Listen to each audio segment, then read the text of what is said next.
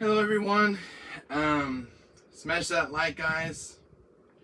I got some new stuff yesterday. As you guys can see, there's some new games and figures. How is everyone doing, guys? Guys, smash that like button, guys. Has meant a lot.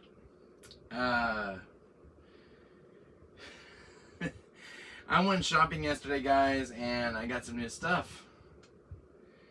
So anyway, guys, if you can hit that like button, guys, I really appreciate it.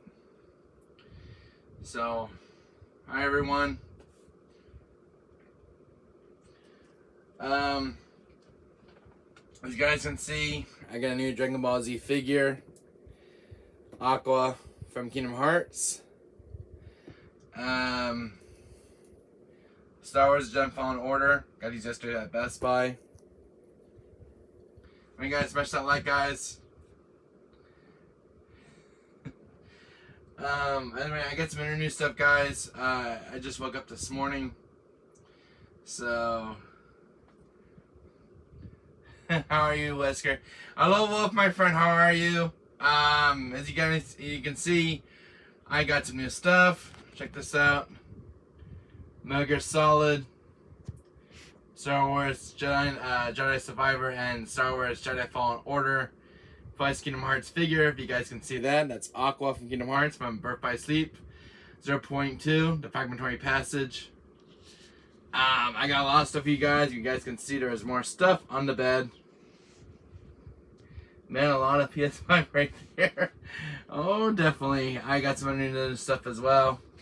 So, they actually had a new setting, Wolf, on the YouTube. You can actually have your camera horizontal now. But the new update, they just fixed it. You gotta go to advanced settings before you go live stream. So they just fixed that issue with the camera when you were going live stream doing like these pickup videos. They finally fixed it with another update from the other day. So that way I can have my camera horizontal now instead of having it standing up. So I'm glad that YouTube fixed that issue. I was like, how the hell am I gonna do this next video with my camera standing up like this? I had to use a box I did behind my iPad. I was like, okay, well, I just tried to get this through. Oh, the live streams and all, thank goodness. Yes. Here's another PS4 game, Wolf. Check this one out. After Image. This is a new game I picked up. It's a hack and slash Metroidvania Castlevania game. I picked this one from eBay. So it came in. This is when it was on YouTube's during YouTube's announcement. So After Image. It's another new game that's just came out, guys. You guys keep an eye out on this one. Another PS4 that has been added to my entries. So let's just start off with this game, guys. This is just a little easier for me, so I can actually talk to you guys. I can actually see chat. Remember you had this kind of stream a few days ago, Halloween, I remember correctly. Yes, my evil twin brother. Yes. So let me do this a little more easier, guys. You guys can see my face. So I'm gonna do some unboxing stuff, guys. So this is a really cool stream today, guys. So let's start off with Star Wars Jedi Fallen Order. I also did this on PS4. I never played the PS4 version. I know it had a rocky launch. Actually, I'm planning to play this game this weekend. I heard a lot of good things about Star Wars Jedi Fallen Order. It's one of the best games from EA. I went from hearing it did pretty well. I got a lot of positive reviews across the board. It's fully patched. I know it had a rocky launch. But this is one of my most hyped games during the game's announcements. I was waiting for another Star Wars game to come out. There has been another Star Wars game since, what? The PS2 and the PS3 era. And I was hoping another Star Wars game would come out eventually. And we got Star Wars Jedi Fallen Order. I not played this one, but I heard the visuals and graphics look very stunning. You did find where Chris is for me, Wolf. I thought that was a Star Wars, is it? Yeah, it's Star Wars Jedi Fallen Order. As you can see, Wolf, this was $19 at Best Buy. It was actually on sale for a copy of Star Wars Jedi Fallen Order on the PS5. A really good deal. at Best Buy. Sometimes Best Buy's got really good deals on their video games sections. I was happy to pick this up yesterday.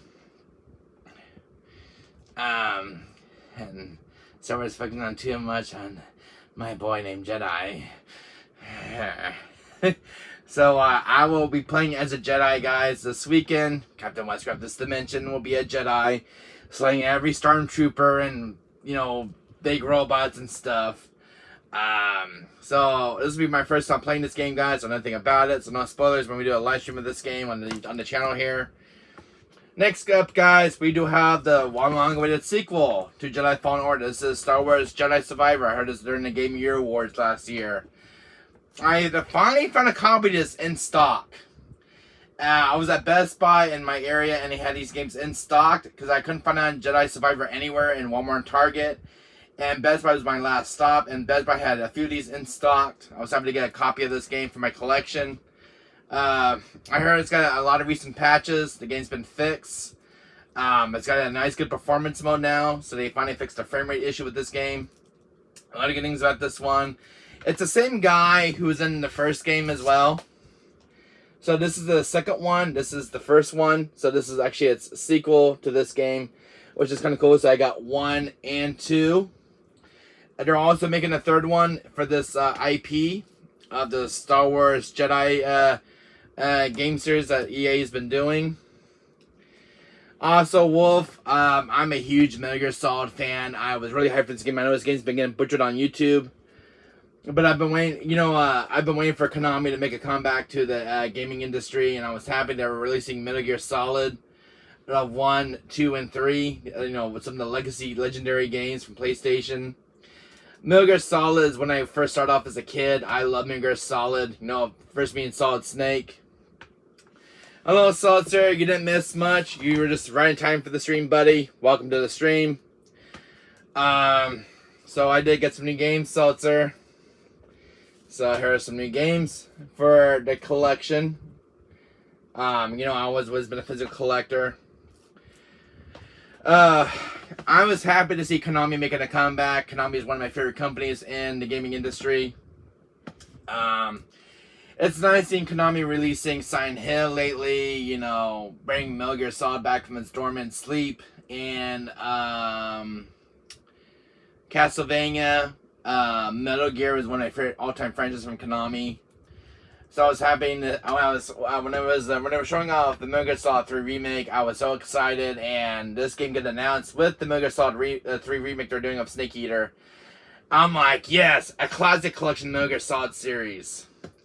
And it's nice seeing the first one getting ported over. It's nice seeing the first game getting some love and attention from Konami. There's been some recent discussions about this game from Konami lately on their website about Metal Gear Solid getting a full-on remake. So Metal Gear Solid is getting a PS5 overhaul for the PS5 only. So Metal Gear Solid will be seeing a full-on remake eventually down the line. It's been discussed with Konami. I've been keeping up with their posts. So Metal Gear Solid is getting a full-on remake. It's going to be different than Twin Snakes. So they're all getting the original cast back together. David Hayter is back on, with the cast.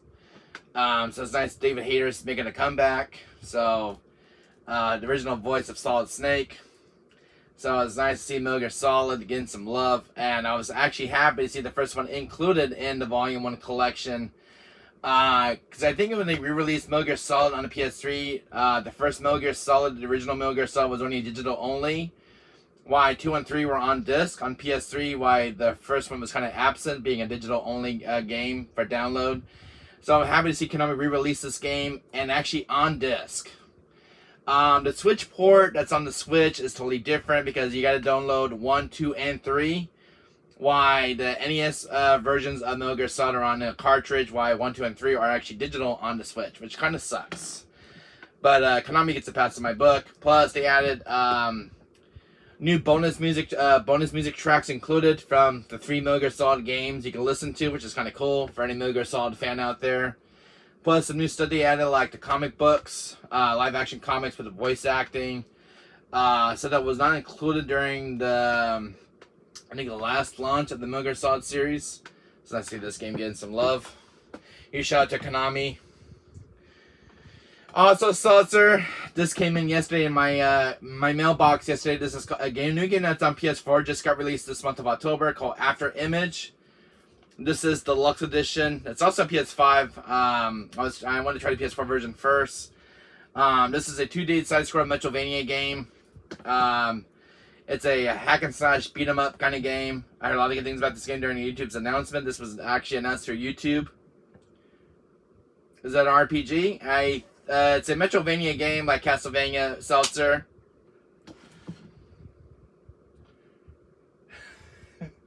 Alright, Jack, knock it off with the snapping, alright? Anyways, this is a new game that's by Modus. This is a popular developer who did some other games like Remothered. There was another horror game they worked on. There was another game called In Sound Mind. Modus is a new developer and publisher. They're a very good company to get games from. I bought a few games from Modus, the publisher and developer. They're an indie developer. So you guys can check them out. They're kind of new in town. Anyways, guys, let's get started with this. First off, guys, this is actually a holy grail in my collection. Seltzer, you should recognize this character easily from Kingdom Hearts. This is Aqua. This is from the Kingdom Hearts 0.2 Birth by Sea Fragmentary Passes is the Play Arts Kai figure. Just came in my mailbox yesterday, and I just got home last night, and this was on my doorstep. And Aqua is one of my favorite female characters from the Kingdom Hearts series. And I love video game franchises. I love when games get some love. And look at that figure, guys. Aqua from Kingdom Hearts. She's very highly detailed, hand painted. Square Enix makes some nice, really cool, nice figures. This came out for the game's, I think, anniversary. She looks like Yuffie, yeah. But really cool box art. I love the box art. She's still brand new in package. She's factory sealed. I got this from a seller I do business with. But really cool looking box art. And she's brand new in box. So a really cool figure for my collection. I don't have any Kingdom Hearts. I have a few Kingdom Hearts figures up there. I have one of Sora, and I have a Sora statue of Sora with the Keyblade, and I have actually a life-size Keyblade of Sora's Keyblade from Kingdom Hearts, which is in my closet. It's a full-size Keyblade from Kingdom Hearts, because I'm a huge Kingdom Hearts gamer and a Kingdom Hearts fan. I love Kingdom Hearts. It's one of my favorite, one of my all-time favorite franchises from Square Enix. And it makes them my most favorite games. So, maybe one of these days, maybe Square Enix will do a figure of Parasite Eve. Hello, Mother of the Underworld. How are you? Welcome to the stream. It's funny that Sora is the only human character I remember the name too. Yeah, so check out this Nemesis. And who is in chat right now? Let me see. I'm gonna take a look at chat real quick.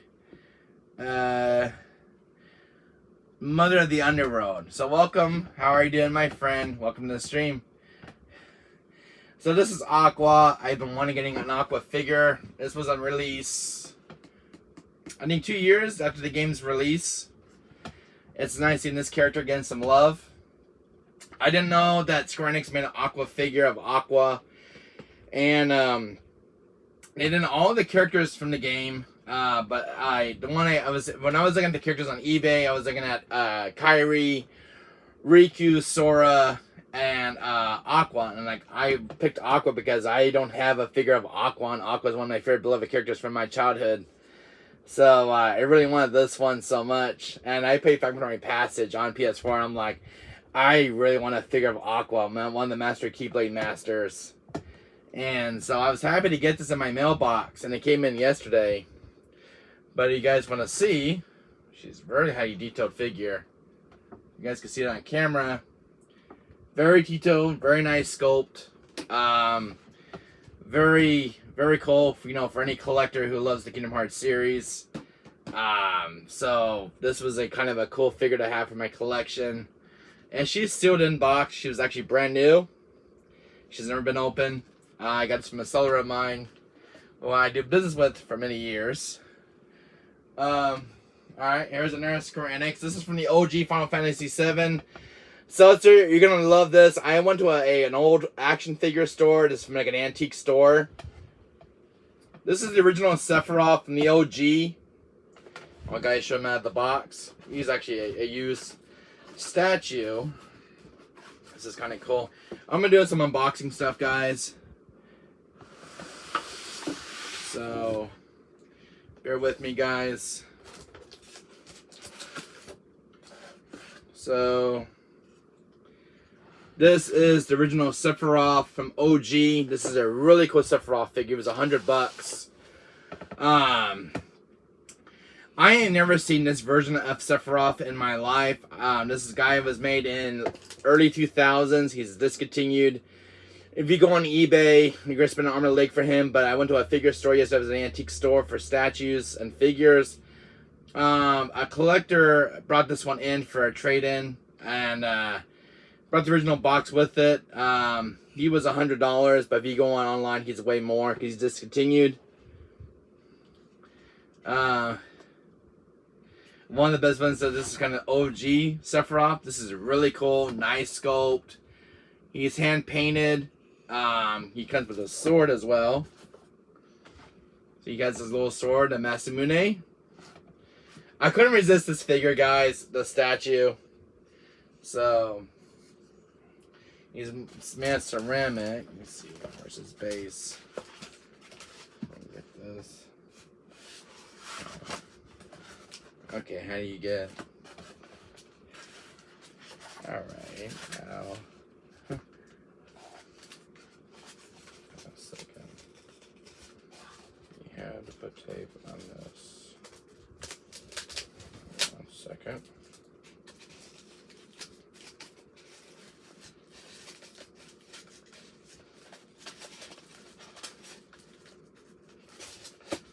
We have to put tape on this guy. 1 second, guys. Well, you get off, you sticking tape. I want to see this in person.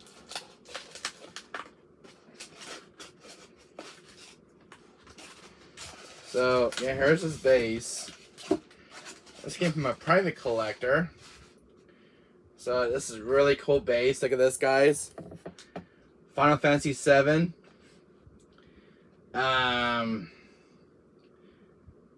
He's from, so this is made in 1997 to 2004. So there's the year of its made in, guys. You guys can see it on camera. My camera would just focus. So this one was made in 1997, 2004. This was made during the game's PS1 era. So I was happy to get this. I saw this guy in a display case at a collectible figure store that I go to. Called Pack Collectibles. So he sits like this. 1 minute.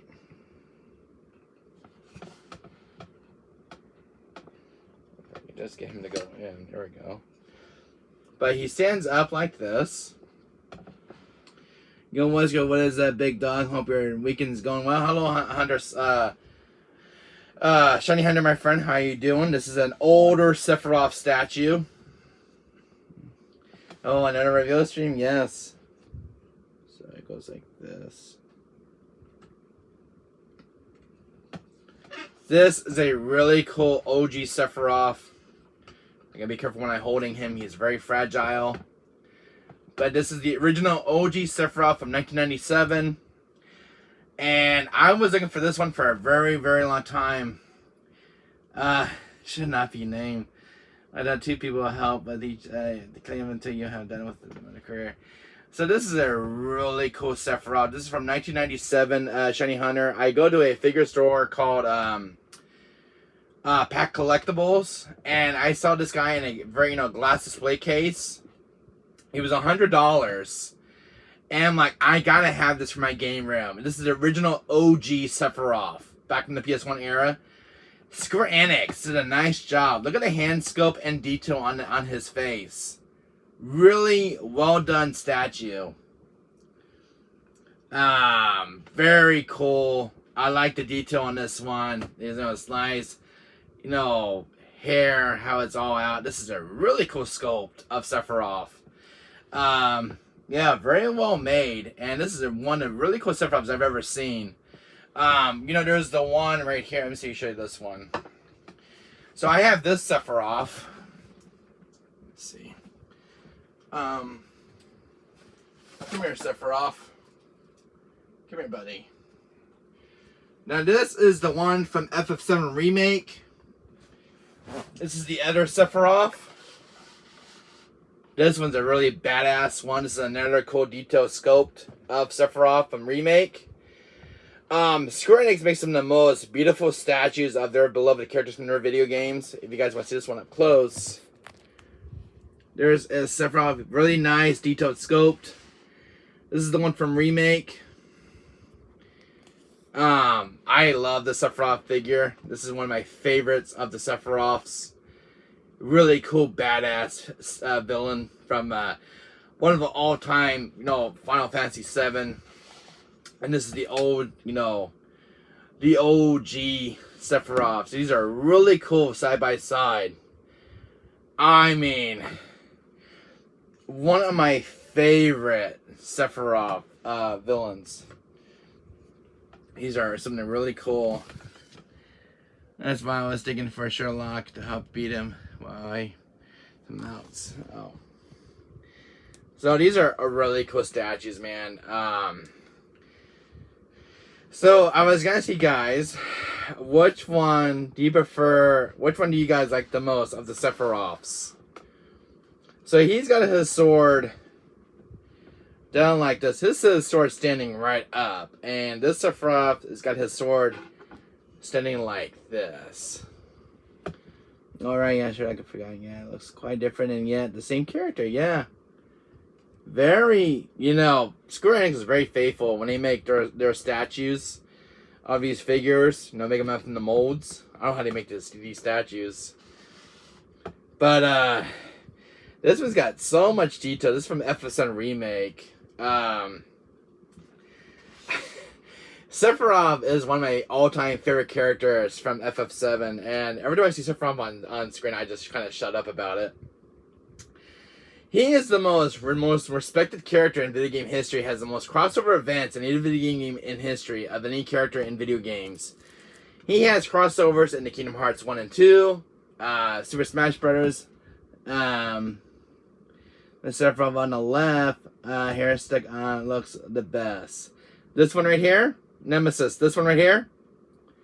This one, or you're talking about the original OG Sephiroth, right? The original OG one from 1997. This is the one from 1997, and this is the one from 20. I think this one's 2020. He'll be around, so don't worry, Wolf. So you guys can see them up close. These are really respected characters. Okay. So yeah, this is 1997 Sephiroth, and this is the one from 2020. The new one looks badass. Yeah, the new one does more detail and sculpt. I was not surprised to find this one at a collector store I went to. And Nemesis, this figure right here from 1997 Sephiroth, go for $100. If you go on eBay, he's way more doubled in price because he's actually discontinued in print. If you find one of these, get them while you can find one that's a reasonable price, because if you go on eBay or any website, you're gonna spend an arm and a leg for this guy right here. Remake version looks better, yeah? That's the more updated version of Sephiroth. Yeah, I could not resist when I found this guy at a figure store and I had to buy him. I bought this one, it was brand new in box. I saw the original box for this one. He's always kind of back there with Cloud and Aerith. So, and I was happy to get this one yesterday too, the 1997 Sephiroth, which is one of my childhood favorites when I grew up playing Final Fantasy VII. I'm like, I gotta have this Sephiroth. Any Kingdom Hearts fan, any... Because you guys see him in Kingdom Hearts, he's one of the secret bosses. That's some of their Sephiroth too. There's the Kingdom Hearts variant, which I have.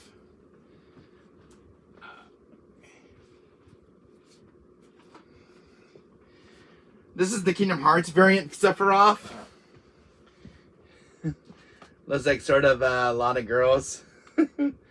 So this is the one from Kingdom Hearts. That's the Kingdom Hearts Sephiroth, the Kingdom Hearts variant. So, oh God, put this sword like this. All these guys hanging out for a bit on the screen. This is the one from Kingdom Hearts. This is the Kingdom Hearts Sephiroth that you guys see him in Kingdom Hearts 1 and 2. And this is one of my other variants of Kingdom Hearts, the Sephiroth from Kingdom Hearts. Really cool figure. I got this one last year of this Sephiroth from Amazon. This is the Kingdom Hearts variant. And I think I spent $140 for this one. He's not a not a cheap one to find. But for any Sephiroth fan who loves Sephiroth, and he's really a fan favorite. They're all awesome. Oh yes. So yeah, this one's still new in box. This is the one I always keep up, above Liquid Snake. So that one goes up there. Then I have this Sephiroth. You guys can see I'm a huge Sephiroth fan when it comes to Sephiroth. This is the other variant. This is one from FF7.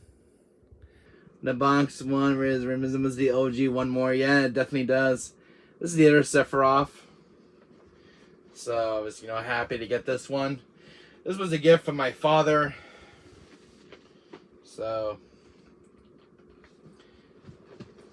this is a really cool Sephiroth figure. This is from Alvin Children. This is the one from the movie. Still brand new in box. He's never been opened. Still sealed. Recently, I looked on eBay. This one's definitely skyrocketed in price. He's a sword that's so fucking long. Oh, definitely. The Masamune sword. This one was a gift from my father for my birthday. I think this one was for my 27th birthday. This was actually a gift from my father. I have the Alvin Children one. Yeah, it's taking up half the screen. His sword, yeah. He's gonna cut my head off any second now. Alright, Sephiroth. You're gonna have to go back, buddy. Yeah, I know what you mean by his sword. Yeah, he takes half the screen up. Put him back. There you go, Sephiroth. Stay there, buddy. Anything stupid, alright? No, I'm trying to kill Cloud, alright?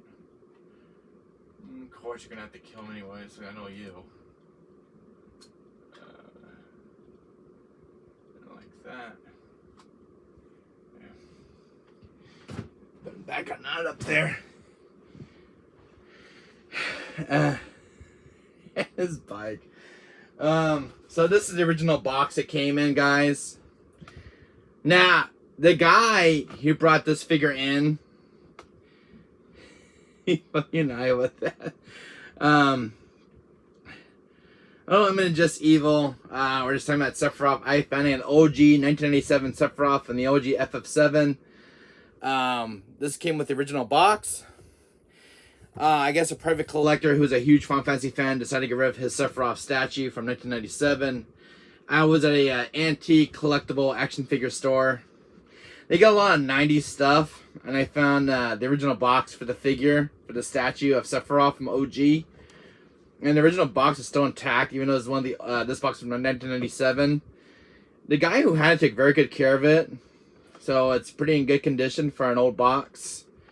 That came with the statue. But you can tell this one really wasn't taken care of from his owner. This is one really cool Sephiroth. They're worth a lot of money, yeah, especially this one from 1997. So, I mean, I was not expecting to find a Sephiroth statue from 1997. This one means a lot to me as of a Sephiroth fan. Because I remember seeing Sephiroth in the PS1 version. I'm like, maybe they're not going to make a figure of this guy from the original OG 1997 PS1 game. And I go to a figure store, right? I go in the store yesterday, right? I talked to the owner. I'm like, sir, you know, I asked, you know, guys, do you have any Final Fantasy stuff? I said, yeah, we got us a few Final Fantasy, you know, figures and stuff. And the one he shows me, the owner I am friends with for a long time, shows me this one. I'm like, damn, I gotta have this stuff because I do not have this one in my room. I'm like, this would be perfect for my game room with the other Sephiroth. Oh dear, oh dear, oh dear. And yeah, so this one is one of my favorites. It's gonna stay in my private collection, and I am not getting rid of it. Spent $100 for this guy, and he is staying with me. It's kind of sad that his previous owner traded him in. It's kind of sad though when, you know, people part away with their old, you know, their older figures. You know, my mom always says, somebody, you know, somebody's drinking somebody else's treasure. I wanted to give this one, you know, a good home, so I want him to come home with me, and I like Sephiroth, and I just don't, you know, I couldn't resist. You know, I was at the store, I'm like, you know, you're gonna come home with me, Sephiroth, and you're gonna have a good home. So I bought him, and I want to take him home with me. So I did that. I bought him for $100, and I took him home with me. Ninjas are always worth more money than the others. Yeah, this was really cool and scoped. So I decided to do myself a favor. You know what? I have money on me. I'm gonna take this one home. You know, give it a good home. And since the previous owner did not want him, kind of traded him in. You know, I said, you know what? Since the owner traded him in, I'm gonna take him back, and I'll bring him to my place. And I'll have a good home and a good spot in my video game room. So I did the statue a favor, and someone was gonna buy him, and I'm like, no, I'm gonna beat you to it, man. You're not gonna have this one. This one's coming home with me. So I was happy to buy him right in time. So I was happy to get this one, Nemesis and Wolf. This is one of my favorite statues, and it's gonna stay with me for a very long time till I have my kids. I'm waiting for Super Games where to get Big Buster Sword. So next one, I found another classic character, guys. This is a really cool stream right now, guys. So hit that like, guys. Smash that like, start that like button, guys. I found Reno, guys. I finally found a Reno action figure, brand new in box. Sadly didn't have Rude. I'm looking for Rude. But I did find Reno though. Really cool figure from Evan Children. Reno is one of my favorite characters from my childhood. Reno and Rude. They're one of my two favorite beloved characters. And yeah, so I hit the jackpot yesterday at my figure store I go to. So I found an OG Sephiroth from 1997 and Reno. They had two F7 statues. One, this is a statue, and this one is a figure. And I was happy to get someone more like, well, if I'm getting Sephiroth, man, I'm gonna get Reno. And I have like Sephiroth, I have Yuffie, and I have Tifa. I don't have Reno in the collection. Makes them as hard to find, so like you're lucky. So the ones I have right now, let's see. I'll show you the ones I have right now in the collection. So I have Cloud as well. There's Yuffie. There's Sephiroth. And the one and only Tifa. So yeah, so I'm getting the entire set here, trying to get all the figures from the set. So these were not easy to get my hands on. Reno has been the one that's been added to my collection. So I have Yuffie right here, Yuffie Kazagiri. She's one of my favorite characters from the FF7 series. So I have Yuffie right here, one of my favorites. You know, and then I got Sephiroth. This one was a gift from my dad. I mean, when it comes to FF7, guys, I can't resist. And then I got the beloved Tifa. This stuff is pretty hard to find, yeah.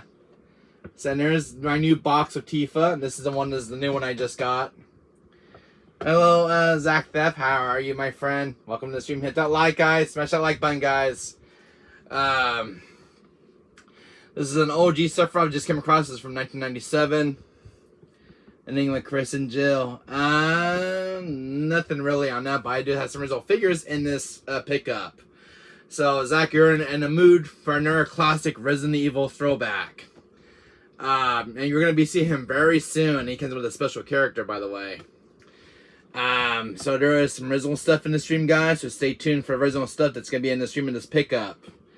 So I came across some, Final Fantasy stuff yesterday. I haven't shown Tifa. So I have Tifa, Sephiroth,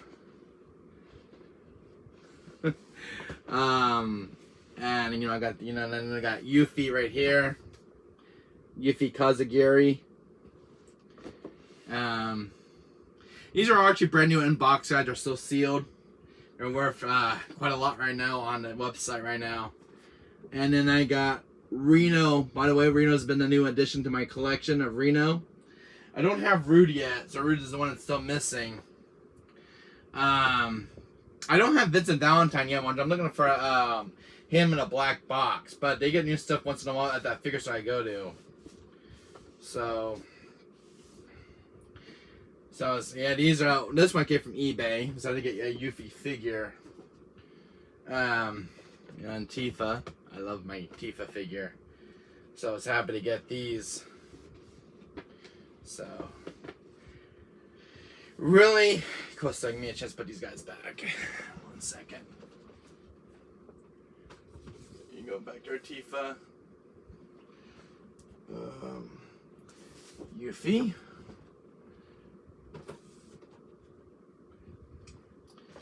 Sephiroth. You can go back up there, buddy. You stay in your box. I want to find a new place for Reno. So the other thing I got, guys, Zach. So check this one out, Zach. If you're just joining the stream, buddy, here is a Aqua figure from Kingdom Hearts, which I'm a huge Kingdom Hearts fan. I don't know if I ever told you that. This one came in yesterday in my collection. I ordered this one from eBay. I think I spent $200 or $300 for this figure. So this is Aqua from Kingdom Hearts. One of my favorite female characters. One of my favorite Keyblade masters. And this is one from Kingdom Hearts 0.2 520 Passage. It's a game from ps4, but they finally released the character.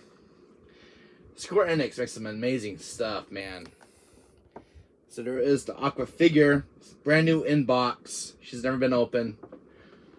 She got Cisne and let me if you could find them. Yeah, I know they made them. I haven't found them yet, so I'm on a hunt for those figures. I'm also looking for Vincent Valentine and Sid. So I'm on a hunt for the FF7 figures. But this one is a really nice one into my collection. This is one of my favorite 1997 Sephiroths. They know Square Enix actually made this one, and this is one I came across during a pickup. Spent $100 to get him in my collection, and he's worth every single dollar. So he's gonna stay in the stream, guys.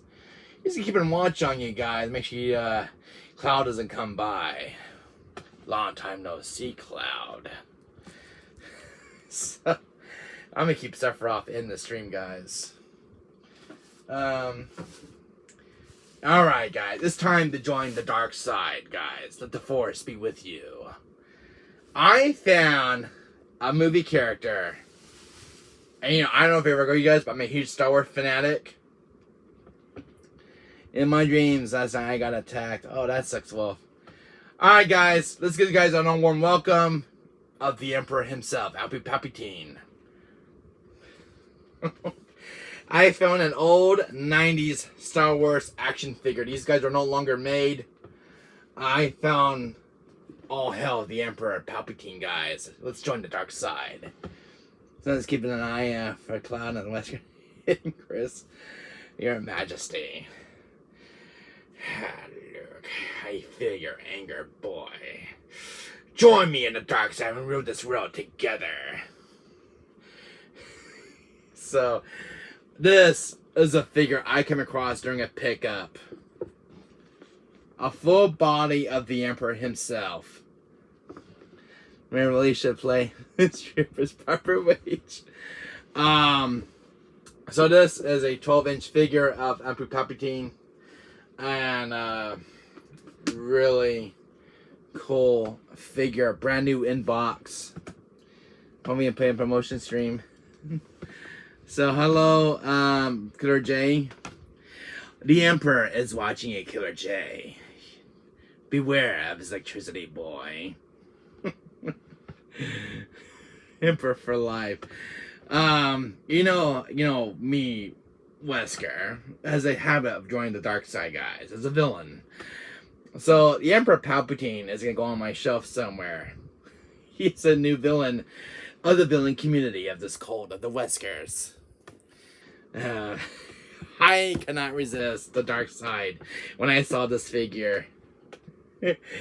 I sold my soul to the devil, alright? I sold my soul to the Emperor. Oh, hell, the Emperor Palpatine. My mom freaked out when I bought this figure. Down with all the Jedi rebels. Screw the rebels. Destroy them all! Yeah, this is a really cool figure. You guys can show up a close-up of Palpatine. So, you guys give me a close-up here. You guys can see him up close. Let me see if my camera can focus. This is really hard to do this on camera with the Emperor Palpatine. But if you guys can see his face, a bit here, you guys. Can you guys see his face clear but clearly? It's hard to see with the light on, but I try to get a close-up with the camera. So, yeah, Emperor Palpatine in a full body, man. So, my camera focus on me, boy. Boy! I'll beat you to a beating, boy. So this is a really cool stream, guys. Make sure you hit that like, guys. This is a really cool live stream, guys, right now. God, I remember watching Star Wars as a child back in 1997. And when I first saw the Emperor, I just blew my mind, man. I'm like, one of the coolest villains in Star Wars. And this man is like sinister as hell. I'm like, I know this dude already. So, Darth Vader and Emperor Palpatine are two of my favorite Star Wars villains from Star Wars. Man, I had to get Emperor Palpatine. I do have the dark side of me, and it's me with my evil twin. Oh, that's nice, Wolf. But, yeah, really cool figure. I don't know if you can actually see this one. Oh, wait a minute. I wonder if he's still taped. I don't know this one actually has tape on it. I don't think I can get him out. No, he's actually sealed in box. Oh, no wonder. So, yeah, I don't think he's ever been open. Yeah, he's brand new, by the way. Oh, man, the box did him all dirty. But, yeah, he's a new figure. Somebody brought him in. So I was happy to get this figure in my collection. 1 ounce. Got here. Oh. Speaking of Dragon Ball Z, guys. Check this out. Now, guys, is there any Dragon Ball Z fans in chat?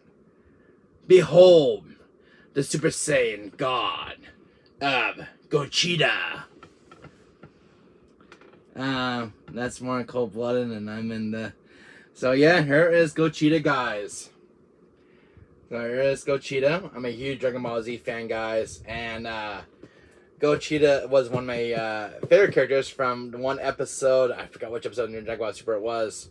One of the Super Saiyan God forms.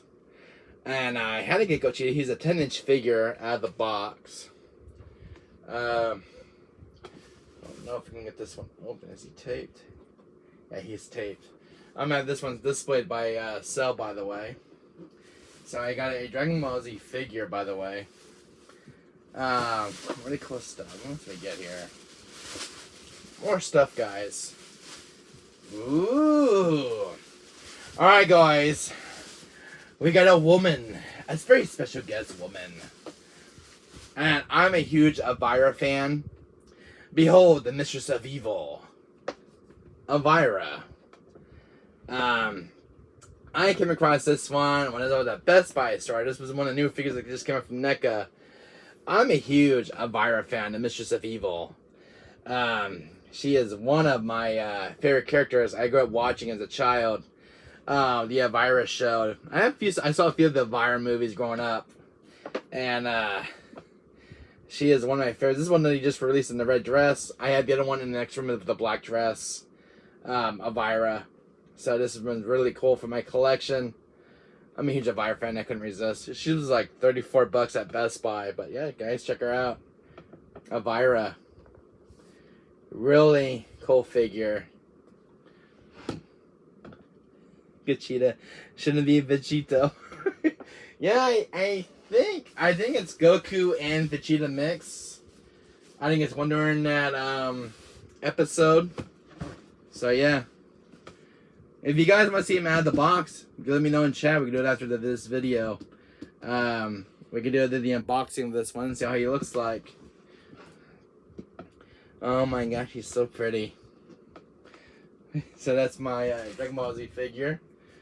What else we got? Oh boy. So here's some more anime stuff.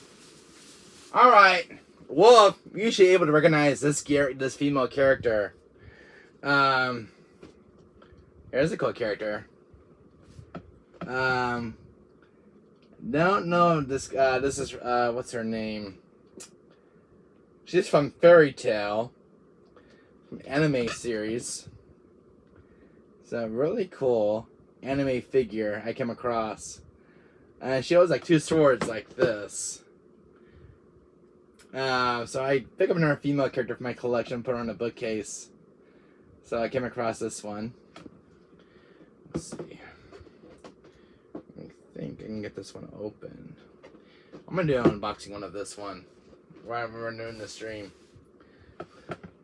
Never been Gachita and Vegeta. Oh, I love the other female. And oh, here's a classic, guys.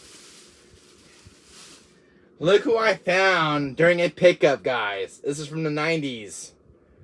I'm a huge Yu-Gi-Oh fan, guys. I found Yugi. Check this out, guys. I found a, I couldn't find Saito Kaiba, but I found Yugi, though. So, let's duel. So I found Yu-Gi-Oh. He's going to be on my bookcase now on the back. So I found Yugi from Yu-Gi-Oh. This is the one, this is, I think this is the, Yami Yugi.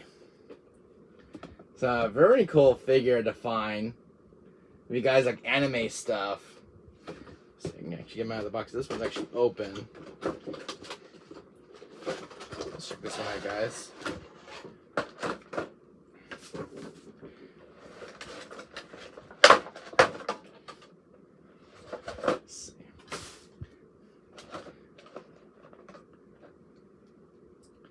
This is a really cool character. This is an open one, by the way. So yeah, you guys can see him up close. Here's Yami Yugi. I believe he comes with a base. See, he plays with his card.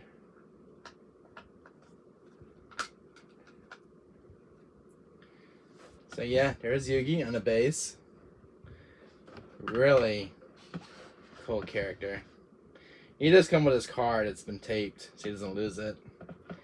But yeah, there is Yugi. Let's duel. So, you and Sephiroth can make friends, guys. So there's Yugi. See if we can actually get this one out of the box. I'm gonna see what this one actually looks like. And we're gonna. So it's gonna say, well, there goes Wesker opening stuff out of the box again. Let's see. I can never get these up. I'm thinking we get a butter knife for this one. 1 second. Make sure I put some strong tape on this. Okay. 1 second, guys. I can actually get the tape off. We're gonna do an unboxing one of this one because I've been wanting to see this one out of the box. So there's gonna be some unboxing stuff, guys. Don't worry. Get this part off. I want to put this one together. I almost hear it up close.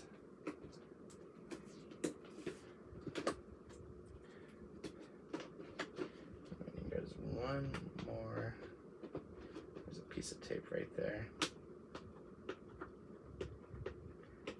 God, this tape is so annoying. Come on, you. Come on. Up in Adams. Come on. I just want to get my figure out the box here. Tape. Come on. Work with me here, boy. Somebody sure got tape out with this figure. Since we don't have nails. Come on. Can I use? Ah, there we go. Finally, at first. Think about what? Here's the fraud. Here's your girlfriend for you.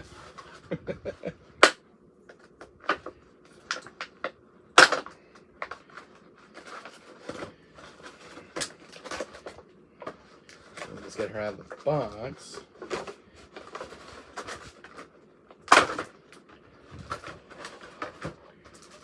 Oh, she's pretty.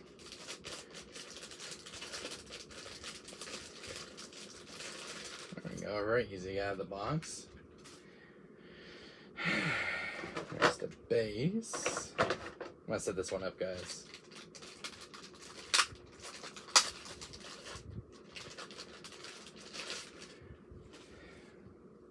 Let's see, it's gonna get hard to go. It goes like this. Okay, if you're gonna crop with me, please.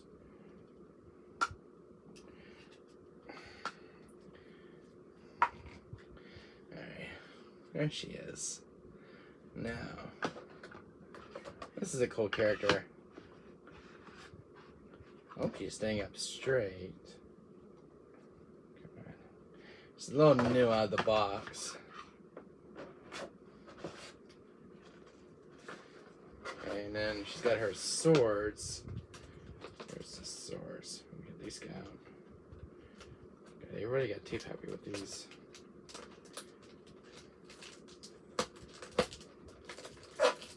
There you go.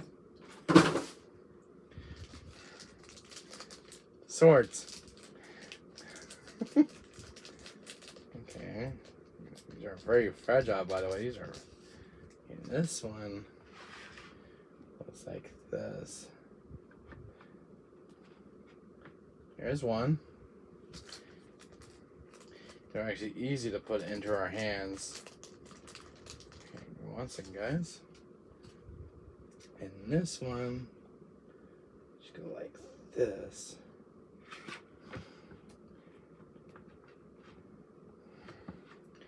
There she goes. Check that out.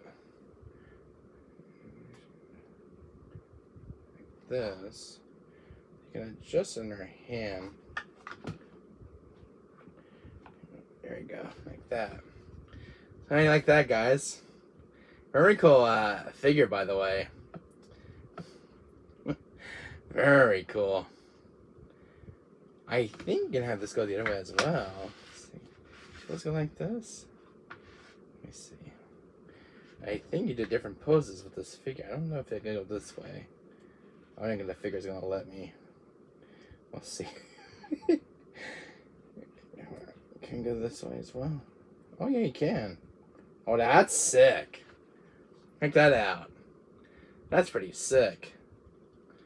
Yeah, so like that. You can actually display any way you want with her swords. That's like a really cool thing. So yeah, very cool pose, by the way. Yeah, I think that's actually supposed to look like. But you can have it any way you want with the swords in our hands. Really cool anime figure, by the way. This one's got on my bookcase with Yugi. Joining in on the party, Sephiroth. Boy. You can get Harry better. What else have we got here? Much stuff, guys. So, do you know what's in the bag here, guys? A bag of figures, of loose figures. Let's see what we got. Let's see what Captain Wesker brought us today, guys. Let me see what I got here, boys. Some toys. Batman. Rid of me this, Batman. Uh-oh. Someone lost his head. Oh, shit. Somebody went headless. If I can find the head, I'll find the body. He's got his head somewhere. I don't know where his head went. Need a head, anyone? Okay, I think his head just kind of popped out. My head! Where's my head, boy?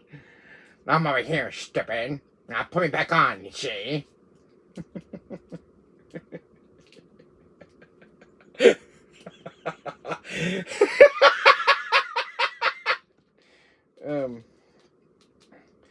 Yeah, I think his head does pop off.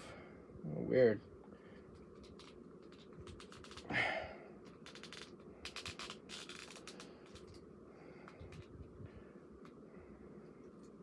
Here, back on. That's Detective Bullock from Batman. And put his head back on, alright? I hope he doesn't lose his head again. That's why I think though his old owner got rid of him. He's always losing his head. Oh, my aching head! You guys can see he's so damn small. There's Detective Bullock. Oh, he's always losing his head. If this head pops off, I'm gonna laugh again.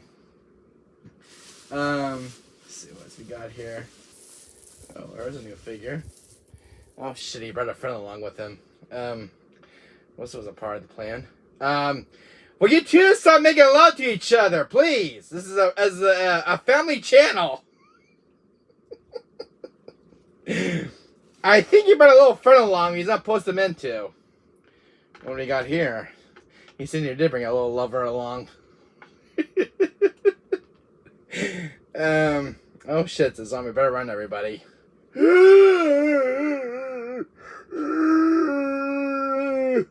I'm taking over the stream. I see brains. Oh, look, I see beautiful women in chat. Yummy, yummy, yummy. It's an RA2 zombie. I see wolf brains.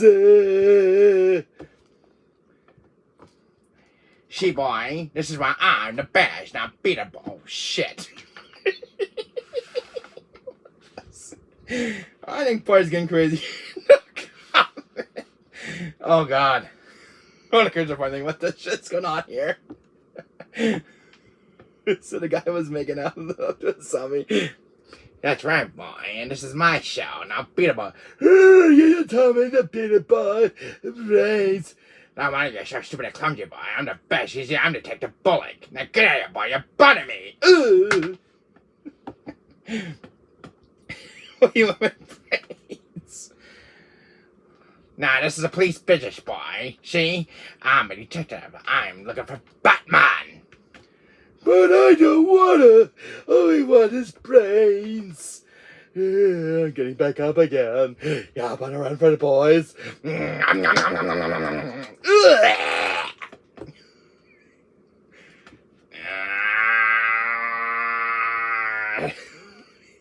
He ate the detective. He ate his brains. Oh yeah, here's his ex-lover.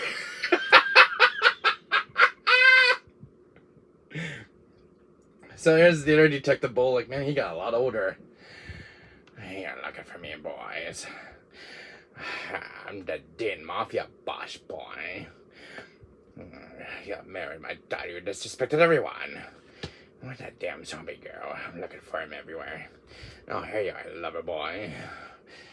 Now, what the hell are you doing here? I told you to beat it, boy. What the hell are you doing to my detective? Damn it! This is why I don't pay you for anything, boy. That's scram. Shy boy. It's a police business. I'll be right back. I'll take care of this bastard. Yeah, come here, boy!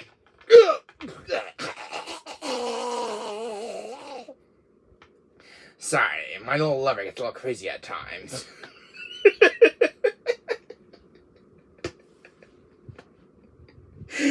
Oh, that was a close one. Hey, buddy, are you okay? Ah, shit, it's another one. I better get my gun, boys. Oh, shit, I don't have a gun here. What happens when you get bit by a zombie? You come back as one.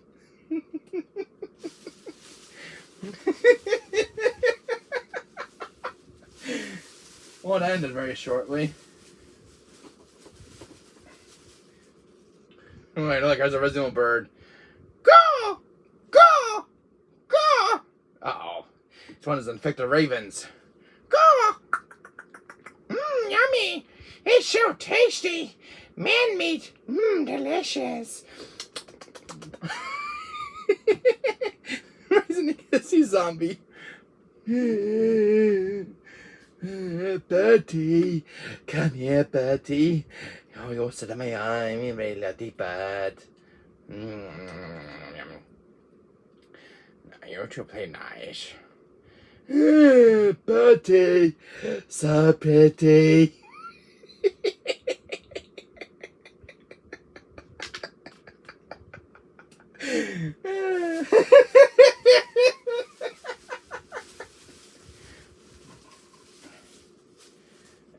Hold on a second. Where the hell is the shotgun? Oh, no. Don't tell me you lost your hunk shotgun. Hunk. Or is it? Never, boy. Where the hell is the gun? Oh. Hunk? Give me your shotgun. Roger. I think Hunk lost his gun. There's old Hunk. Sure, come in. I have the G-Virus acquired. Copy that, Mr. Grim Reaper. There's old Hunk. I think he lost his shotgun somewhere. I found an old Hunk figure. So we get him to stand up properly. Sure, I have the G-Virus. Dr. Birkin is dead. Exactly. And there's old Hunk. I found this figure during a pickup. Now I can find his damn shotgun. Where is it? Where? Screw it. Shotgun, where is the shotgun? I think it fell out of the bag. God damn it. It's like it's not even in here.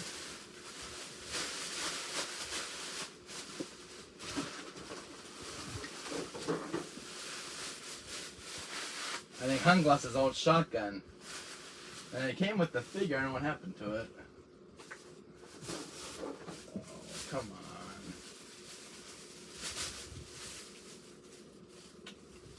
Bummer. I wonder if it fell in my mom's car. I'm gonna go look for it later for the figure. Wow, this is disappointing. Oh, never mind. I got a spear. Shh. No, this Hunk really needs. Give Hunk a spear, boy. No, this is Dark Souls.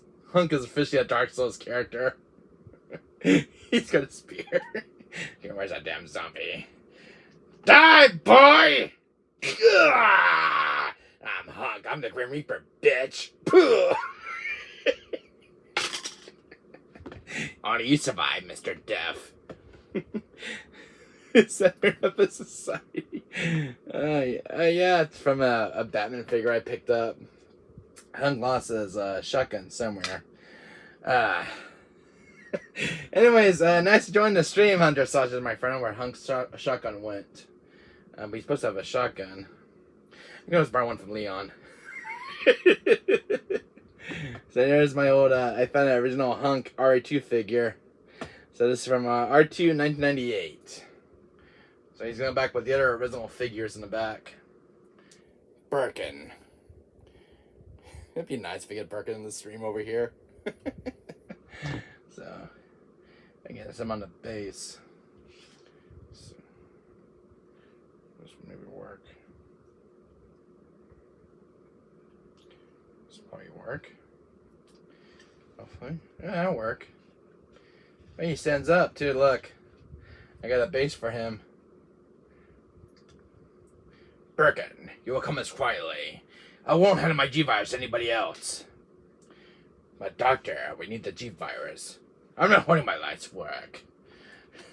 So, he had a shotgun. I don't know what happened to him. I think it's my mom's car. It sucks. Yeah, my friend gave me a little base for a Hunk. Where have you been? Hiding. So there's Hunk from RE2. Got a really cool Batman figure as well. So yeah, here is the Batman figure. This is a female card I found. I don't know who this is. You guys can tell me in chat. But I found a rare female character from the Batman series. This is from the Batman comics. This was $10 for this figure, so I don't know who it's from. But it's from Batman, but I don't know who the name of the female character is. Maybe you guys could tell me in chat who any of you who's a Batman fanatic. Or a Batman nerd. I know I'm a huge Batman fan, but I don't know who this character is because I never seen her in the comics. Maybe you guys could tell me who this one is. I know she's a villain. So maybe you guys tell me who this one actually is in the chat. If you guys recognize her.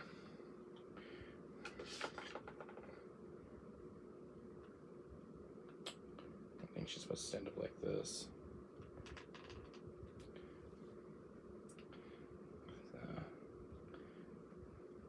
This figure stands up really weird. I don't can move her legs that much. Yeah, I can a little bit. Knee joints are a little stiff. Now, woman, if you could just stand up straight and crop it, Wesker, alright? Yeah, Wesker. Oh, hi, honey. I don't see a lot of handsome men around here. You're not my type, lady. Now get out of here. Except for Lex women. I guess not to this liking, but she's got a weapon. A second. I think she holds it in her hand. Let's see. Which weapon does it go into? I think it's this one. Crap. Let's see. It goes like that in her hand. This is her weapon. She can just crop away. There you go. That's this weapon. That's this character's weapon. Very cool character, by the way. She was $10. Some kind of DC comic character. I had to touch this thing at the end of the spear. Damn. Pretty women. I think the zombie has been having too much fun lately in this stream. So, it's got some. Because I think there's a lot of bases I got. Hunk has his own little base. I wish I know where Hunk's little shotgun is. Yeah, no problem. That is cool. You working on getting 400 subs and trying to 300. Yeah, thank you so much, Undersausages, my friend. So yeah, I got some rare Batman figures. So here's one from 1990. I think this was from 1996. This is Detective Bullock. So this is an old Batman figure that I found at an action figure store. I like old 90s figures. And horny to love. I like Hulk. What's a Hunk? Oh. Yeah, seriously took the bullet. It looks like he's slept in days. I just think he's wearing black makeup. A little eyelash polish will not hurt. I think it looks like a guy who has not slept in days. This is why I think his wife dumped him. Honey, you look very tired. Now go put yourself to work. This wants a burger brain. And it gives me the heebie-jeebies. And here's the other Detective Bullock. Check this guy out. He looks like the Dean Mafia from The Godfather. You insulted my daughter. I don't want to kill you. He looks like a mafia guy in the dark alleyway. It's like a guy you just owe him money.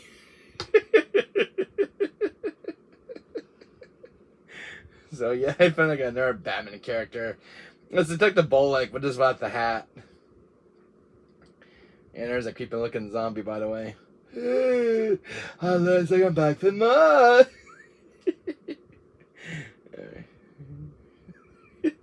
Creepy looking zombie, by the way. And this, I think this is from RE1. I think it's an RE1 or R2 zombie. I don't know what zombie this one's from. I think it's from RE2. So this one was only a set of two, $45. So he comes with a hunk. He comes with this figure. So this is from like an RE2 zombie. Really cool look. I like the sculpt of this one. Really sick. So yeah, I got an original figure for my collection. Oh, that was a sight to see in the morning. Looking like the zombie. So just wanted to say hi. Hi everyone. Brains. Brains. I see a lot of people in chat. How about some brains? Zombie, that's very rude of you. But master, I want brains. Now, if you be a good boy at this year, I'll give you some brains. Oh, thank you, Wesker. Yes, master. He hasn't a brains lately since I picked him up yesterday. He's been awfully hungry. What do you want to offer some brains? I think I got another zombie in my, I think I have a few other zombies who want to join the party over here. So let me see. There's a few Resident characters up there. That's Ferratu. Here's a lab coat zombie. He's been wanting to get his side of the brains as well. What is my turn, master? What is the brain sucker doing? I have to go take care, guys. See you, Wolf. So, anyways, Hunter said thanks for joining the stream, my friend. Here is a, I got some new games, by the way, for just joining the stream here. I think the shotgun's on my mom's car, by the way, for Hunk, because it came with the toy. So, yeah, I got Metal Gear Solid, Hunter Solid, my friend. So, here's Metal Gear Solid. I know this game's been getting a lot of hate lately on, YouTube. But I love Metal Gear, and I don't listen to video game critics. But, I'm glad that Konami's making a comeback. So I got Metal Gear Solid and Hunter Sausage. Metal Gear Solid 1 Master Collection. We're getting Metal Gear Solid 1, 2, and 3 and NES titles. That's a solid trilogy, it definitely is. Where'd you get Metal Gear Solid 1 on disc? Here's another one, Hunter Sausage. After Image. This came in from eBay, by the way, yesterday. Well, we got an Instagram 1000. Dang, you hit the 1K marks, Renzi, buddy. Congratulations on hitting the 1K. So, yeah, I got After Image. It is also on Switch, and I believe way better than the PlayStation. On Switch, it's a different story, Hunter Sausage, because 1, 2, and 3 are non-cartridge. You'll have to download digitally with the digital code. Well, I got my 7, and it was a t-shirt. Oh, awesome, Renzi, buddy. Awesome, look, Hunter Sausage, look what I got. I finally picked it up. Star Wars Jedi Survivor for the PS5. This is the PS5 exclusive, by the way, for the PS5. It's on PS4. And there's no PS4 versions of this game. I think it was made for the PS5 only, using the new hardware. So I got Jedi Survivor from Best Buy yesterday. And I got Jedi Fallen Order. So this is the first game. That one was the sequel. That's why I think it was probably, yeah.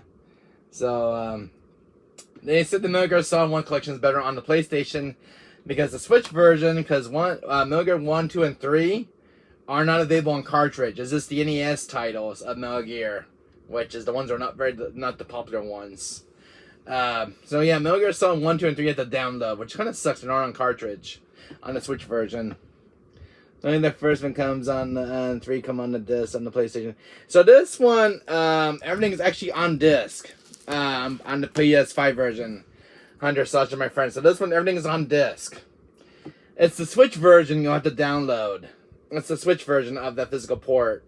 Because Metal Gear Solid 1, 2, and 3 are not on the Switch cartridge. So you ended up in the eShop, which kind of sucks. The only one it has on is the Metal Gear from NES, the NES title. And was it Metal Gear Solid 2 Snake's Revenge. What are the unpopular Metal Gear games in the franchise, which are the non-canon ones. Because the original 3 here are the canon ones to the franchise. Now hopefully they'll bring a Metal Gear Solid 4, because Metal Gear Solid 4 has been a PS3, been on the PS3 for so long. And I hope they bring the game back to the Volume 2 collection, which has been confirmed. During Battlefront is fun. I played the trilogy, comes to PS5. Oh, really? Star Wars Battlefront. I think I played it back on PS4 when it came out. So yeah, I got a few new figures, by the way. Check this out, Hunter Sausage. Oh, hell, the Emperor Palpatine. Let's all join the dark side together, guys. This is a 90s figure of Emperor Palpatine from Star Wars. I found this figure during a pickup yesterday. I go to an antique store, of a figure store. See if I can get him out. See, he's like this. So you can open a box like this. So there's Emperor Palpatine in box. Full-size figure of the Emperor. So that's Emperor Palpatine. This is a 90s Star Wars figure. Yeah, games. Order 1886. I don't have that one on Killer J, my friend. When would you like the guy coming Halloween? So I picked this one up during my pickups. There's another 100 Sausage. I don't know if you're a huge Kingdom Hearts fan. But yeah, this one finally came in. This is Aqua from Kingdom Hearts. So, this is from Birth by Sea Fragmentary Passage. And she's in box, brand new. So there's Aqua, 12-inch figure. Really cool. It's made from licensed from Square Enix. It's a really cool character. Well, I got my order 18 and 6 PS4. Oh, awesome, Rusty Buddy. Make sure to hit that like, guys. Start that like button. So, yeah, I got my Kingdom Hearts figure. This came yesterday on my doorstep, from eBay. Brand new figure. I spent $200 to $300 for this figure. So, I really want a Kingdom Hearts figure of Aqua, because I don't have her in my room. A really cool addition, by the way. Love the box art, by the way. So, I got that. And then I picked this one up yesterday, 100 Sausage. Check this guy out. It's Gogeta from Dragon Ball Z. It's a 10-inch statue figure of Gogeta. So 10 inches. This is a 10-inch tall figure. So, really cool. There's Gogeta. So, brand new in box. I'm thinking about taking him out, see what he looks like. I got that. And then here's Elvira. There's that 100 Sausage, my friend. There's Elvira. So I'm a huge Elvira fan. I have another one with the black dress, original black dress. So this is the new one that just came out with the red dress. So here's Elvira. She was I bought this one at Best Buy yesterday in my area. So they had like NECA figures. It's a really cool figure, by the way, of Elvira, the Mistress of Evil. So that one's a gift for my mom, and then she's gonna give me the black one in that room. So, got that. What else? And then I got a figure of Reno, Hunter Sausage, from FF7. There's Reno. Didn't have Rude where I go to, but someone brought this one in. So I got Reno. He's still brand new in package. So, that's Reno. And then this was a statue. This one came in. This is the original LG Sephiroth from 1997. So, which is the one right here. So, it's the OG Sephiroth. Check that one, 100 Sausage, my friend. That's the OG one right here. I want to see it up close. There it is. Nice sculpt, by the way. This is the one from 1997. This is from the OG ps1 era. So it was for the game's anniversary. So it's kind of cool to celebrate Sephiroth. And I was at Figure Store yesterday. I'm like, I talked to the guys at the store thing. I'm like, guys, do you have any FF7 stuff? So they had a Sephiroth statue and a Reno. So I bought those two. Sephiroth, this one right here was $100. If you go on eBay, you gotta spend an arm and a leg just to get him because he's from 1997. So he's he's about 31 years old, the statue. And someone got rid of him. And it's kind of sad when people part away with their stuff. But anyways, under sausage, this is Yugi. This is another statue that I got for my collection. I'm a huge Yu-Gi-Oh fan. Yami Yugi. It's a really cool figure, very detailed and sculpt. It's a new anime character that I got as well. It's from Fairy Tales. I think she's a cool looking character, by the way. I love female characters. Very sculpted as well. So I never played Fairy Tales, but I know it's on PS4. There's an anime series as well. But very cool sculpt. This one came out like last year. Really cool to see this one come out. I'm like, this is a cool character. So I fell in love with it at first sight. So I'm like, $40, $30 ain't bad for the figure. So I got that. So I was just happy to get new stuff yesterday from my collection.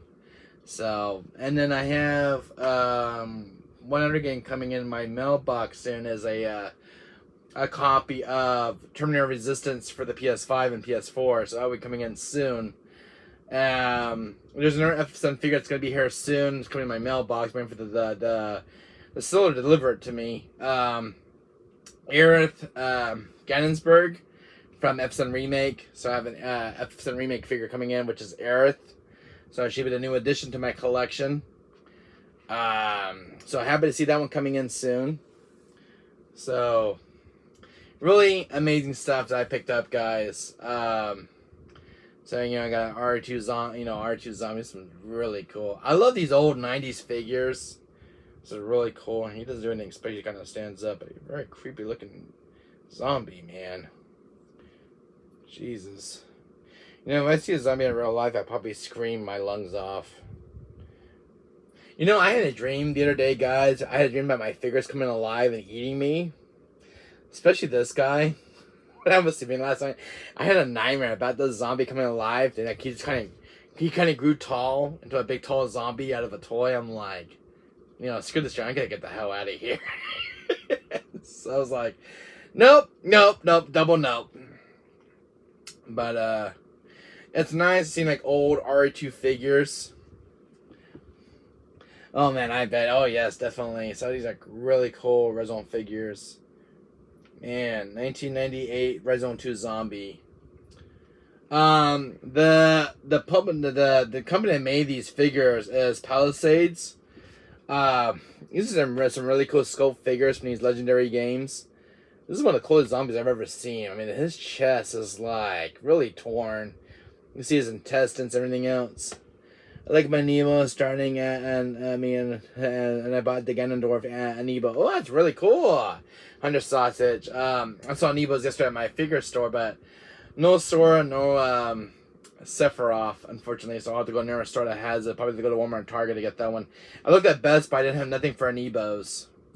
Because Amiibos are very hard to find in my area, but I am looking for a Sora and Sephiroth Amiibo. It's what I want for my collection, for my game room.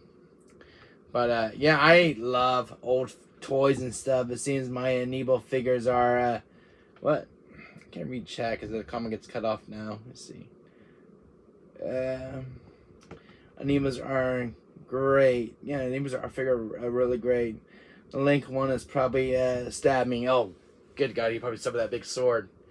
So what do you think of this one, Under Sausage? Do you like Yu-Gi-Oh?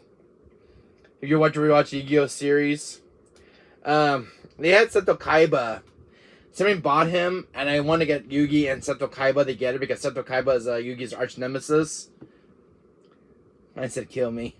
When I saw that zombie, I'm like, nah, I can get the hell out of this stream. I'm. It's fine to have zombies in a video game, but in real life, nah, no, I don't want my brain eaten up. Thank you very much. I think I have my brain intact. Thank you very much. I don't want a zombie eating it. That's disgusting. But yeah, I'm a huge Yugi fan, Hunter Sasha, and I was like, I couldn't resist this one. This is a really cool sculpt of a 90s anime figure of Yugi. Yugi is a character that goes way back into my 90s childhood. Because when I used to get off from school, I used to watch the Yu-Gi-Oh show every time, like around 4 o'clock in the afternoon. I never missed a single episode of Yu-Gi-Oh! Seto Kaiba and Yugi are one of my favorite childhood characters. So somebody bought Seto Kaiba yesterday, and I was like so disappointed because I ended up getting Yugi. I had some cards, Pokemon, and many. Wow, that's awesome under sausage. I get a really cool Yugi figure. $40 for the figure, by the way. So I didn't have Seto Kaiba, so I already bought him, and I was disappointed. And I have some Yu-Gi-Oh cards. Really, that's awesome. I think I have a few myself. And some of the God cards. I don't know if you've ever seen this figure, Hunter Sausage. This is a new anime character. So I don't know if she's from Fairy Tail. I know it's on ps4. I never played the game, but I heard it's pretty good. It's a hack and slash game, but I was like, I didn't know they made some of the figures from the game itself. There's an anime show as well called Fairy Tail, and I think this was a really cool character. I like the way she looks. It's like a character you don't want to mess with. She's getting 2 swords, by the way.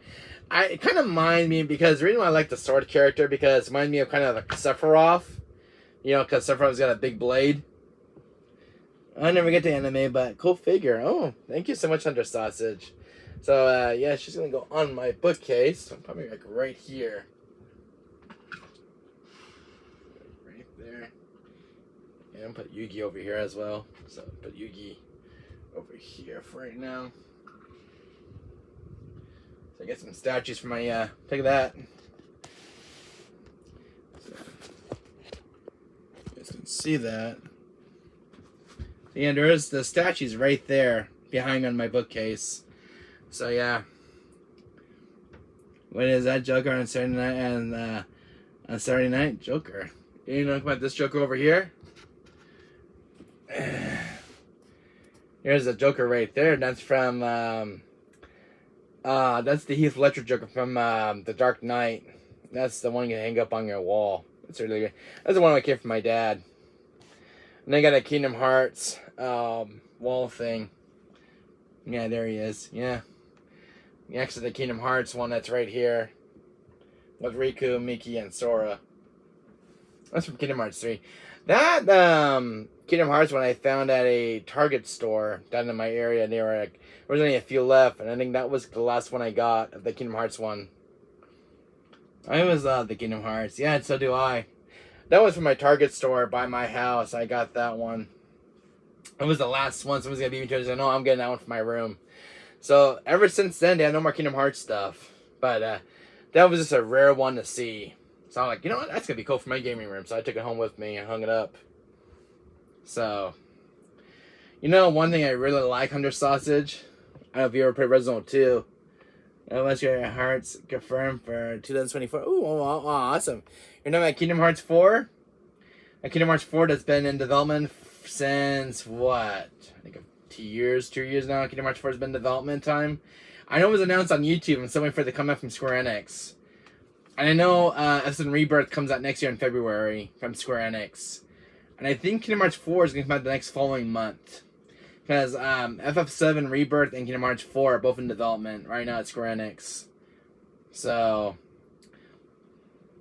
nice Bowser shirt. Oh, you like my Mario? Yeah, I'm a huge Mario fan, by the way. Yeah, Bowser, Luigi. Was it what's his name? The guy right here, Waluigi. That's 4 coming out soon. Yeah, 4 comes out soon. So yeah, this was a shirt that I bought. You know, Bowser Jr., Bowser, Wario. I like him in Mario Party 3. My favorite I could play in Super Mario Party is Wario. and Waluigi. Waluigi! Wah! That's my impression of Waluigi. Wario! Waluigi and Wario are my two favorite Mario characters. And so is Bowser and Bowser Jr. Waluigi is such a crybaby. Wah! Yes. So this was a sight to see from RE2, and I was in my figure store yesterday, Hunter Sausage, and this is from the old 1998 Hunk. And I never seen the original Hunk figure up in person. I seen pictures of him online of this figure, but I never seen one in stores.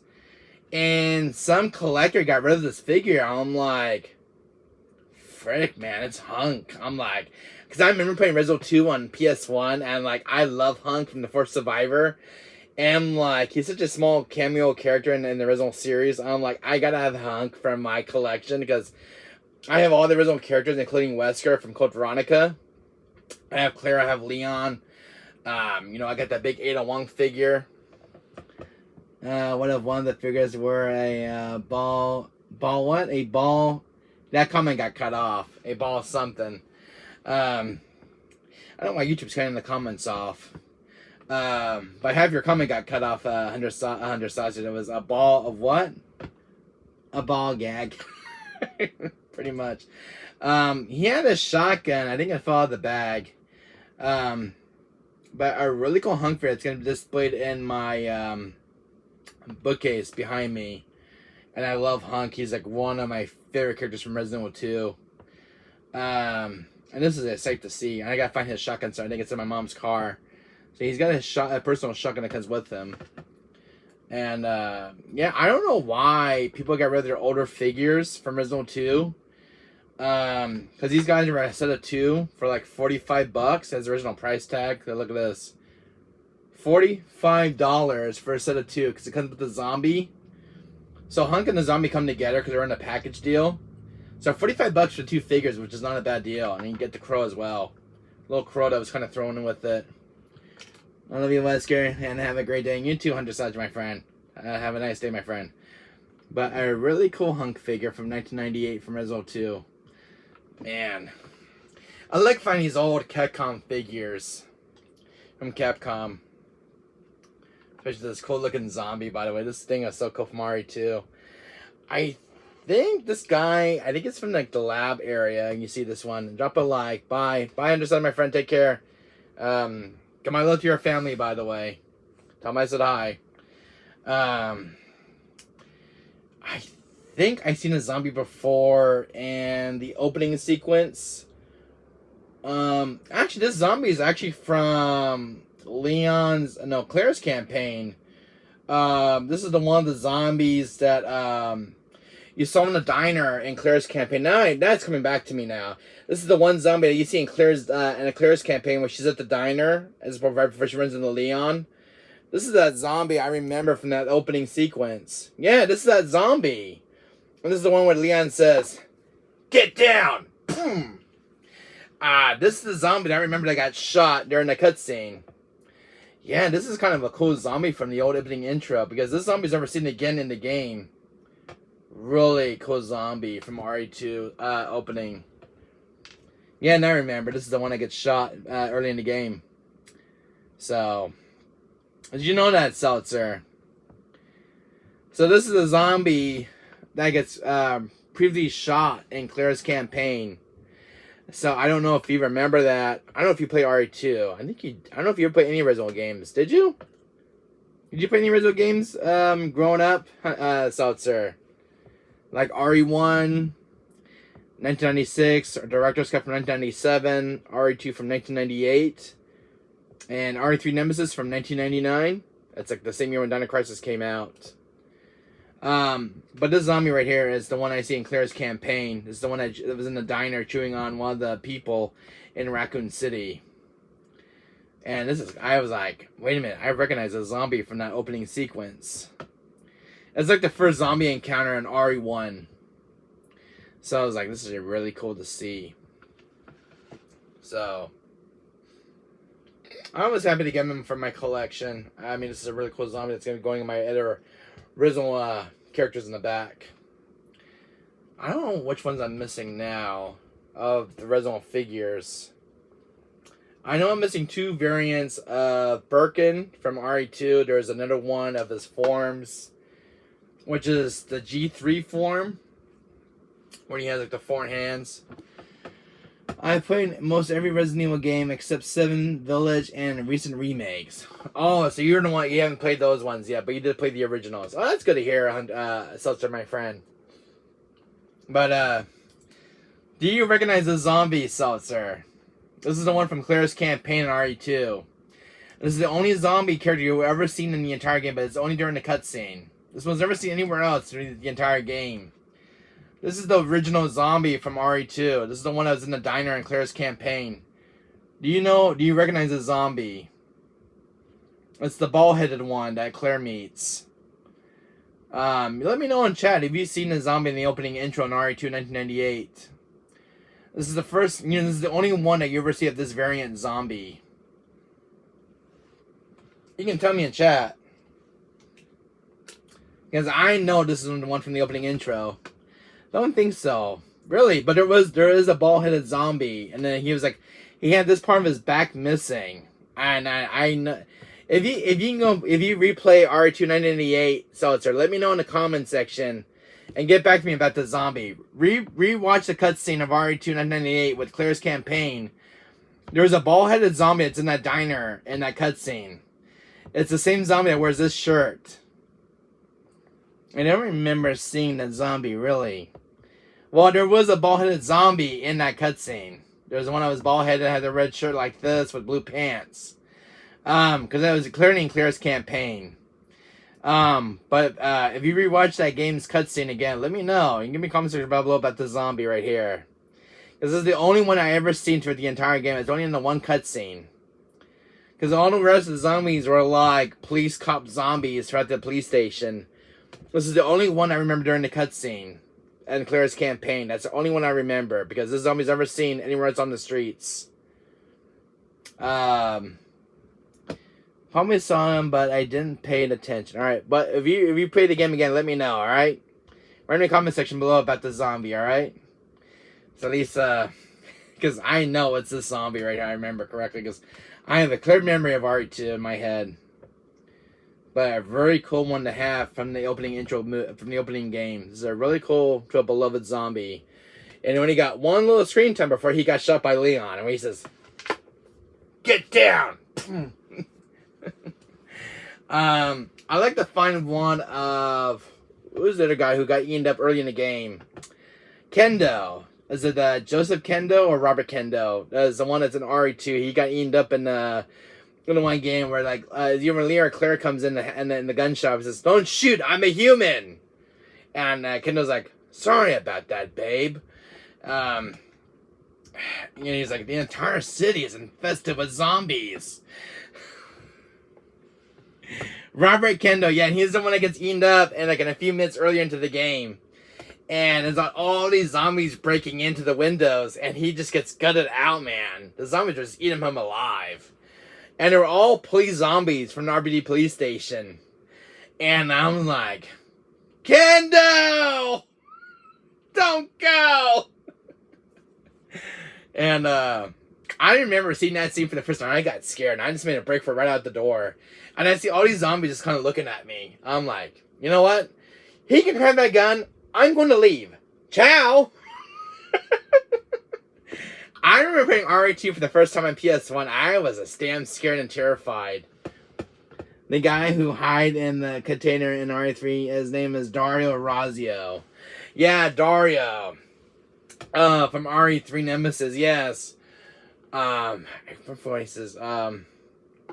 What's that one dialogue he says? God, it's been so long I've seen Dario Razio on RE3 Nemesis. God, it's been so long. I don't remember the dialogue he says. But I remember he says, leave me or leave me alone in the container. He gets locked up and he locks himself in the container. I'm not going back there. My daughter got eaten by zombies or something. I don't remember the entire dialogue. I don't remember one part was his daughter getting eaten up.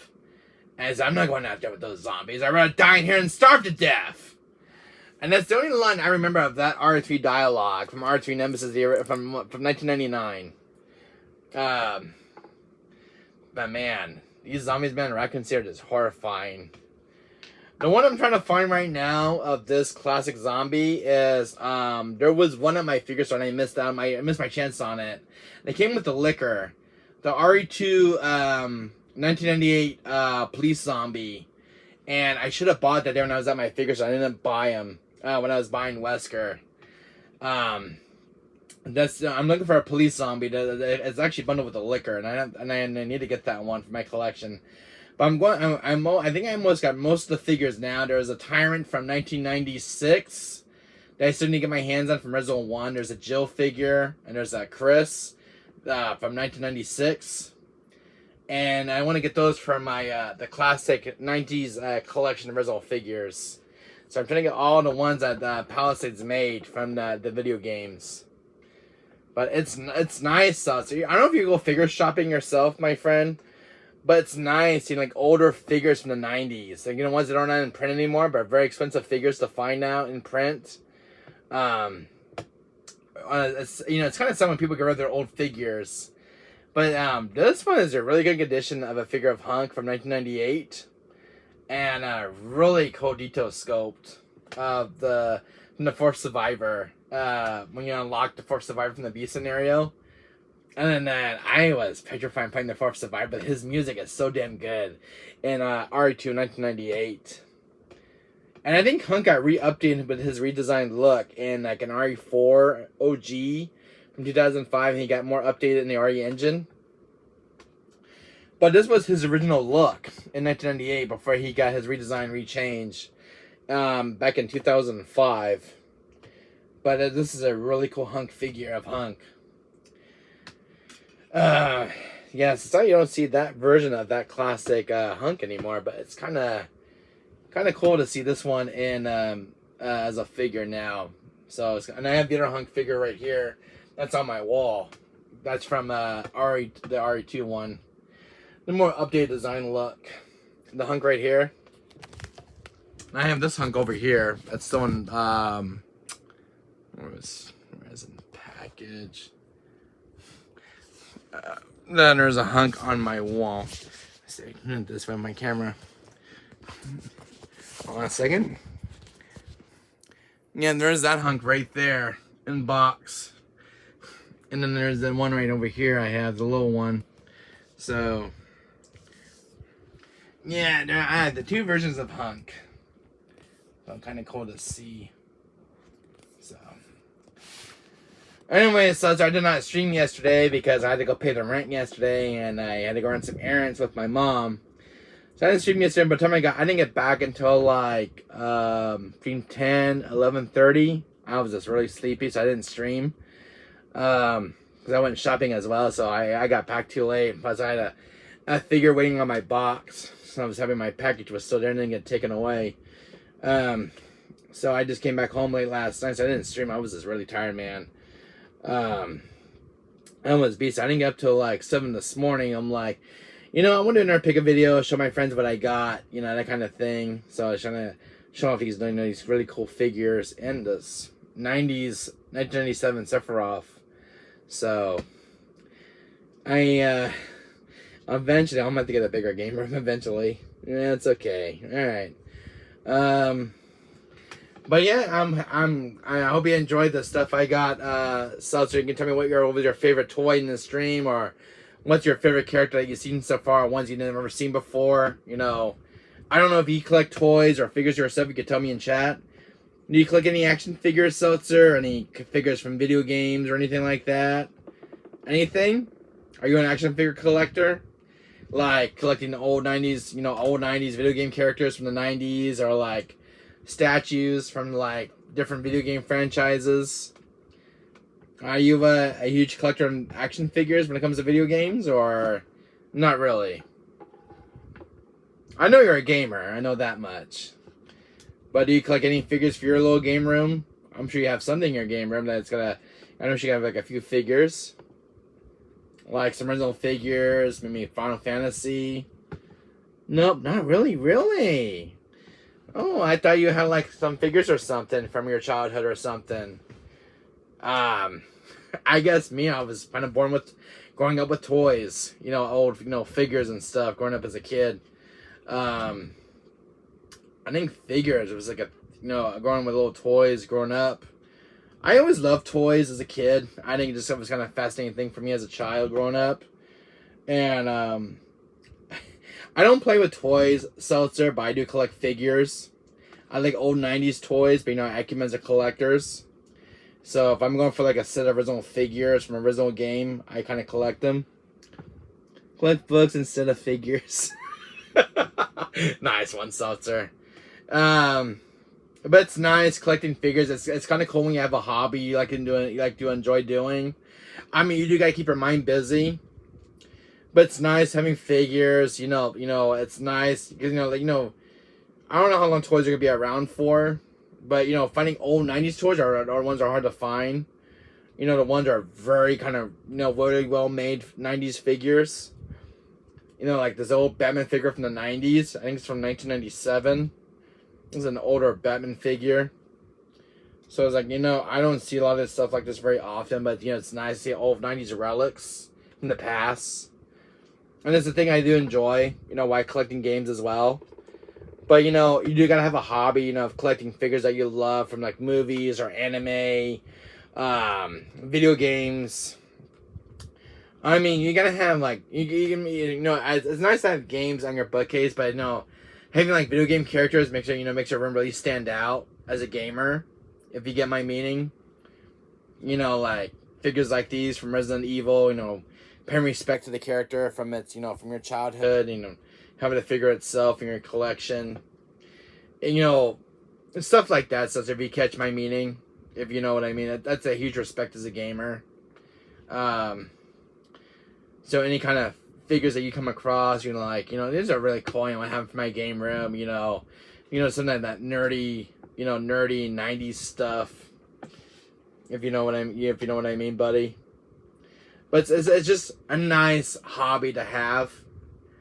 I got rid of my old baby toys. I'm like, I want to get into action figures. I wanted to, collect something for my room, get some adult figures. Like old '90s figures like these. Stuff I grew up, playing as a kid. I wanted some figures to hold on to. I'm 31 years old. I'm still a kid at heart. I feel like I'm still in my 20s. There's a little kid inside of me that always comes out over so often. Seltzer. It's just a thing I like to collect. To keep my mind busy. You know what I mean? Every person has their own hobbies, their own opinions about games, hobbies, what to collect for video games, or like what do you enjoy collecting the most, or like you like doing art, that kind of thing. Anything that comes to mind. But this is the kind of stuff that I do enjoy, Seltzer. That's just a part of me I want to tell you as a friend. This is the thing I just love enjoying as this kind of good content for my channel. Showing toys off, trying to get people interested. Like, I've never seen this before. Where you get that kind of thing. That's just thing I really enjoy. Seltzer, just kind of really good content for my channel. So you don't see anymore on YouTube. People don't show like a lot of figures anymore on YouTube. I think kind of figures kind of like a bygone era. But I want to bring that back. Like especially for video games as well. Kind of get like all this stuff and mix into one content. Like showing figures like these. These are really cool. They're really cool having a game room. So that's just the nerdy part of me, on my soft side.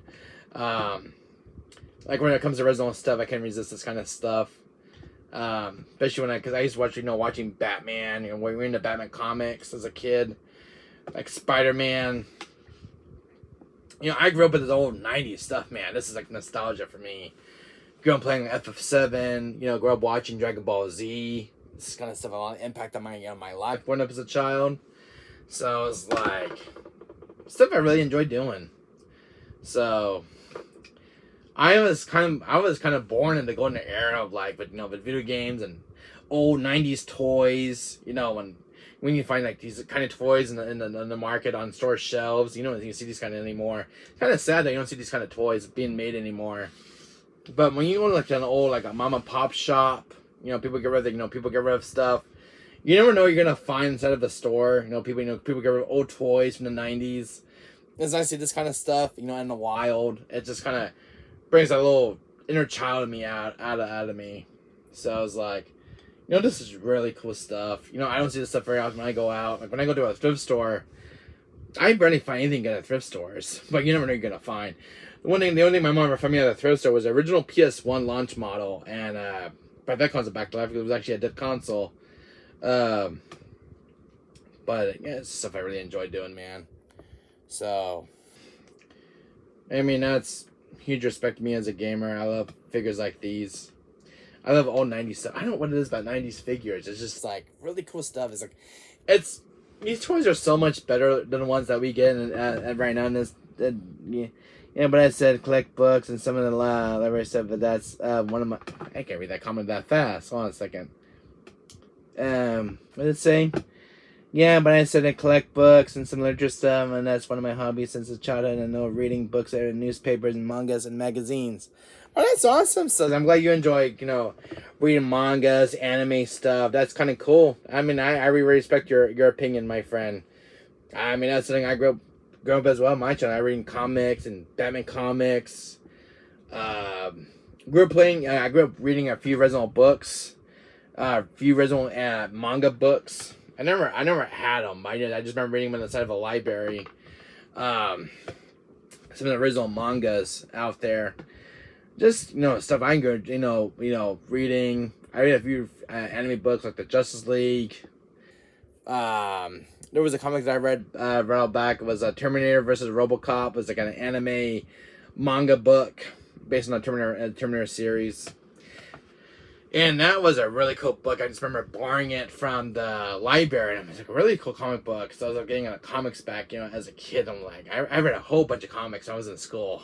Whole bunch of comics. Gundam, Dragon Ball Z, Naruto. I used to rent books up from the library, and I was renting out manga books. I was fascinated with manga books. Gundam was the one I really read a lot of. Dragon Ball Z. Let me see what else. Naruto, Bleach, Sailor Moon.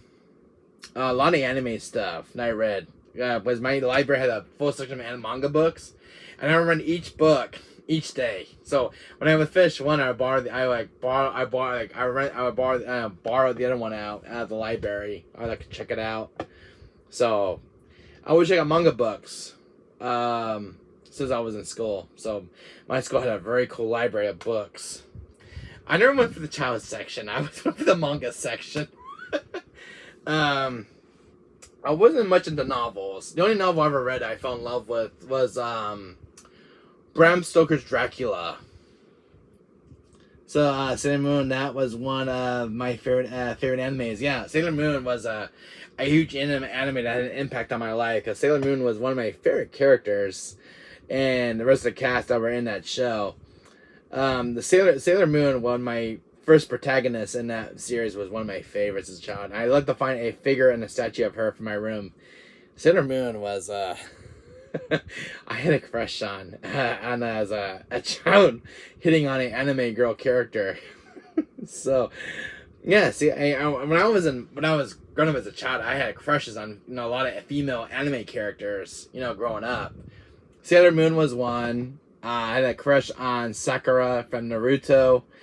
A lot of crushes on female characters from anime shows. Mikasa from Tekken was one of my favorite crushes. Sailor Moon, Izers, City Hunter, Dragon Ball, Captain Thespian, Dragon Ball, yeah. Had a crush on Bulma from Dragon Ball. She was one of my favorite characters. Android 18, she's one of my favorites. Lot of anime characters that come to mind. Evan, Tygon, yeah, I like those, yes. A lot of female characters. You know, I just like female characters from the anime shows. Like, my favorite Mikasa, Videl, you know, one of my favorite Dragon Ball Z characters, from Dragon Ball. This is another figure I had a crush on as a child, Saucer from, you know, Videl from Dragon Ball Z. She's one of my favorite characters. Growing up as a child, I had a crush on her. She is one of my, still have a crush on her to this day, Videl. One of my favorite beloved characters, female characters from the anime show. So when I saw this figure, I'm like, I gotta have this one for my room because I love Videl. And she's one of my favorites. She's cute when she's angry, by the way. So guilty pleasure is all mine. But yeah, I love collecting female characters from shows. You know, that kind of stuff. I'm watching Inuyasha. By the way, I forgot about that show, Inuyasha. I don't know if you watch Inuyasha, Seltzer, but Inuyasha, the anime show, was one of my favorite shows growing up. Inuyasha himself and that girl that was always with him, I forgot what her name was. What's her name that hangs out with Inuyasha? Oh, I can't think of her name, Seltzer. I can't remember all the cast characters, but Inuyasha was the guy with the red shirt. Always had that big sword. Inuyasha himself. There was that girl that he always likes. Kamami? I don't pronounce her name. Yeah, her. Anyways, when I was at a figure store yesterday, I ordered 2 Inuyasha characters, Inuyasha and the girl that he hangs out with. Kagome. That's her name, yeah, Kagome. That's her name. I pronounced it properly. I pronounced it wrong earlier. Yeah, it's Kagome.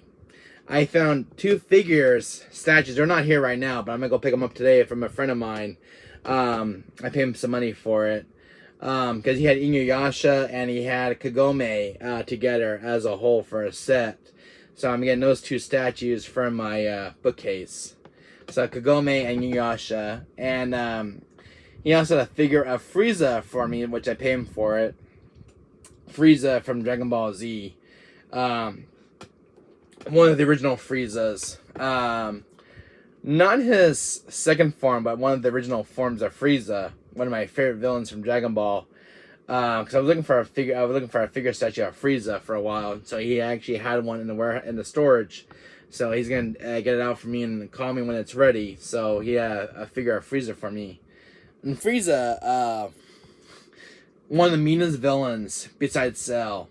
I don't know if you remember Frieza, Seltzer, but Frieza is the one that goes against Goku and Vegeta.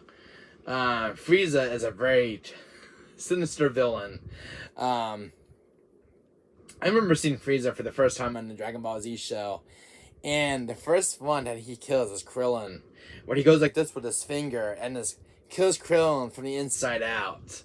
I'm like, holy shit, man, this guy's not screwing around. She was a reincarnation of that Psy Maiden and Vinyasha were in love. I can't read comments very fast. She was a reincarnation of that Char Maiden who Inuyasha was in love with. Yes, I remember that part as well. So I'll be getting a figure of Frieza very soon. He's like a statue of Frieza from Dragon Ball Z. So I was kind of happy to see that, getting that figure. I don't know if you watch Dragon Ball Z, Seltzer, watching Frieza when he first appeared in the show. Because Cell didn't come out until like season 2. Frieza was the first villain of the Frieza saga.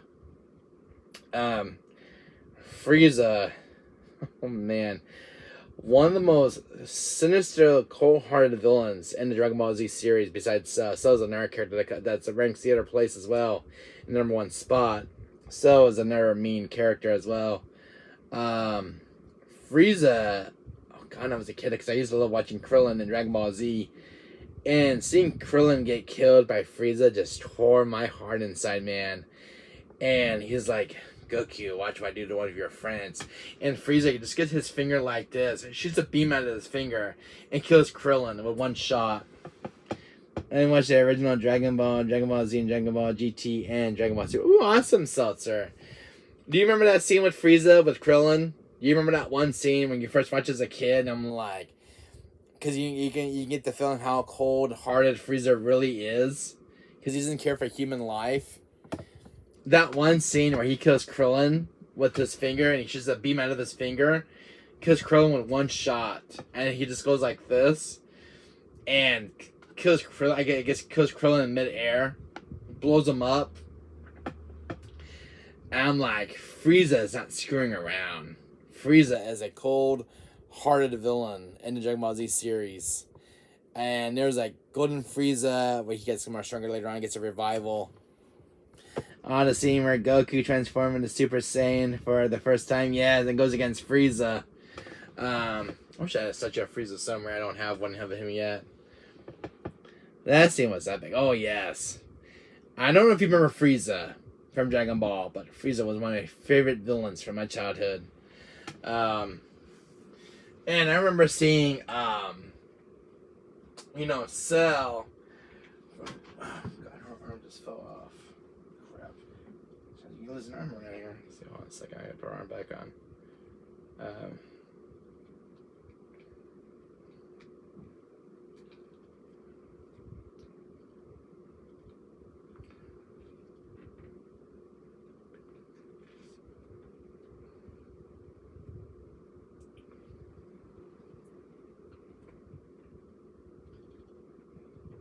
My arm fell off earlier. Yeah, I remember, seeing Cell. Oh God, he really is dirty. Hold on a second. Give me 1 second, guys. Clean up Cell real quick. Got gook over him.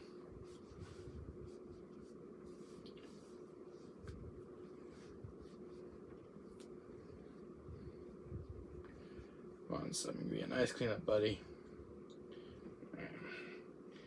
That's good now. He's all cleaned up. Okay.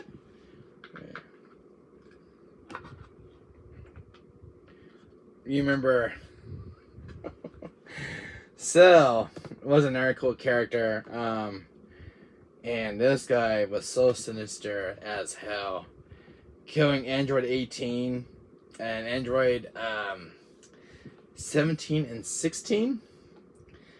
And I remember him absorbing one of the androids. I think it was Android 18. And Android 18 and Android 17, I remember he absorbed their powers. Kind of kills them in a process. But Cell is one of my favorite villains. Him and Frieza are both up in that rank. One of the coolest villains of all time, including Frieza. I don't know who voices Cell in the Dragon Ball Z series. I forgot what the actor's name is who voices Cell. But Cell is a legendary character by Dragon Ball Z standards. So I was like, I'm just happy to see, Cell in Dragon Ball Z. So, kind of cool to see Cell getting made into a figure.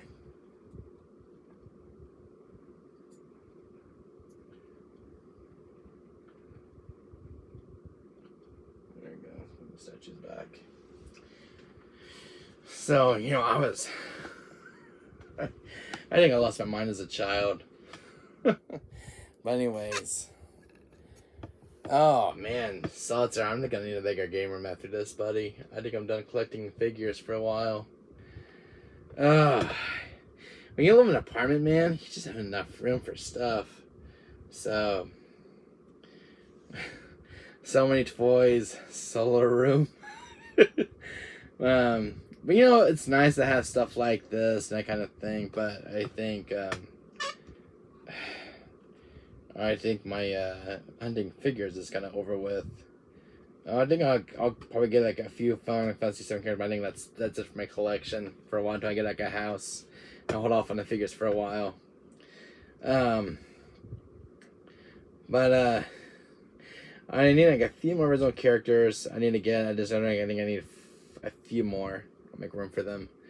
That's bad. I'm not like I wish I used to live in a house out there, but my room at my house was so small. It was actually smaller than this room. And my room, man, my dad's house was very cramped because he used to live in a house in Anaheim. It was so cramped. And I think it was at the same size as this room, by the way. It wasn't like a master bedroom or anything. If I had a master bedroom, I had more room for stuff. Because master bedrooms are more bigger than smaller rooms. Me more talking about getting a house. Like, I have one room to a game room, you know, like a man cave. You know, set up all my figures in a display case. So hopefully I'll get a house soon and I can move out of my apartment soon. I live at this apartment for like the last 20 years. 21 years now. And I'd love to find a house on the market for sale. And again, I got a master bedroom. So I can buy some display cabinets. Have my figures displayed in the display cabinets for like a game room. And get all my figures and collectibles into the display case. And sit them all in there. So I got my work cut out though when I get my place. So hopefully I'll have a proper game room soon. So hopefully that comes into fruition and a dream that comes true. So that way I want to have like bookcases for like my PSP games because they're in storage. My Switch games, which I don't have a proper room for them, and my Dreamcast games, and my PSN and GameCube because my PSN and GameCube have their own bookcase in the next room. So it's kind of hard to keep all the games in one room. So I know it's really sad and pathetic. I know it really is. But man, when you have an apartment, it's just not easy keeping all games in one room. You know, you really gotta think like, when you have a small room, it's just not easy as compared to a master bedroom. So I probably want to get like a three bedroom place when I get like a house. I make one room to a game room. So I took your advice, Seltzer. I told my mom about it, so that's kind of a positive thing. So I was thinking for like a 2-bedroom place when we get a house. Remember, I'm gonna go for like a 3-bedroom place, like two bathrooms and a big yard. So I hope we can find like a 3-bedroom house, so I can make one room into a game room. And I did like your advice, so thank you so much for that. But what I want to do for the third room, this room for the house is like I want to do like a game room, have display cases for the figures like these. So like their own display case, and keep these figures in a nice display case, and display them somewhere. Yeah, that would be good. Yeah. So hopefully it'll come into fruition soon. So for right now, I'm stuck at this place for right now, man, and it just kind of sucks because I don't have proper bookcases for like my PSP games, my PS2 games. My Xbox games are over there, my PS1s are over there, but I want to have my PS1 games displayed properly in a better bookcase. So I want to have a few good ones. I have like displayed on these little stands for PS1 games, and there's like a nice little display cabinet for these really good PS1 games. So that way, if I want to play a PS1 game, I have like a nice good display cabinet. So I have a few things in mind what I want to do for this game room. And probably get some of those arcade 1-ups for the game room, so make it pop out like a game room. Besides the gaming consoles I have in there with a TV. So I kind of have like this thing in mind, like make this ultimate game room of a man cave. So that way I can do like my YouTube channel, have like a better mic set up and a better camera when I do like we're doing like a better videos in the future. So that's kind of a thing that's going to be going down soon. Probably get an editor to do more editing in these videos, so that way it'll be less work for me. So having an editor work for me on my channel, I have like a sponsor from like either Capcom or Square Enix, or I can sponsor some of their games and promote them, that kind of thing. So I like to get a sponsor from Capcom and Square Enix, or like any of the game developers, get sponsored their games, so they can play their game on my channel, like a demo of a game, so I can promote it and something like that. So that's kind of thing I want to do, is like more content for this YouTube channel. So I want the YouTube channel to grow even more with more content. So hopefully that comes into fruition. So hopefully I'll get a sponsor from like Capcom or indie developers or Square Enix. I want to be a sponsor for my channel because I really appreciate it, because they're one of my favorite companies. Or like Konami or something like that. Be kind of cool to have, Seltzer. So hopefully that works down the line as years go by for this channel to grow. So that's my dream. So hopefully, hopefully come into fruition soon, or I get a sponsor soon from one of these game developers. So who knows what this channel's got in store for me? Who knows? But for right now, I'll be doing my channel for a while now on YouTube, and hopefully I'll get some sponsors for YouTube from game developers like Capcom and Square Enix. Who knows, Sir? Who knows? Maybe time will tell. Years go by. I know, like Maximilian, dude, he got sponsored from popular video game companies like Square Enix. So that's kind of cool. So, I mean, that's a dream, man. If you get a sponsor from a video game company like Capcom or Square Enix, that's a big win. And especially you're getting like ad revenue to your channel as well through the publisher and developer with the games. It would be cool, Seltzer. It'd be really cool, have a sponsor from a popular video game company. Because I'm a gamer. I love to get sponsored from a video game company of mine that I love so much as a child. I love to promote their games on my channel and play them. So that way, do like promotion for the game itself. Hey, you never know. Maybe as years go, maybe something would happen to my channel. Who knows? I'm all gonna sponsor or something. Hopefully I get something. I want my channel to grow bigger. Because I can join one of the big boys. You have a way to get you a channel monetized, so just keep it good luck, yeah. You think one of these days, you think I'll get monetized from a developer like Capcom or Square Enix if my channel continues to grow? You think you can see that happening with my channel, getting a developer sponsoring my channel like Capcom or Square Enix or Konami? Would that be kind of cool to see? Or like any developer or something like that, any company wants to sponsor my channel, get some sponsorships, so you can promote their game on your channel. I see that happen on YouTube all the time. With YouTube channels on YouTube. Hopefully my channel will be one of the lucky ones. Seltzer. It'll be really cool to see a dream come true. I'd be shocked if I get Capcom as a sponsorship. That would really blow my lid, man. Because Capcom has made one of my favorite games of my child, like Mega Man X, Dino Crisis, Resident Evil, Unimusha, Street Fighter. I mean, Capcom would be a big one I want to go after as a sponsor. With the recent RE4 remake that they made, RE2 remake, the RE3, which is somewhat good of the remakes. No, but it would be possible if you keep hard work and you never give up. Yeah, I'll definitely keep up the hard work, Seltzer, but who knows, maybe we'll get a sponsor for some time from YouTube, from a popular game developer. Hey, maybe I'll get a Capcom jacket, from Capcom, or sending like a GIF or something on your channel. It'd be kind of cool. That's gonna happen all the time, but we get sponsored from game developers. They send you like gifts on your channel, like a jacket or like something to promote the game or something like that.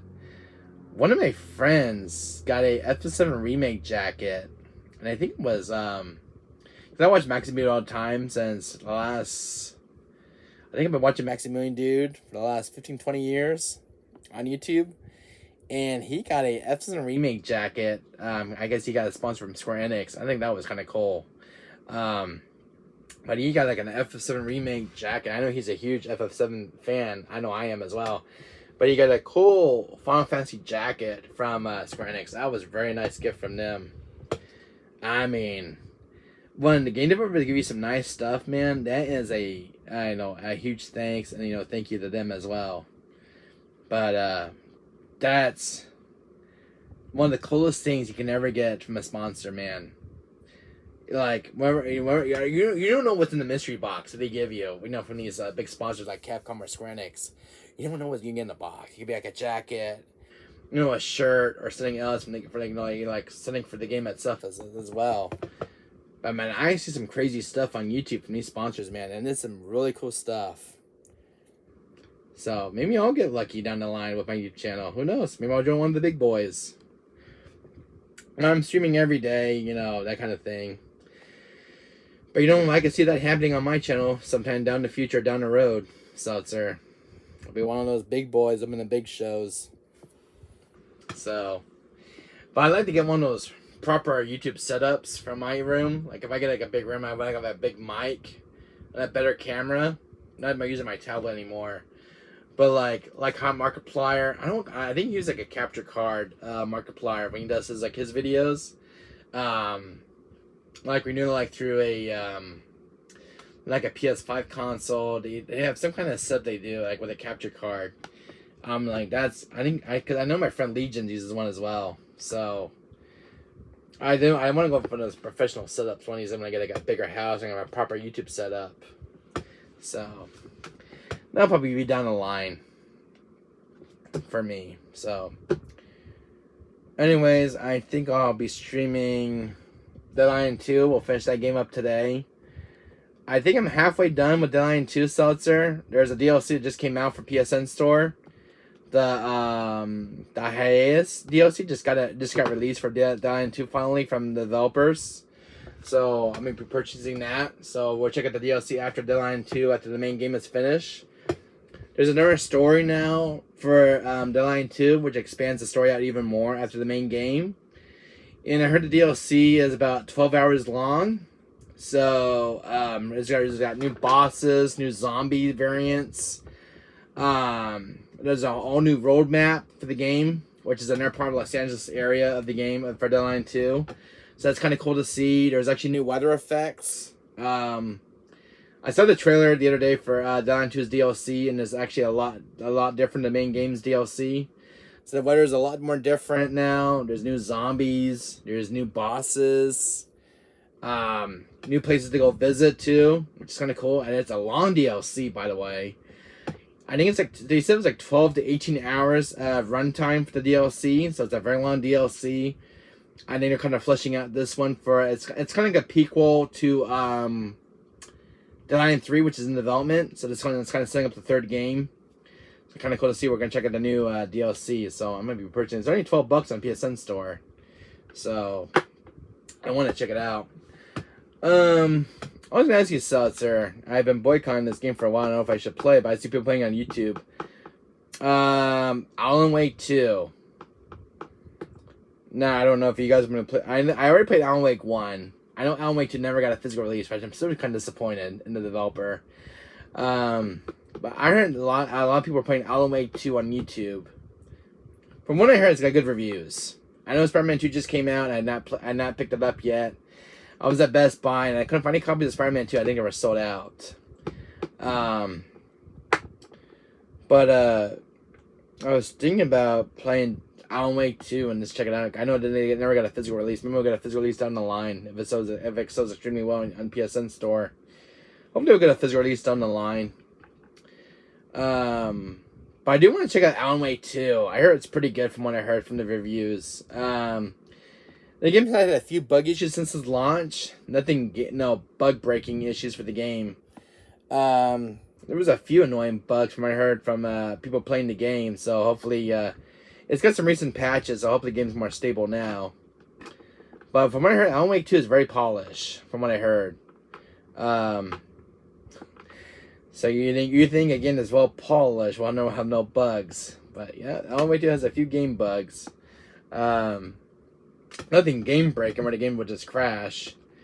What else is going on right now in gaming industry? Call of Duty Modern Warfare 3 is facing a lot of game machine issues right now where the game doesn't even start at all. They made a remake of... Activision made a remake of Call of Duty Modern Warfare 3. And it's facing a lot of backlash right now because the game doesn't even start up at all. And... it has the worst launch ever in gaming. You can't even start the game up. It doesn't even go to the game menu for Call of Duty Modern Warfare 3. The campaign doesn't even start. There's so many bugs with the game itself. So that's another gaming breaking bug where the game doesn't start up, doesn't go to menu at all. And this is only on the PS5 and I think Xbox. So both ports are facing issues. Some people found workarounds to get the game to work. But a lot of people are saying to avoid Call of Duty Modern Warfare 3. It's one of the worst games right now on launch. So I'm glad I didn't pick it up. So I was like, it has so many bugs. It's like, If the game is so bad with so many games, like why do you even release it? You know what I mean? I think Activision rushed this one out. Call of Duty Modern Warfare 3. It's a remake of the original game, and from what I heard from the reviews, it's really bad. Like this is what happens when games get rushed out of development. You're not even done yet. So I think Call of Duty Modern Warfare 3 could use like a few more months of development. I think it wasn't even ready yet. It looked like it's very unfinished. I think Activision just rushed this one out the door. Kind of sucks. One of the best Call of Duty games of all time, and it goes down the pipe. As again, it's so buggy of a remake. A lot of the players, when I read about in comments, didn't even get the game to start properly. Some people found workarounds to get the game to start properly. So, you don't know what's going on with that game. I don't know if they were just releasing breaking games on purpose on day one. And the game is totally broken, by the way, Seltzer. And I don't know if this was on purpose from the developer, but it's broken as hell. I never see a game that broken at launch. I think there was a few games I remember being broken at launch, like Cyberpunk 2077 and Marvel's Avengers was one of the worst games ever made. I know it's fully patched now, but it's still buggy as hell. I never picked up Cyberpunk 2077, and that game was totally broken at launch. I heard it's better now on the ps5, but still, I'm still not gonna play it. So, because I know it's one of the worst games ever made. But I heard it's good now with new DLC, from what I heard. But I'm still not gonna pick it up. So, anyways. So what do you think of the gaming news so far, Seltzer?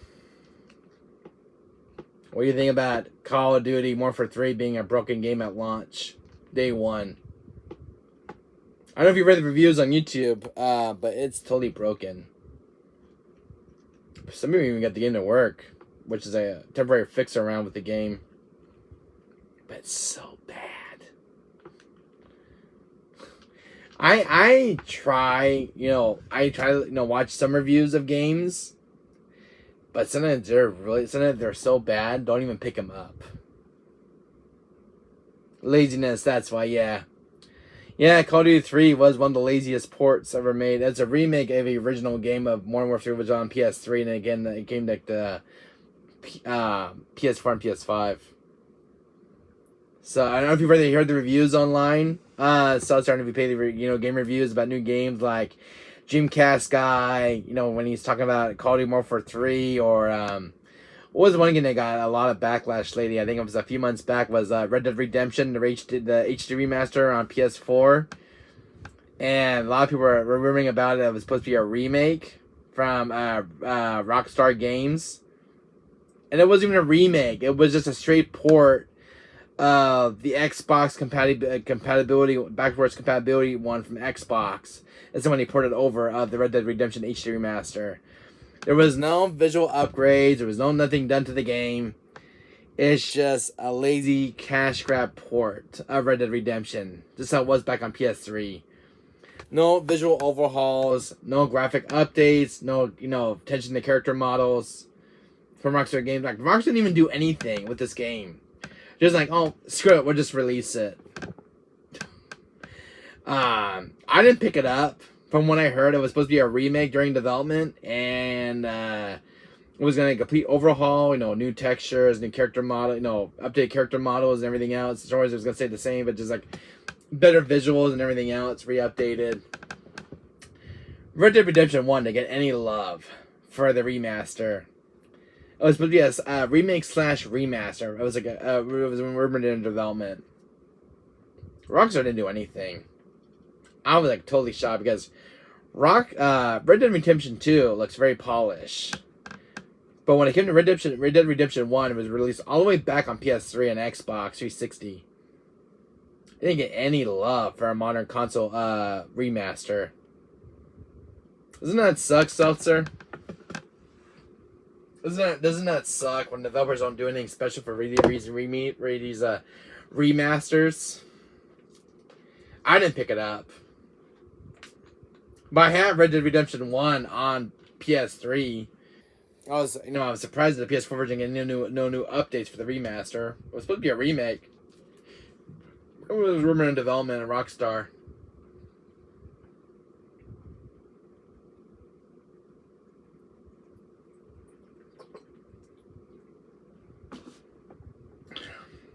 Yeah. I don't know what's going on with developers anymore. There's only a few good developers out there who put love into their games. I mean, if you're caring about a game and you're gonna bring it back from an older console, you think the game will get new visuals, new graphics, updated character models of the characters, updated environments, buildings and stuff. Red Dead Redemption didn't get anything when it came to PS4 and PS5. It didn't get nothing of a visual overhaul. And not even a smooth FPS. I was still at 30. Oh, God. I was like, they didn't do anything during the game's development. It was like, well, that's just screw it. We're just going to straight it as is. Let's port it as is. And it was from what I heard, it was a lazy port cash grab. I don't know what is with developers. I don't know. How can you screw up a game that's over 20 years old and you don't give it no visual overhauls and character model updates and everything else? It's the same old port that was back on PS3. And it's a 20-year-old game. You think the game will get some minor updated visuals, a few tweaks there and there for a remaster? You didn't get anything. All it was a straight port of the Xbox 360 version of the backwards compatibility issue on the Xbox Series X. And it's the one they ported over. They didn't do no visuals, no character model updates, no nothing. And that was from Rockstar Games. I'm like, it's a 20-year-old game, Seltzer. It's a game like 15, I think it's like a game like 15, 18 years old right now. Red Dead Redemption 1 from Rockstar Games. And they didn't give the game any love. Nothing at all to celebrate its, 18-year anniversary? Didn't do anything. I don't get back developers. You think you have love for your games, but you don't give the game any love when it comes to modern consoles? On new tech? How can you screw up a game from a game that's from the PS3's library as an 18-year-old game and no visual updates? You think the game would get something, Seltzer. Something from its developer. But no, it got nothing. So I was like, okay. And, well, I don't know if you heard the news about Metal Gear Solid 1 Master Collection. That one got butchered on YouTube. I don't know if you read the news about Metal Gear Solid, this one collection right here. They said Konami got lazy by releasing all 3 ports of the Metal Gear Solid. Like, this one's from PS1. This is the original Metal Gear. And these 2 are from the PS3, which are the 2011 HD remasters from Blue Point Games. And from what I heard from Konami, that Konami made some lazy ports and didn't give the games no visual updates, no graphic overhauls, no nothing. Just a copy paste an old source code and without checking it, and then remove some bugs and violate a full glitches game. Pretty much. Have you read the news about the Metal Gear Solid collection? Have you read the news, Seltzer? From like what was it? I think there was a few people reviewing the game, like Dreamcast guy. There was some other viewers reviewing the game of this game right here that came to PS5. Like the PS1 version again. That was I think the PS1 was like a 30-year-old game, like 30 or 20 years old. I think 25 years old. I think Metal Gear Solid 1.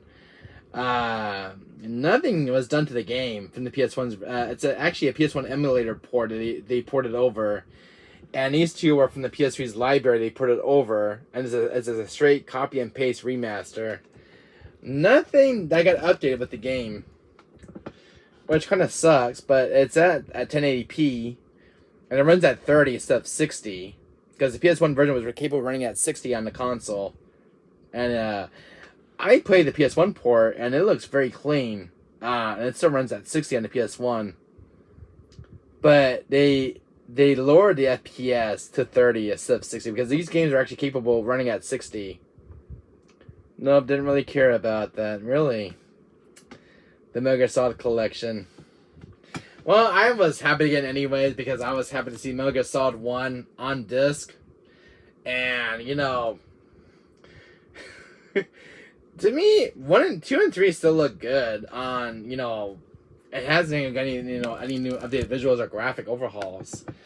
I guess Konami was just doing it for, like, to celebrate the 35th anniversary from Metal Gear. And that's fine. You know, you're re-releasing some of the older games. You know, you're not giving no new updates, no new visuals, you know, no graphic overhauls. And I was surprised that Konami never re-released Metal Gear Solid Twin Snakes from the GameCube because Metal Gear Solid Twin Snakes is a GameCube exclusive, and that one never got a re-release. I wonder if it's due to licensing issues with the game, because I know Konami holds the IP, or that's sitting holding the game back from not getting re-released on modern console, because Metal Gear Solid Twin Snakes has never seen a re-release on modern console. So I wonder what happened during development with Volume 1, why Twin Snakes never got re-released.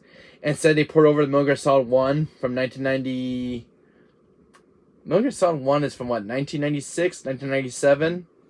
Or is it 1998 Metal Gear Solid 1? No, I think Metal Gear Solid 1 came in 1998 on PS1. I believe Metal Gear Solid 1 was 1998, if I'm not mistaken. I think it was either 1996, 1997, or 1998 Metal Gear Solid 1 when it came out to PS1. I mean, it still looks good for like a 30-year-old game that holds up pretty well. I mean, a lot of PS1 games still hold up pretty well with no new updates. Now, from what I heard about Metal Gear Solid 1 on PS5, I heard it runs pretty well with no issues. As in, a little, you know, filter blurriness from there and there because of the filter. But it's a straight up PS1 emulator of Metal Gear Solid 1. And it's just an emulator that has like a little bit of sharper image. I know there's a little blurriness from there and there. But it's a straight up PS1 emulator, the Metal Gear Solid 1. And that's the one where they re-released in the collection. So, and I heard it's on PSC, but I heard the PSP one is very bad. We should follow Capcom Square Enix example and do a Silent Hill remake and Silent Hill 1 through 4. And they should. They definitely should. You know, Seltzer, I was happy to get this one in my collection. You know, I'm a huge Metal Gear Solid fan. I love playing the games as is, you know. I don't think Metal Gear Solid 1 and 2 and 3 don't need no new updates. Unless they're too lazy, yeah. I mean, these are the original games how they were, Seltzer. The games look good to me when I saw the trailer. The games still look good to me. I mean, I don't see any reasons for it. No, I don't think the games really needed any visual updates or anything like that. I think the people had their expectations way too high for the collection. Metal Gear Solid 1 on PS1 still holds up pretty well. And then there's no new updates or anything like that. To me, it looked pretty good when I saw the trailer for it, and it's a straight up PS1 port. To me, it looked very good. 2 and 3 were actually from the PS3's 2011 remasters. 2 and 3 still look like they still hold up pretty well. I mean, they don't need new updates. I mean, they had the original source code. They port these ones over on PS5, and the original source code is still intact. And there was nothing for tweaking or visuals or updates the character models really need. These are the games how they were back in the original release. I mean, it's not lazy, Seltzer. It's just, you know, releasing classic games how they were reported. And that's a huge gamer respect in me. I think people are expecting way too much of these ports. They're like, oh, Konami's lazy, you know. They're straight up lazy ports of Metal Gear Solid 1, 2, and 3, you know, because 2 and 3 were like the Blue Point HD remasters from 2011, and those are like the straight up ports from the PS3's library. The first one is the straight up port from PS1. I mean, these are original source codes still intact for these games. No, I'm surprised Konami even got them run on these, you know, these newer consoles, because these were originally made for like the respective consoles. You know, like because Metal Gear Solid 2 and 3 were on PS2, and then they got ported over the PS3. And then Metal Gear Solid 1 was on PS3, but it was digital. And then they got a physical release on this collection for the PS5. So I don't think Konami was lazy. You know, Seltzer. I kind of disagree with the game reviewers of this game. I don't think it was a lazy straight up port. It's just how they were in their original releases. I mean, is that so bad to ask, Seltzer? I didn't see anything wrong with the ports. I mean, they're straight up ports from their respective releases. And I didn't see nothing wrong with it. It's not the games how they were back during their days. I mean, that's just classic gaming, you know, my friend. I was born with the classic gaming. I know you were too, you know, with the PS1 era. But that's just how the games were with their releases. People were expecting way too much for these games, for these old ports. Metal Gear Solid 2 and 3 look very good on the PS5. They don't need new updates for character models. Their character models still hold up pretty well in the last, 15 years? The games look hold up pretty well to me. I don't see nothing that needs changing. I mean, it's a straight up. I know they were originally on PS2 and PS3, but they look pretty good to me. I mean, they're standard, you know, how they were released back in the day. I mean, 2 and 3, I know they were on PS3, and then they got a complete, you know, somewhat of an overhaul of visuals and character updates. Whereas I'd rather play the original Metal Gear on PS1 than the one on PS5. Really? The PS5 collection? Because all the issues that you've been hearing about the collection, Seltzer, from all the bad reviews the game's been getting on with Konami and how the Master Collection is? Is that why, Seltzer? From all the bad stuff you've been hearing about on YouTube with the game? I think there was a few annoying bugs from what I've been hearing about. I didn't see any bugs during the trailer. I think it was more like the PC port and the Steam port were facing more of a backlash due to some bugs. These are older games. These are way older games from like 18 and 20 years back. I mean, these are straight up ports. I know these older ports always have issues. I mean, because they're originally released back on the PS1 and PS2. Not about, but I like to say a lazy port, and I say no thanks. Really? And I bought the collection. So you think... You're probably thinking, oh, Wesker, why'd you buy the collection? Yeah, that's what you're probably thinking, but... I'm a gamer, Seltzer. I didn't see this one in stores. You know, I didn't see it anywhere at Best Buy or Target. I even on their websites. I found this one on eBay. And I couldn't resist because I was actually hyped for the game's announcement. And I like Konami because Konami is one of my favorite developers. And they're the ones that release, you know, Castlevania, City of the Night, Silent Hill. Because Konami is making slowly a comeback to the gaming industry. And I know Konami's wanting to celebrate some of their original titles because they've been such in dormant states. I mean, Metal Gear has been dormant for like the last 20 years, and never seen a remaster or re-releases of the old entries. I mean, I'm glad to see Konami making a comeback. I mean, I bought the port because I want to support Konami. So, I want a collection for myself. So I already have it on PS3, and I have the original one on PS1, and I have Twin Snakes on GameCube. When I was having to see the games, you know, on PS5, you know, it just, you know, this is another title for the PS5 collection. But I think a lot of people are expecting way too much for these ports.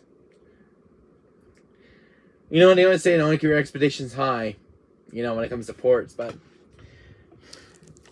I mean, I think that when Konami re-release these in the sales because to make it easier for goers, for new people, you know, new people who are new to the Metal Gear Solid series, and make it easier to access for the collection, which is kind of a recommendation if you're like a new goer for Metal Gear Solid, and the people who don't have access to the old original ports, you know, like on PS1, PS3, or people don't have the console, and some people just have like a PS5, and you want to experience the Legendary Collection, and this is a kind of like a must pick up if you're like a newcomer to Metal Gear Solid.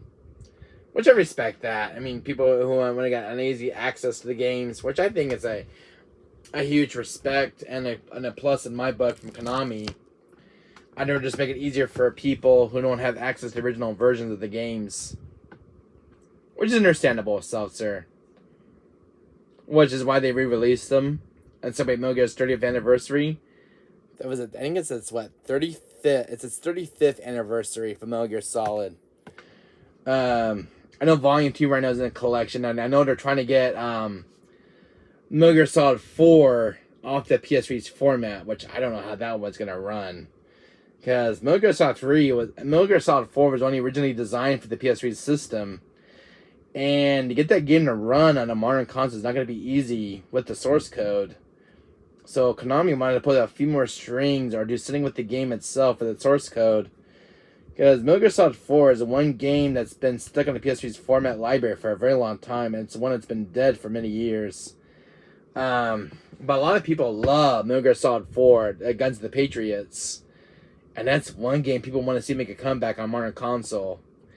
So, but I heard that one's going to be included in Volume 2 of the Master Collection that's coming out next year. So hopefully they can get Metal Gear Solid 4 to run on modern console, which that's going to be a hard defeat to get that game to run. Because it was originally designed for PS3 only. The way that game was made. Because when PS3 came out, when PS3 first came out, Metal Gear Solid 4 was originally designed for the PS3 system.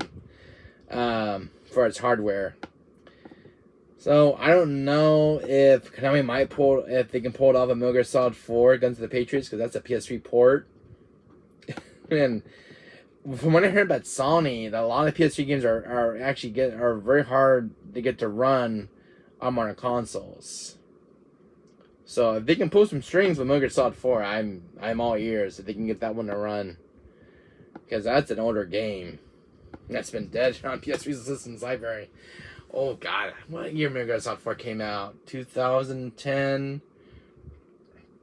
2011 Metal Gear Solid 4? And that's an older game. But if the Konami can pull it off and get it to run on PS5, best of luck. That's not an easy game to get that game to run, because that was originally designed for PS3. So what do you think, Seltzer? You think Konami can pull it off with Metal Gear Solid 4? And get that one to run on PS5? I heard to bring some other Metal Gear games from Volume 2. There's 2 that were unannounced. I don't know if Metal Gear Solid Revengeance is going to get a re-release. That one's going to be included in the Volume 2's collection, because that's a part of Metal Gear's franchise, Metal Gear Revengeance. That one's a really good one from Platinum Games. There was another Metal Gear game that's being announced for Volume 2. And I think the third spot is going to be for Twin Snakes or Peace Walker. Because there's so many Metal Gear games in the collection. There's Metal Gear Acid 1 and 2. There's Peace Walker. Metal Gear Solid Portable Ops, which is part of the franchise. There's Metal Gear Ground Zero. Metal Gear Solid... the sequel to Ground Zero, Metal Gear Solid 5. So I don't know what's gonna be included in the Volume 2 collection, but I know Metal Gear Solid 4 was the one that was announced, which is confirmed, and that was the one from the PS3's library. So, and that's the one right here. If I can find it. Metal Gear Solid 4. That's one of the older Metal Gear series. I have it in my bookcase down there. But a lot of people want to see Metal Gear Solid 4 make a return. So hopefully, I don't know how Konami's gonna get that one to run. I don't know. We'll have to wait and see when Volume 2 gets released. But Metal Gear Solid 4 is a part of that collection. And that's a PS3 version too. So maybe it'll have... I don't know if that one's going to be in-house at Konami. I don't know how they got even these 3 games that run on PS5 with the source code. But Metal Gear Solid 2 and 3, because they're original PS2 ports, and they came to PS3. While Metal Gear Solid 1 is one of the older entries, and that was on PS1. Came to PS3 as a digital download. I don't know how Konami gets this one to run. I don't know how Konami does it, but they're not easy to get these games to run from these respective systems. I think another collection that came out a while back was the Kingdom Hearts games, like Kingdom Hearts 1, got a release on PS3 and PS4, Kingdom Hearts 2, Kingdom Hearts Birth by Sleep was a PSP exclusive, then it came to PS3 and PS4, and Kingdom Hearts 3 was for the PS4, because it was designed for that console. And then Kingdom Hearts Reaching Memories was for the PS2, and they got re-released for the PS4 and PS3. But I don't know how you get old games to run, Seltzer, when they do their source codes of the game's source code, due to the game's programming. Unless there's some special techniques they pull off with these older games. That's not easy. Plus, we're using the audio as well from the game's files. I don't know. I don't know, Seltzer, if you have any friends who work at game companies who know how to work around older games and get the games run on older, newer consoles. Because some of these games are not even made to run on these newer formats due to their age. So I know F7 OG got a re-release on Nintendo Switch. Final Fantasy 7 from 1997 got a release on Switch, but not on PS4. I think because it's due to the game's source code. But that one's from Square Enix. So the one I'd like to see a remaster of or like a remake of is like Parasite Eve. But I think porting the original port of Parasite is going to be a hard one to get to run on the modern console. Because that game would need a major facelift for a remaster. So I don't know how do you do with these older games for collections. I really don't know when it comes to HD collections. Because Metal Gear 1 is one of the oldest games of the franchise. And I'm surprised they got it even to run on PS5, which I'm like, this is an older game with an old source code. And it's a certain emulation PS1 port. I don't know anything about the game programming stuff, sorry. Alright, so that's what I was just asking. But like, you know what I'm saying? So how would you get an old game to run that was like 30 years old or like 20 years old? But it was only designed for that specific console. Like, Dino Crisis is stuck on still PS1 and Dreamcast. But how would you get that older game to run on a modern gaming console? Because Dino Crisis is one of the oldest games of Capcom, and that one's still stuck on PS1's format and Dreamcast and PC. Because I know that was a PS1 exclusive. But even Metal Gear Solid was actually stuck on the PS1's library. But I was like, how would you get an old 30-year-old game to run on a modern console? I almost even surprised this year they brought Castlevania in the Night to PS4 due to the game's old age source code. I'm like, this game is like decades old. How would you get a port like this to run on modern consoles? Is there like workarounds with the programming code or something? I really don't know what it takes to get these older games to run. Because, let's face it, Metal Gear Solid 1 was not, I don't think I was ever capable to run on the PS5, but they got it to run. I don't know how, due to the game's old age. I think they were better off giving Metal Gear Solid 1 a remake for the PS5 and doing a straight up old arcade, doing a straight up PS1 port. Because that one's a PS1 it's a PS1 older game. So maybe one of these days that Konami will redo, we'll give a remake to Metal Gear Solid 1, because Metal Gear Solid 1 definitely needs a remake. I know there was Twin Snakes, which is the last remake of the first game. But maybe I heard there was a remake in development for Metal Gear Solid 1 at Konami using the Unreal Engine 5. There was a video recently from Metal Gear Solid 1 getting a full-on remake from the ground up. So, and I heard it's a PS5 exclusive, which is yet to be announced from Konami. And that one's being done in-house at Konami. From when I read the game's development. But yeah. I'm surprised Konami even managed to pull it off with these older games. It shocks me as a gamer. Because I still have my original port of Metal Gear Solid 1 on the PS1. And I played digitally on PS3. And now, seeing it years later on the PS5 system and the Switch for the first time ever in Metal Gear Solid's history. I never thought Metal Gear Solid would make its way to the Switch and PS5. The original Metal Gear Solid.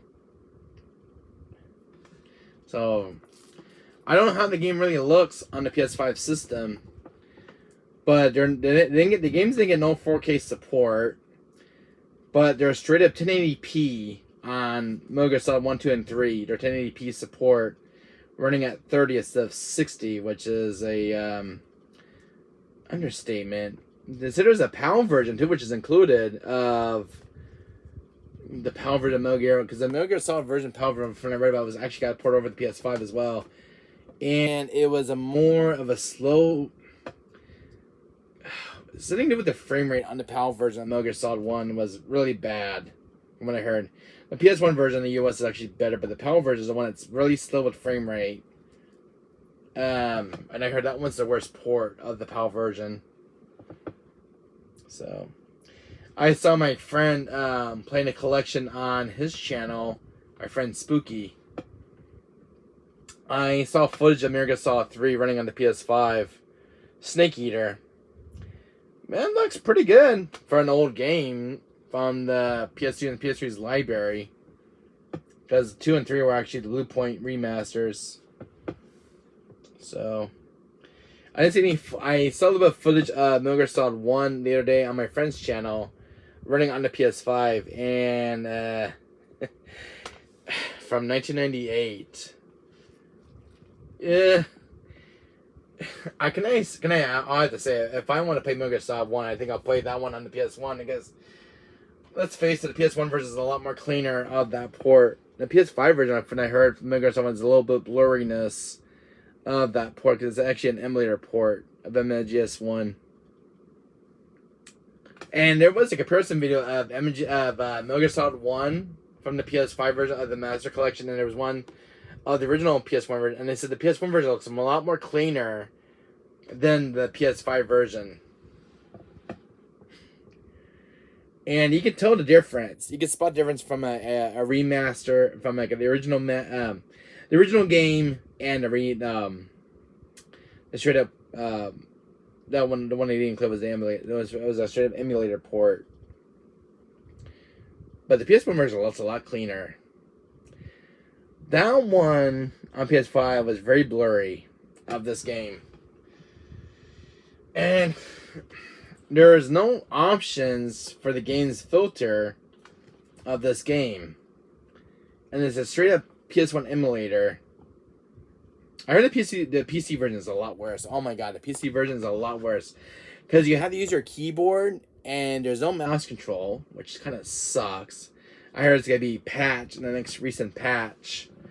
So, trying to play Metal Gear Solid 1 on a keyboard and PC of this collection is very bad, and I won't recommend playing it.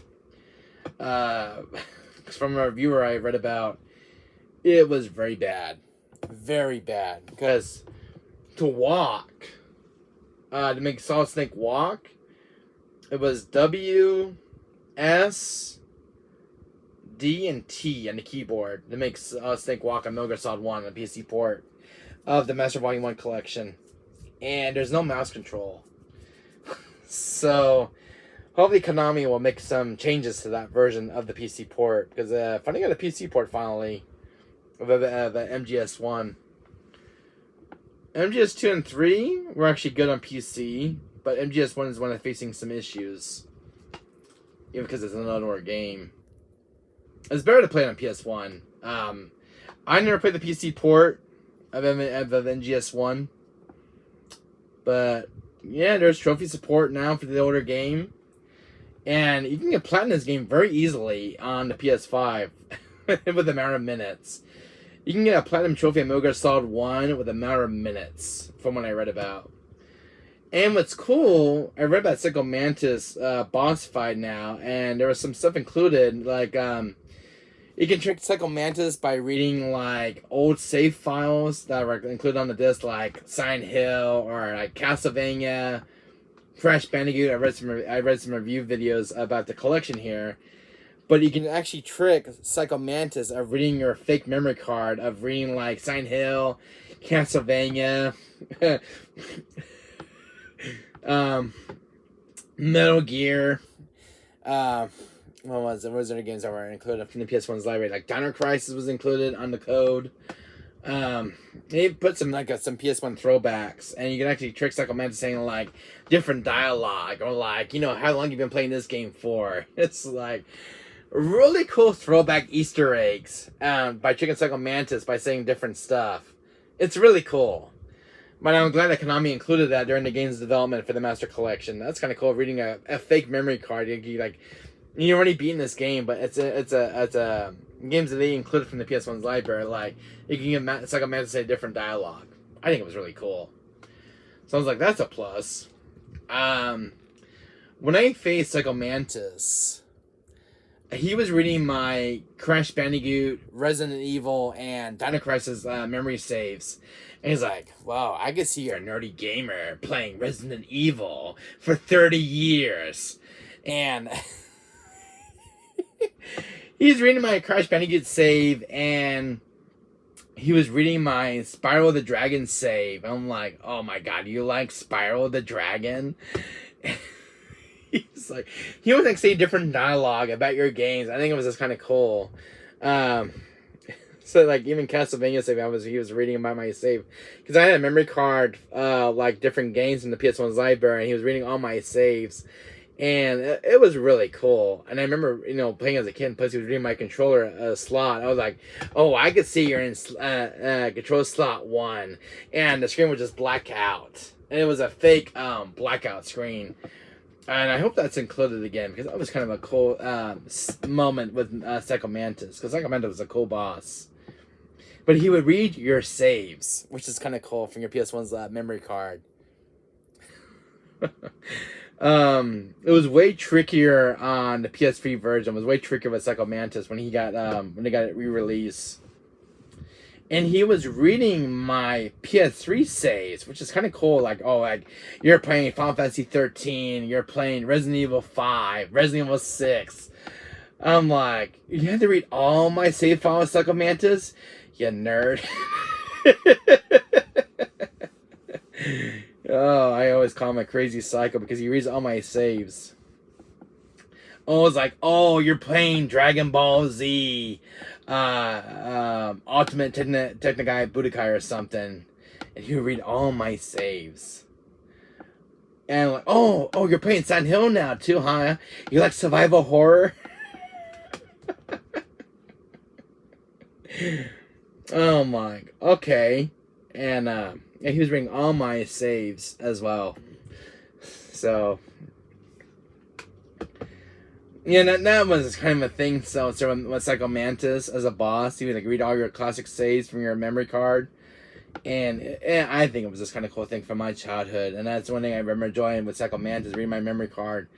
But the one thing that irritated me with Psycho Mantis, he was reading where my controller was slotted, like in slot 1, and I had the trick because I had to put it in slot 2, so he wouldn't read my slots because he had this weird mechanic as a boss where he would read your saves or your controller slots. I think that was kind of cool from Konami. Because I was not expecting that, like, okay, this is going to be a standard boss, but there's no way he's going to read my saves. There's no way he's going to read everything on my console. I was wrong as a child. He just clearly blew me away as a really cool boss in gaming history. I know there's no bot. There's another boss I came across that reads game files, but Psycho Mantis was one of the coolest bosses in Metal Gear Solid history. It was like, okay, Psycho Mantis. I don't know why they call him Psycho Mantis, because from when the Colonel was saying that he can read people's minds. And I didn't know he was going to read my console's memory card. Wasn't expecting that at all. But, I like to see how he reads my PS5 save files. So that's gonna be kind of thing to kind of to see. Oh, it's like, oh, you're playing Ratchet and Clank Rift Apart, or like, you're playing Resident Evil Village or Resident Evil 4 remake, or like the RE2 remake or RE3 remake. I'd be kind of cool what he's gonna say this time around in this remaster, because I heard he had a lot of new dialogue for Psycho Mantis. So some special stuff they threw in this one. That was a cool touch from Konami. I like the bloopers in the end of Silent Hill 1. Yeah. So there was some new stuff for Psycho Mantis. They got his voice actor back to do some new voice lines for the remaster. For the MGS1, I heard some really cool dialogue that's been played. I don't think everybody caught the footage yet, but I think I'll cut it on my stream now when he reads how he reads the PS5's save files. That's gonna be a thing to see. Oh, it's like, oh, you're playing. Oh, how you enjoy RE4 remake? Are you babysitting Ashley? You doing that baby escort mission? I feel sorry for you. Oh, is Ashley bugging you saying, "Oh, Leon, help"? You know, he might say something like that with the dialogue. There's some things that Konami's been throwing in lately, because Konami knows about RE4 remake, and I wouldn't put it past Konami if they put an Easter egg saying something about Ashley in RE4 remake. So, I want to put it past Konami. They're full of surprises, and they know Capcom very well. So, I know they have some history over the last decades or so. So, because he read my one of my Square Enix IP files on my memory card, like I was playing Final Fantasy of OG, and I'm like, oh, I see you're playing FF7 OG. Are you facing against Sephiroth? Is he beating the hell out of you? Is he kicking your butt? It was like that kind of thing. So, just some stuff I remember from his dialogue, like he would read your memory card, or like, what was one thing he would say one time? Oh, I see you're playing Parasite Eve. Another survival horror game. He would never stop reading your files, because when you're facing him down, he would keep reading more dialogue. Like, he would keep saying more dialogue throughout the files that he reads through your memory card while you're still fighting. Oh, I see you're playing Silent Hill 1, another survival horror game. Or like, what else? Something else he would say. I'm trying to remember what game he would read. Oh, I see you're playing Legacy of Kain Soul Reaver. Or, I see you're playing Legacy of Kain Blood Omen. Oh, you're one of those crazy vampire dudes. He said, like, oh, I hope you don't suck my blood. It was just some crazy dialogue that he would just read from your memory card, and he was like say something different throughout the dialogue. And that's from what I remember. Or like, well, because one time I was playing Street Fighter, because I was, I had to go back and play Metal Gear Solid again, because I started to fish like a Mantis boss fight. I said, oh, I see you got a new save file here. I see you're playing Street Fighter. I see you're playing as Chun-Li, or like Ryu. I see you're a Street Fighter now, fighting on the streets, fighting bad guys. Oh, I can see you're beating M. Bison. So, I'm like, damn it, Second Minute, start reading my damn files on my PS1. Because every time I would play a new game on PS1, he would read the next file, or then when I re-entered the boss fight. Oh, like, I see you're playing Jurassic Park on PS1. Oh, by the way, have you seen the new Jurassic Park movie, or you watched the original Jurassic Park? I'm like, damn it, man, to stop reading my damn files, boy. Oh, because in the end, I want to go face Mantis again. Oh, he's like, oh, I see you're playing Resident Evil 3 Nemesis. I see you're getting chased by the terrifying Nemesis, playing as Jill Valentine. I was like, damn it, Mantis, leave my original characters alone. And this was during when I was going to school, so he was always reading my new files. So every time I tried to find Metal Gear Solid, and like I would do like another second playthrough of Metal Gear Solid, he would read a new file on my memory card. I'm like, oh god, you just don't start reading my games, do you? So he would know like every game I would play on my memory card. He would read entire memory card less than 10 minutes. He would read like how many games you have in your memory card, like how many game titles you have on there. It was one of the coolest boss mechanics that he had. I know, it was like really cool. That's the thing from gaming history. But I don't know what he's gonna, because this is on PS5 now with Psycho Mantis. I don't know what he's gonna read, because I've been playing like Dead Island 2. I've been playing like Valkyrie Elysium, from Valkyrie Profile, Fatal Frame, in a Blackwater, and I still need to finish up. He might read my copy of Stray, the cat game. Who knows what he's gonna read from my PS5 save file memory card? Because I've been playing RE2 lately, you know. Can Bridge of Spirits. So he might read something new on my PS5 memory card. I'm kind of scared what he's gonna read.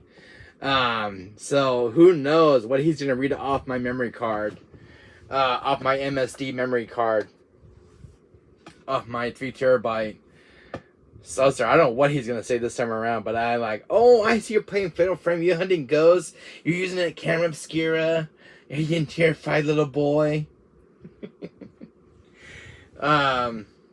He might say something about my games.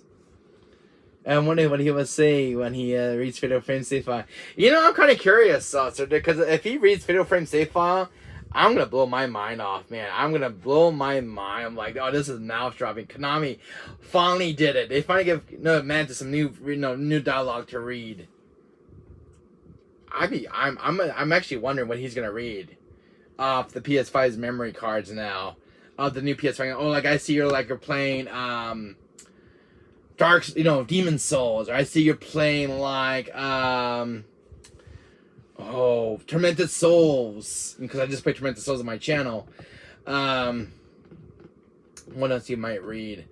I see you playing Gal Guardians, Demon Purge. So he might read one of those new recent games. Because he can read like every single thing when it comes to gaming. So I'm kind of curious what new dialogue he's going to say, so I'm going to check it out. Just like a Mantis boss fight. And I don't know how he's going to read my controller on the PS5. So I don't know if Konami might pull another one of those black screens things off again. Oh, I see your PS5 controller is in slot 1. You might want to move it to slot 2 or slot 3. How the hell is he going to read the PS5's controller slots? He still thinks we're still stuck in the PS1 era on PS1. But this time it's going to be on PS5. I'm gonna be curious how he reads the PS5 controller slots, because that was a thing that he used to do on PS1, and I wonder if Konami's gonna bring that back for the remaster, because that's one thing used to get me as a kid, and I always had to talk to Colonel. Colonel, he's reading my controller. Colonel.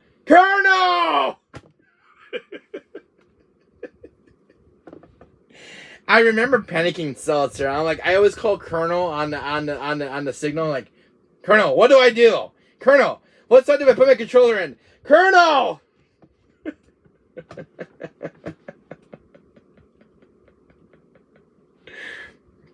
I just remember panicking at that moment, so I was facing Psycho Mantis. I'm like, what do I do? He's dodging my bullets like Albert Wesker from RE5. And I gotta, watch out for Meryl, and I don't shoot her. And I was like, what do I do? What do I do? He's dodging bullets like Albert Wesker. Oh. Because I could not shoot him. Like, what do I do, man? I gotta call Colonel up. Colonel, how do I beat Mantis? Colonel, do I put in slot 2?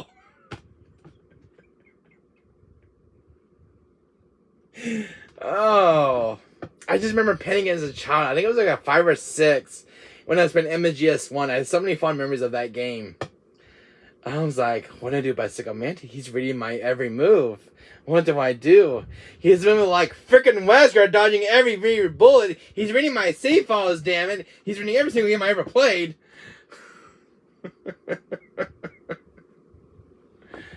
Oh my god, man. Mantis is one of my favorite bosses, but man, I remember Penny as a kid. I'm like, what the hell do I do with this boss? He's moving like freaking Albert Wesker, like dodging bullets. That's the part I remember, Seltzer.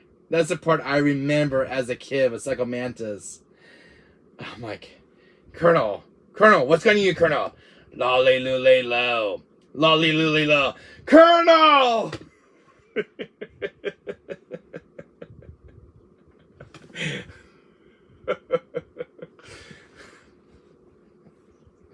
That's the part I remember Seltzer as a kid. Playing Metal Gear Solid 1 on the PS1.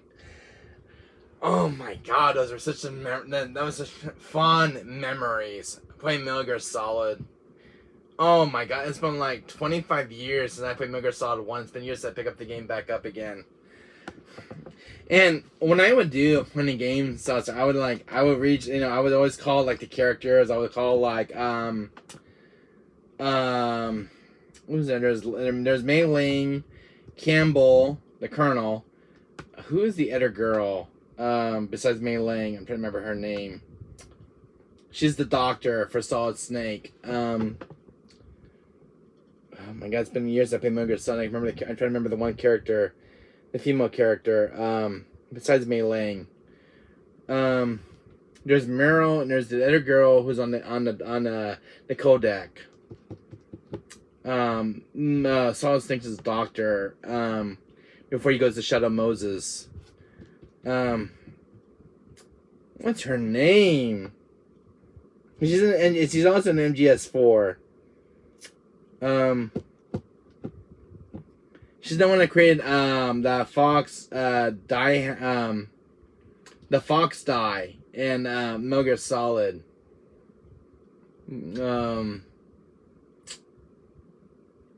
Help me out here, Seltzer. Who was Solid Snake's doctor in MGS1? I can't think of her name. It's not Meryl. It's not Mei Ling.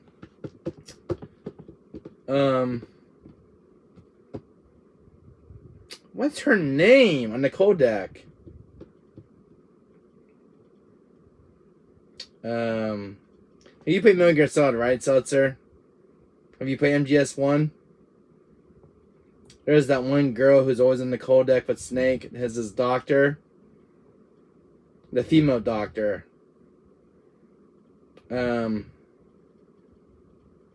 What's her name? She's the one that created Fox Die to kill Liquid Snake. And she also put in him as well during the exams.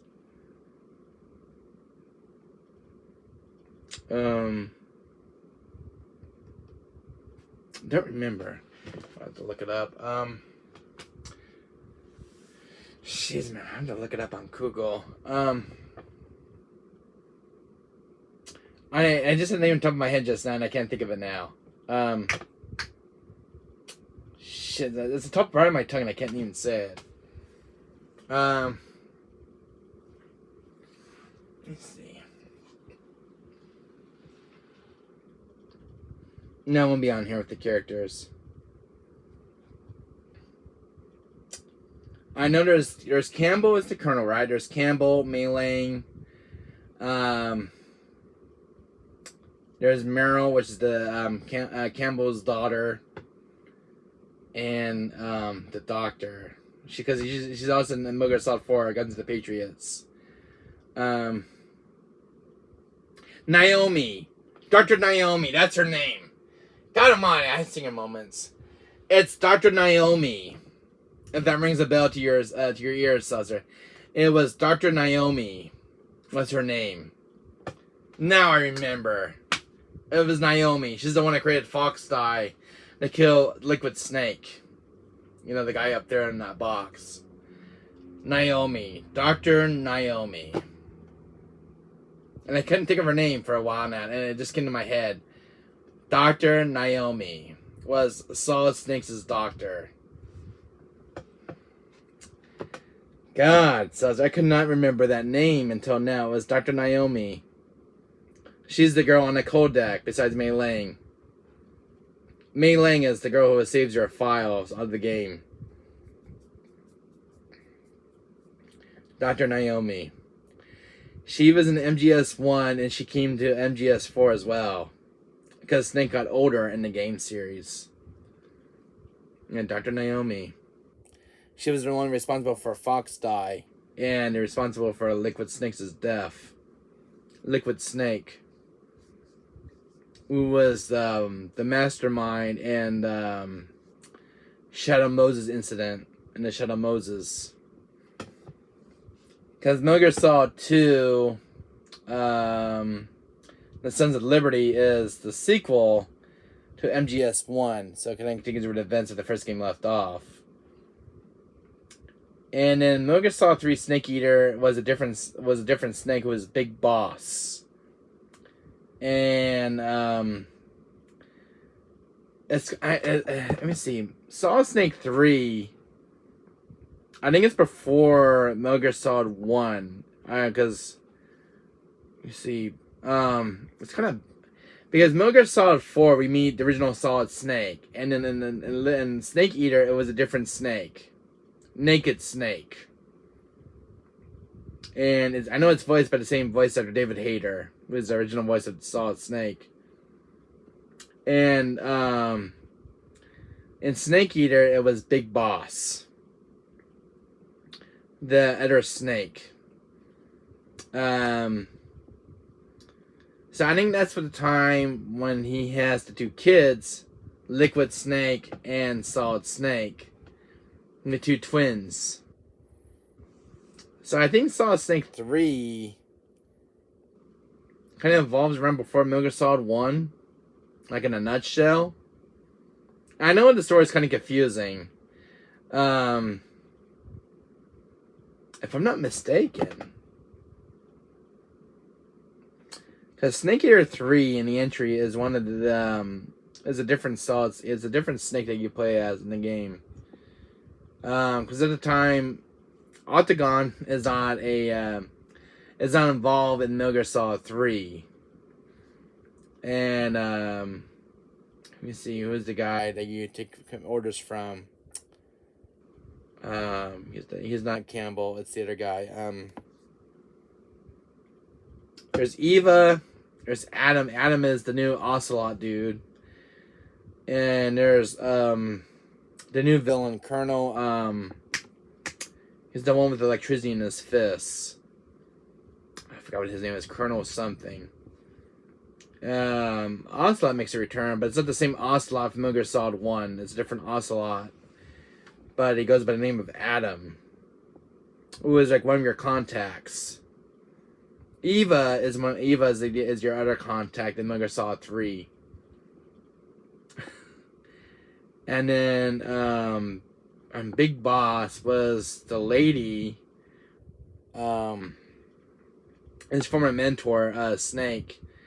And I remember killing you because she's the final boss in the game. You kill her, and then Solid Snake, Naked Snake becomes Big Boss. And then that's, I think, it all started with before Metal Gear Solid 1. I know, because Metal Gear Solid 3 is like that kind of in a nutshell. I know it's been a while since I played Metal Gear Solid, but I have faint, because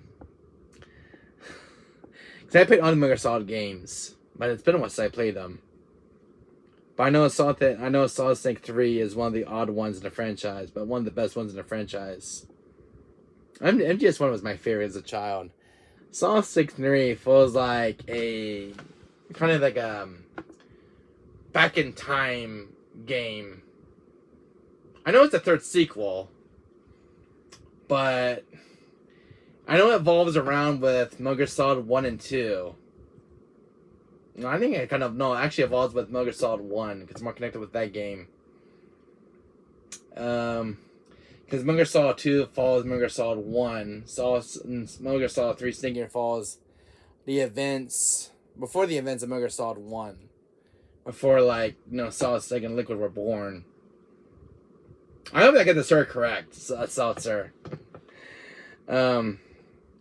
Solid Snake 3 Snake Eater is the one that kind of sticks out in one of the entries. Because it involves Big Boss.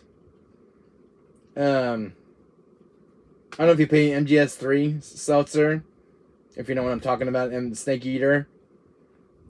But it's the one that sticks out in the franchise, and it's the one. It's more. It involves Big Boss before he created Solid Snake and Liquid Snake, the twins. Because he marries Eva. The lady that he meets in Solid Snake 3. And she's the same woman that you meet in Metal Gear Solid 4. And because the Snake that we meet in Metal Gear Solid 4 is the original Solid Snake from MGS1. And Eva is his mother. Big Boss. Because in Metal Gear Solid 4, Big Boss is already dead, but his body is well preserved. When you meet Eva at the church in MGS4, Naked Snake from MGS3. So, yeah, Metal Gear Solid 3 is the one that evolves around Big Boss. He created the two snakes and everything else. I don't know if you played the Snake, Solid Snake 3 Seltzer. You can tell me in chat. But it does evolve around before the events of Metal Gear Solid 1. So that's how we're going to get to know Big Boss. So, from what I know, from my Metal Gear Solid history. So, because the only Metal Gear I played was Metal Gear Solid 1 on PS1, so no, I am not really into the series. Really? You only played the first one, but you never played 2 and 3 of the series? I know there's Metal Gear Solid Revengeance, which is again that's canon to the series. And then there's Metal Gear Acid 1 and 2. There's Portable Ops, Peace Walker. Nope. And there's MGS4, which is the one that's canon to the... MGS4 was supposed to be the last one in the series. And then they made Metal Gear Solid Ground Zero and Metal Gear Solid the Ground Zero sequel, which I think it was like a spin-off for the series. But it does evolve around Solid Snake. Because I think MGS5 is Ground Zero. Metal Gear Solid, was it Metal Gear Solid, it's the one that involves Ground Zero as well as the sequel. But Metal Gear Solid 4 was supposed to be the last entry for the series. It was supposed to be the last proper send-off. And it was supposed to be the epic conclusion between Solid Snake and Liquid, in the last final battle, because Liquid's arm got attached to Ocelot. Ocelot, the guy with the gun in Metal Gear Solid 1, where that ninja sliced off Ocelot's arm in the first game, and he took Liquid Snake's arm from his body and put it on his arm, and somehow Liquid Snake's arm takes full control of Ocelot, and he has like a personality of Liquid Snake, and somehow Liquid Snake comes back, but he's only in his arm that he takes. And Metal Gear Solid 4 was actually the epic conclusion between their sibling rivalry, with Solid Snake and Liquid. And really, Metal Gear Solid 4 is a really cool entry into the Metal Gear Solid series, and it was kind of be the epic conclusion for the franchise. But nope, Konami wanted to make 2 more entries to the series. I think a few more entries.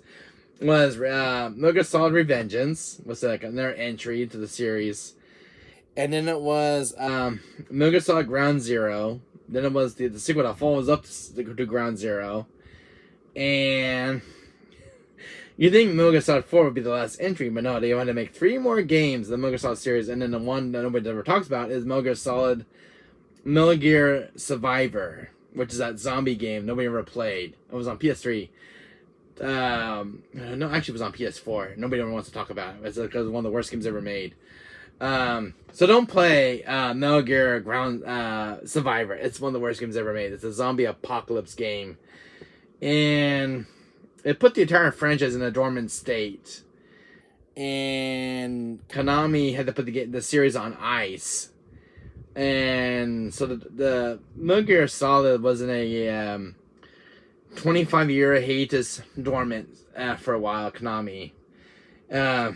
So I'm sure it's something we used Seltzer about how the series became dormant. Metal Gear Survivor was a kind of like a spin-off game. It wasn't even canon to the series. It was just a game that just killed off the entire franchise of Metal Gear Solid, of its legacy, and just put the entire franchise in a dormant state for the last 25 years hiatus. And Metal Gear Solid was on ice for a very long time at Konami. It went dormant for a long time. That was it. Kablooey. End of story. And 15 years later, Metal Gear Solid gets a revival. And Konami makes a big announcement, but with Metal Gear Solid 3, Metal Gear Solid 3 Snake Eater remake coming out. And they announced the Metal Gear Solid Master Collection Volume 1, which is the revival for the 35th anniversary of Metal Gear Solid. So Metal Gear Solid was in a dormant state for a long time. And Konami decided to come out and release, make a remake of Metal Gear Solid 3 Snake Eater, give Metal Gear back on its feet, for its, because of its legacy. And so Snake Eater gets a remake finally for PS5, using Unreal Engine 5, which is the new gaming engine they're using. And Metal Gear Solid Collection gets a re-release on our console, like 1, 2, and 3, and the NES titles from the NES. There was one on Super Nintendo. It was Metal Gear Solid Revenge. That was a Super Nintendo, and then that was on Super Nintendo, and they put it on the collection over here. The two NES titles, Metal Gear Solid, and Metal Gear Solid 2, Snake's Return, which were non-canon to the series, were NES titles. Hello, my Dorian. How you doing, my friend? Oh, we're talking about MGS, Metal Gear Solid. Welcome to the stream. We're talking about Metal Gear Solid, how it went to a dormant state. From what I know as a gamer, Metal Gear Survivor was one of the worst games ever made. It was a zombie game, and it killed the entire Metal Gear Solid franchise off. And Metal Gear Solid went to a 25 years dormant state, being dormant. The legacy got killed, thanks to Metal Gear Survivor. So as years went by, there was no entries from Metal Gear Solid, no remasters. I love Metal Gear Solid on this PS2. Oh, awesome, McDorn. I bought the. This is the one that's been getting butchered on YouTube a lot. I bought the Metal Gear Solid Master Volume 1 collection. I do have my original ports as well of these games on PS2. I have the remasters on PS3. And I decided to buy the Master Collection Volume 1 for my PS5 collection because I like Metal Gear Solid. I don't listen to game reviewers, but I want to play this for my collection on the PS5. So I want to support Konami with the collection. So I was happy to see Metal Gear Solid 1 in this entry on disc. So it's kind of see Metal Gear Solid 2 and 3, those NES titles getting released, and those comic books they were releasing. So I bought this one for my collection. McDorn, hit that like, guys. Start that like button, guys. So I picked this collection up from my collection. It finally came in my mailbox. So I got MGS Master Collection, which includes Metal Gear Solid 1, 2, and 3, the NES titles, which were non-canon to the series. Waiting for Volume 2 with Metal Gear Solid 4, Guns of the Patriots, which I hope they can get that game to run, such was originally designed for the PS3 system. It's hardware. Because Metal Gear Solid 4 is the one that's not included on here, so that's going to be included in Volume 2, which Volume 2 has already been confirmed, so hopefully they can get Metal Gear Solid 4 off the PS3's format. Hopefully. And I hope they don't face any gaming issues, technical issues with that game during development. Because Metal Gear Solid 4 has never seen a re-release or remaster because the game being exclusive to the PS3's format. I would love to see Metal Gear Solid 4 on the PS5. You know, Guns of the Patriots was one of my favorite games. Metal Gear Solid 4. I still have it on my PS3. But I hope they include it on the next Volume 2 collection. Metal Gear Solid 4 Guns of the Patriots. There was other 2 Metal Gear games being included. I think one I've been hearing about, what's going to be in the collection, which is Revengeance. Metal Gear Solid Revengeance, which evolves around Raiden. And the third spot, what are Metal Gear games on? It was either going to be Peace Walker, or there's Metal Gear Solid Acid 1 and 2 from the PSP. I mean, there's Ground Zero 1 and 2. That's because of the sequels. I think the one Metal Gear Solid game that should be in Volume 2's third spot. Here's my opinion and my theory. One Metal Gear Solid game that Konami is so holding their hands onto, which has been a GameCube exclusive for many years. Okay, that's the last 25 years now. Metal Gear Solid Twin Snakes, which has never seen a re-release or remaster on PS5, which is still stuck on GameCube, for God's sake. I hope Konami re-releases that game for Volume 2's collection, re-releasing the Metal Gear Solid 1 remake that was made for the GameCube, but was based on the first game. Well, it looks more cleaner, by the way. I like that one. I like that version of Metal Gear Solid 1 Twin Snakes. I still have mine on GameCube, but it's one I've never seen a re-release for many years. Still stuck on GameCube. Now, I don't know if it's due to the licensing issues with the game itself, which is wanting the game back and then getting re-released. It's still stuck on GameCube, from what I know. I know Capcom still holds the IP to the Metal Gear Solid series, but Twin Snakes is the one I really want to see get re-released off the GameCube's library onto the PS5 for the Volume 1 collection for Volume 2 that's coming out next year. I'm hoping that Twin Snakes will get included, because Twin Snakes I really want to see make a comeback and a re-release. Because everybody I talk to, because all my friends are Metal Gear Solid fans, everyone wants to see Twin Snakes make a comeback from the GameCube's library, because it's a GameCube exclusive. Now, I don't know what's going to take for the game to get re-release. I don't know if it's due to the game's licensing issues with the game itself. It's a full-on remake of Metal Gear Solid 1. It's on GameCube. But I don't know why Konami has never re-released it over the years. I don't know if it's due to the game's licensing issues with the game itself. I don't know what's holding the game back to get re-released. Maybe hopefully that Konami can post some strings to get the game off the GameCube's library. Because that's one thing I want to see included in the Volume 2's collection of next year.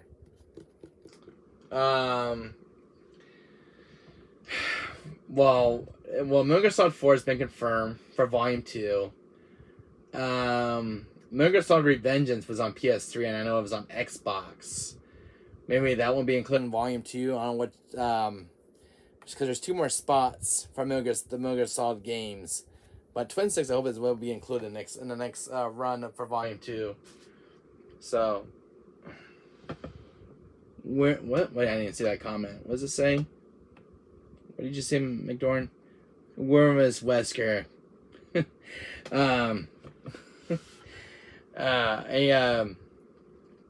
time at Metal Solid, anyways, I got some original figures from Resident 2. McDorn. So you're just joining the stream. So I got a zombie here from Resident 2. This is the one from Claire's campaign where in the diner. This is the only one zombie I've ever seen in the game. So here's one of the cool looking zombies. This is from Palisades Figures. Take a look. There's a really cool detail in the back. His bike all exposed. This is the only zombie variant I've ever seen in the Resident 2 1998 version on PS1. That's the only I've ever come across. All the zombies I ever see were like the citizens from Raccoon City and the police zombies. But this one right here is the only one during the cutscene with Claire, where like he comes behind Claire and Leon's like, "Get down!" Shoots the zombie right in the head. I found an original Hunk figure, by the way. The shotgun somewhere. I think it's in my mom's car. I think it dropped out of the bag. But I did find an original 1998 figure of Hunk from Resident 2, 1998. So here's Hunk. This is the 1988 version of Hunk before he got his redesigned look in 2005.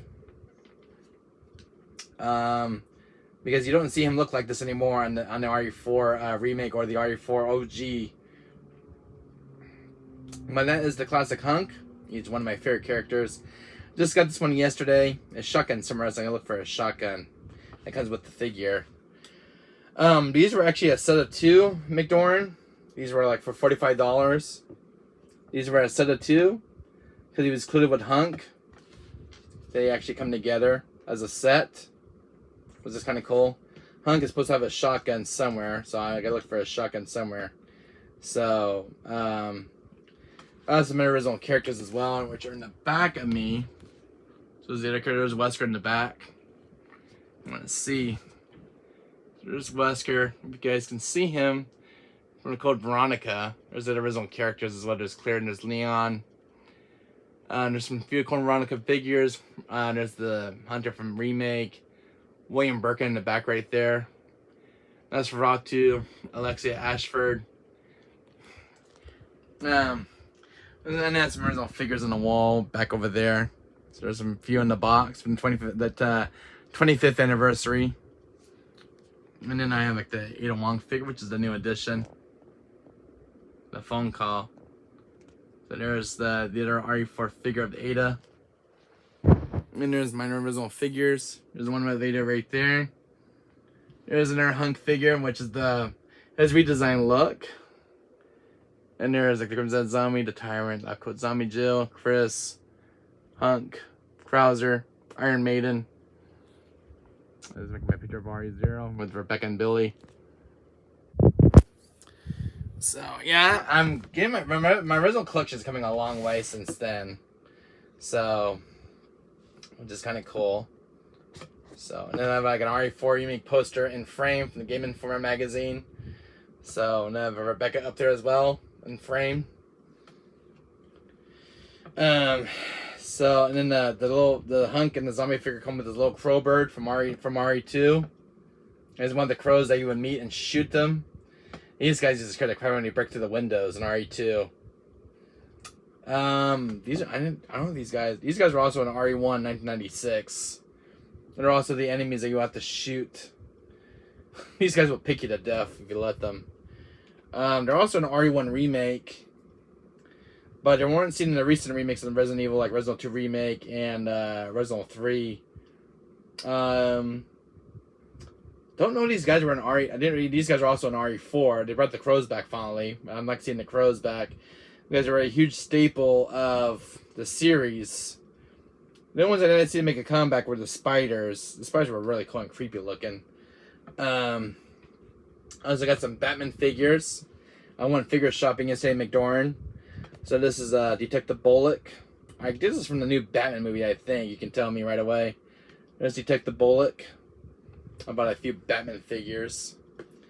I found a 90s Detective Bullock from Batman the Animated Series. So there's Detective Bullock. This is an original 90s Batman figure. This one's worth quite a lot. I only spent like $10 for this one at a figure store. So I wanted Detective Bullock from my Batman collection. So I don't know if you watched the original Batman series as a kid, the anime series, but I like Detective Bullock. He's one of my favorite characters from my childhood. The reason I like Detective Bullock, he's always giving Batman a hard time. You know, Bruce Wayne. So he's one of my favorites. He's got some movable arms. His arms are a little bit more stiff, but yeah, he does pose. His head came off early. I had to put his head back on. It's not bad. Really cool Batman figure. There's Detective Bullock, man. I like Detective Bullock. He's one of my favorite police detectives in the Batman series. I also got some other new statues. McDorn. Do you know who this one is? There's Yugi. I got a statue figure of Yugi from Yu-Gi-Oh! Someone bought Seto Kaiba, so I couldn't find him, so everybody bought Seto Kaiba. But here is Yami Yugi. The God Emperor. The one that comes out of the necklace here. Oh, I forgot what the necklace is called. Like the big puzzle necklace. I have one like that. Yeah, this one's a really cool one. It's got the card right here. It's been taped, so he doesn't lose the card. The guy taped it down for me so that he doesn't lose his card because the card holds in his hand. So it's very easy to lose. So I had it taped to the board. The card's very easy to lose and it's very small. So if he drops out of his hand, it might disappear on the carpet.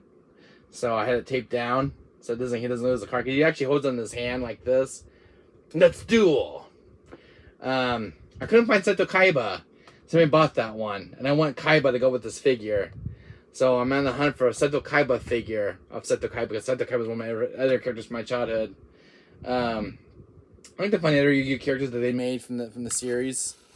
So, but I had to get Yugi though. He's so cool looking. I also got a character from Fairy Tail. Another female character. Check this one out, Mike. So check this female character. This is a new one that just came out last year. She's from Fairy Tales. What's her name? Urza. What a really cool female character. I got this one for my room. So really, I love anime characters from the anime, like from anime games and stuff. So I had to get her from my room, and I think she looks really cool. Love the detail and sculpt. I go to a figure store I get statues from. I also got two Inuyasha characters coming in. I got Inuyasha coming in and Kagome.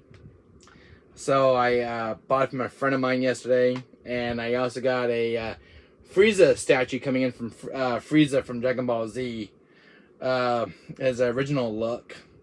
So I'm gonna pick those up today when they're ready from a friend of mine. I'm about to pick it up. So over here, I know you're gonna kill for this one, my friend McDorn. But here's an OG Sephiroth statue from 1997. I found this in an antique figure store that I do business with, called Pack Collectibles. This is an OG 1997 Sephiroth, and this one's really sick and badass. I spent $100 for this guy, and I want a statue of Sephiroth from 1997. And this is from the OG PS1 version. This one's actually discontinued, and I couldn't resist this one, man. And a very beautiful sculpted statue of Sephiroth himself. And it's made of hard ceramic, by the way. And he comes in this beautiful base.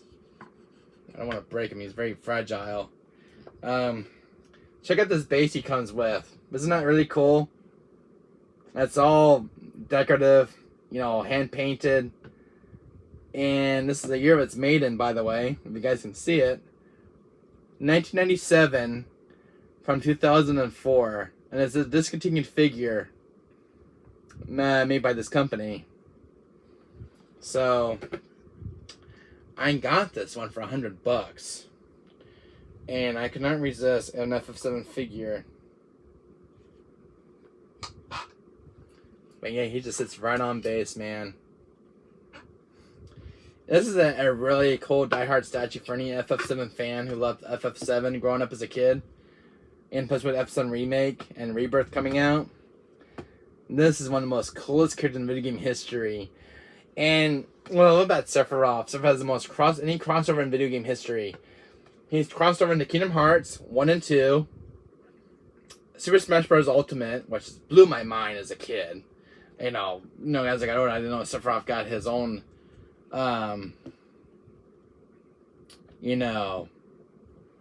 got his own CGI trailer. Did you know, what's it say? I can't read that comment. Let me see. It went too fast. Do you want to know my best one I have? Yes, tell me, McDorn, my friend, tell me. So yeah, I got a Sephiroth statue. There's plenty more figures I got in this collection.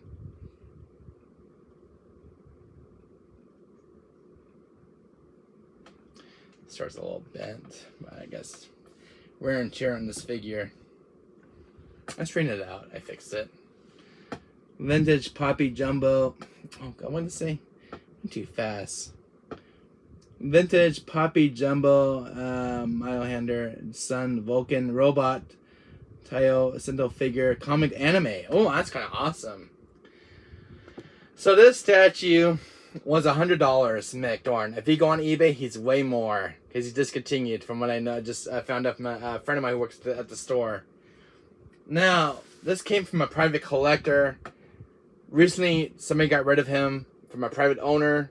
I guess a huge gamer, by the way. And what's cool is that the box was included with the statue. This box is over 30 years old. And this came from a private collector. Somebody got rid of the statue figure just recently. I talked to a friend of mine about the statue. But here's the original box in all its glory. So look. Original box, and it's still intact too, from 1997. And it's not aged one bit. But very cool artwork, by the way, with Sephiroth on the front. I love the artwork. So, very cool stuff from Square Enix. So, I asked the guy in the store, do you have the original box for the statue? And it came with the original box for Sephiroth. Really cool to have him, it was actually a used figure, but he was actually in good condition too. For I spent for $100. So I asked the guy in the store. I come in the door, and I'm like, my friend, do you have any FF7 figures or like statues? I said, yeah, we got 2 of them. And this guy, man, he was in the display case, in the glass display case, and he had Sephiroth displayed in the glass case for like $100. I'm like, that's a good steal. I'll get it. So I was like, you're coming home with me. So I want to get this statue a good home. Since his previous owner got rid of him. I don't know why. But I don't see this statue very often. But I had to get a statue of Sephiroth, so I couldn't let this one go. So, anyways, I got that. And, Mike, man, this one gets really good. So, I'm looking in the store, and guess what I find next? I found a figure of Reno. Let's go, man. They didn't have Rude, but they had Reno from FF7 Advent Children. And because I like Reno from Crisis Core and FF7 Remake, Reno is one of my favorite characters from my childhood. I love Reno. Oh, no. Oh, I got Reno from FF7. So he's part of the new collection. I didn't have Rude, unfortunately. So I was like, I got Reno, but I'm looking for Rude now. So I gotta have Rude with the figure. Because Rude and Reno are both pals. I like the Turks. So, yeah, Reno, man. Very cool figure. You guys can really see like a look up. Sorry, Sephiroth. But yeah, there's Reno in all his glory. Brand new in box, too. There's other FF7 figures up there in that case. You see Tifa, the characters I have. Check this out. So you want to see some FF7 figures, man? I'll show you some FF7 figures. So look, I'll show you. So there's all the FF7 figures. You got Sephiroth, Yuffie, Tifa. There's Tifa right there from some remake. Got Jessie, Yuffie, Barrett. Here's Cloud with the mic. This is from Advent Children's Theater Cloud figure. This is another one I have in box. And then Beyond Batman's Red 13. So FF7. Oh, and there's some more stuff right here. I forgot to show you. There's some other FF7 statues. Cloud, Sephiroth, Aerith. So quite the huge FF7 collection. It's growing, man. So huge likes, guys. So that's what I got. I got some more stuff I'll show you, Mike. Give me 1 second here. Put these guys in real quick, because I got some room in the camera. So, and then I got some more stuff to show you. Alright.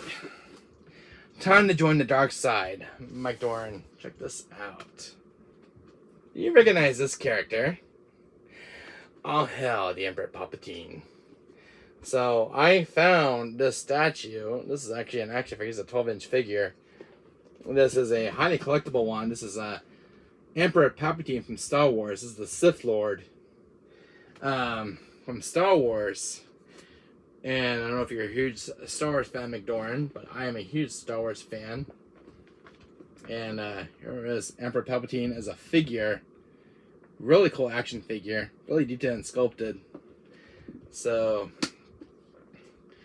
I came across this at a store that I shop at. And I want to buy and figure out Emperor Palpatine, the Emperor, joined the dark side. So I got that. He was, how much did I spend for this figure? He was $160 for this figure, $160, which is not a bad deal.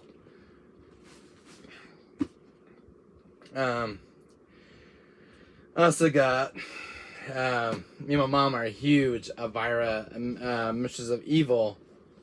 So I got a figure of Elvira. And I grew up watching Elvira in the 90s. She is one of my favorite childhood characters. Who's played by, what's her name? I forgot her name is. But I forgot the actress who plays Elvira. But yeah, I used to grow up watching the show with my mom, watching Elvira.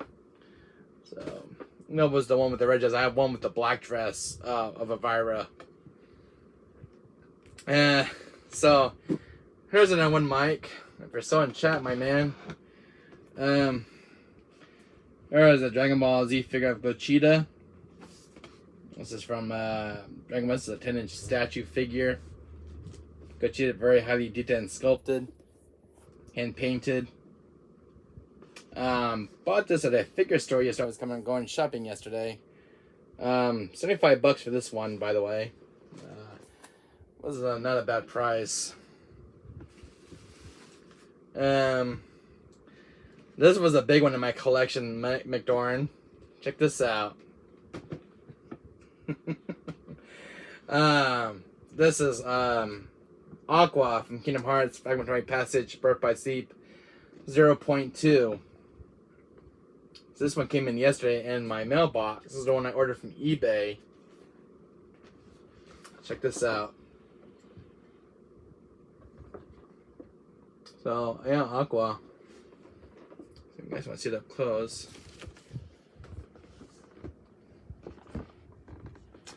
Notice the camera like this. Hold on a second. You guys can see it close up. Hold on a second. Do it like this. 1 second here. So there's Aqua. You can see it in the light a little bit better. And very detailed figure, by the way. Isn't that cool, Seltzer? So she's got her keyblade. Well, she's got 2 keyblades. And here's the artwork. So really cool figure that's very highly detailed and sculpted of Aqua, the keyblade master. Really cool figure, by the way. I got this from eBay. So really cool stuff. I love the artwork on this one. Square Enix made some amazing stuff. So, got that yesterday in my mailbox. And Aqua is one of my favorite childhood female characters. And I had a choice on eBay because I didn't have enough money, so I ended up buying Aqua. So it was like either Sora, Kairi, Riku, and there was like Terra, there was Ventus, and all the characters, but I picked out Aqua because she was on sale on eBay. So, and then I got these games. McDoran. I got Jedi Star Wars Jedi Fallen Order for my ps5. Star Wars Jedi Survivor. Finally in my collection, finally. And After Image, which is a new PS4 game in the PS4's library. And you can see the artwork. It's right, there's a 2D side scroller. Well, you guys can see it up close. This is the screenshots from the game. It's a 2D side scroller hack and slash game. But man, do I love that artwork. Really cool, amazing artwork.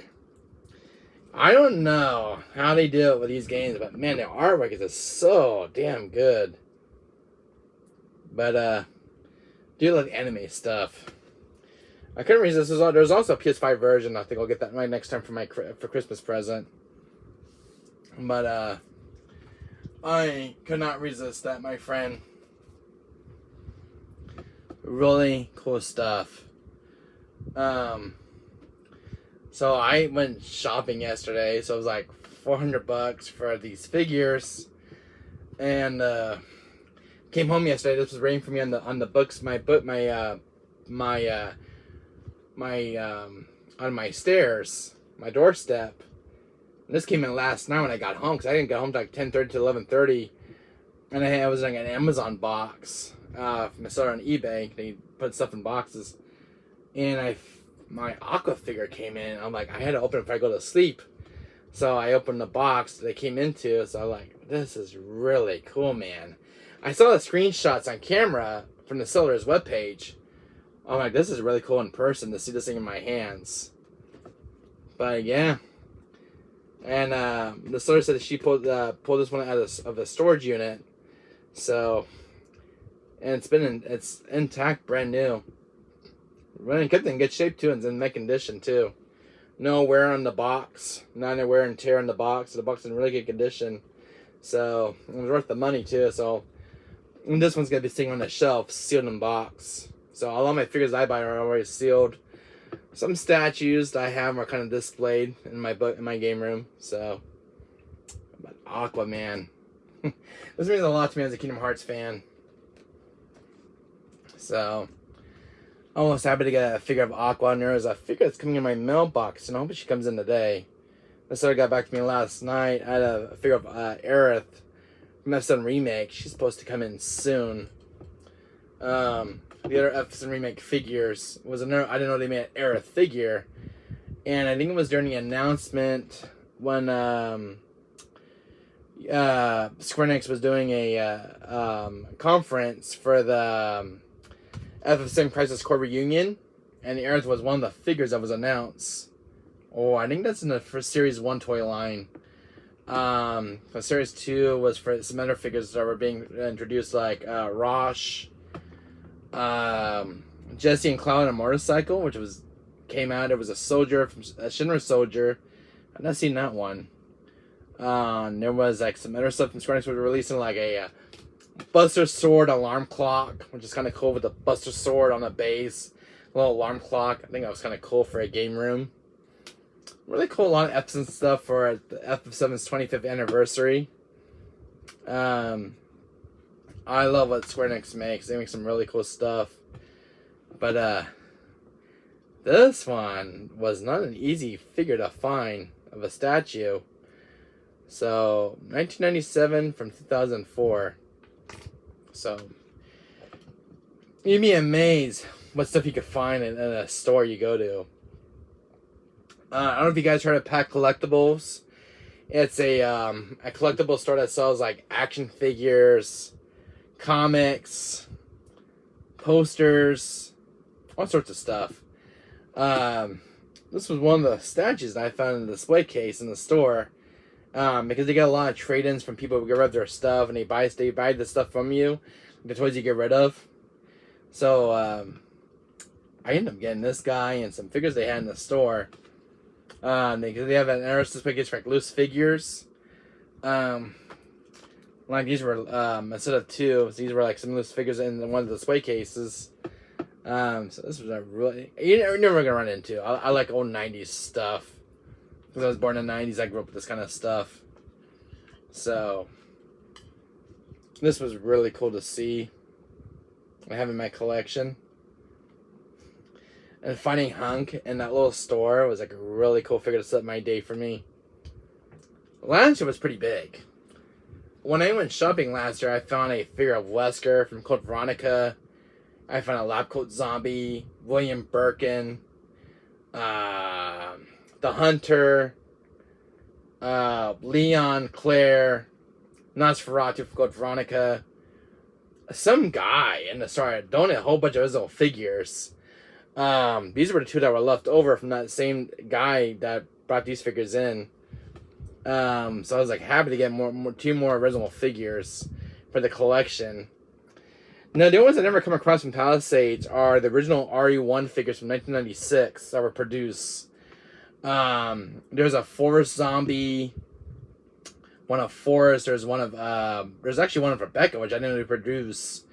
There's a Nemesis figure that was produced from RE3 Nemesis from 1999 from Palisades. Never found out, but he's very expensive with a rocket launcher. There was another Nemesis figure which was made from the game, which is his final form in the game. And there was another Nemesis that was produced, which is one with the tentacles that comes out from his Phase 2 form of his mutation.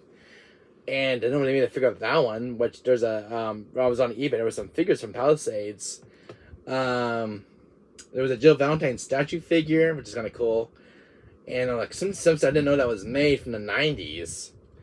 When I was in my figure store, I wish I would have bought them. I wish I bought them day one, and they're gone now. They had some sealed Resident Evil figures from 1996 from the original 1 game from 1996. They had like a Jill Valentine figure that came with the Chimera, and they had one of Chris that came with one of the first zombie encounter. They had one of Forrest, and the last box seal they had was one of a Tyrant from 1996. And I wish I would have bought it. Somebody beat me to it that day.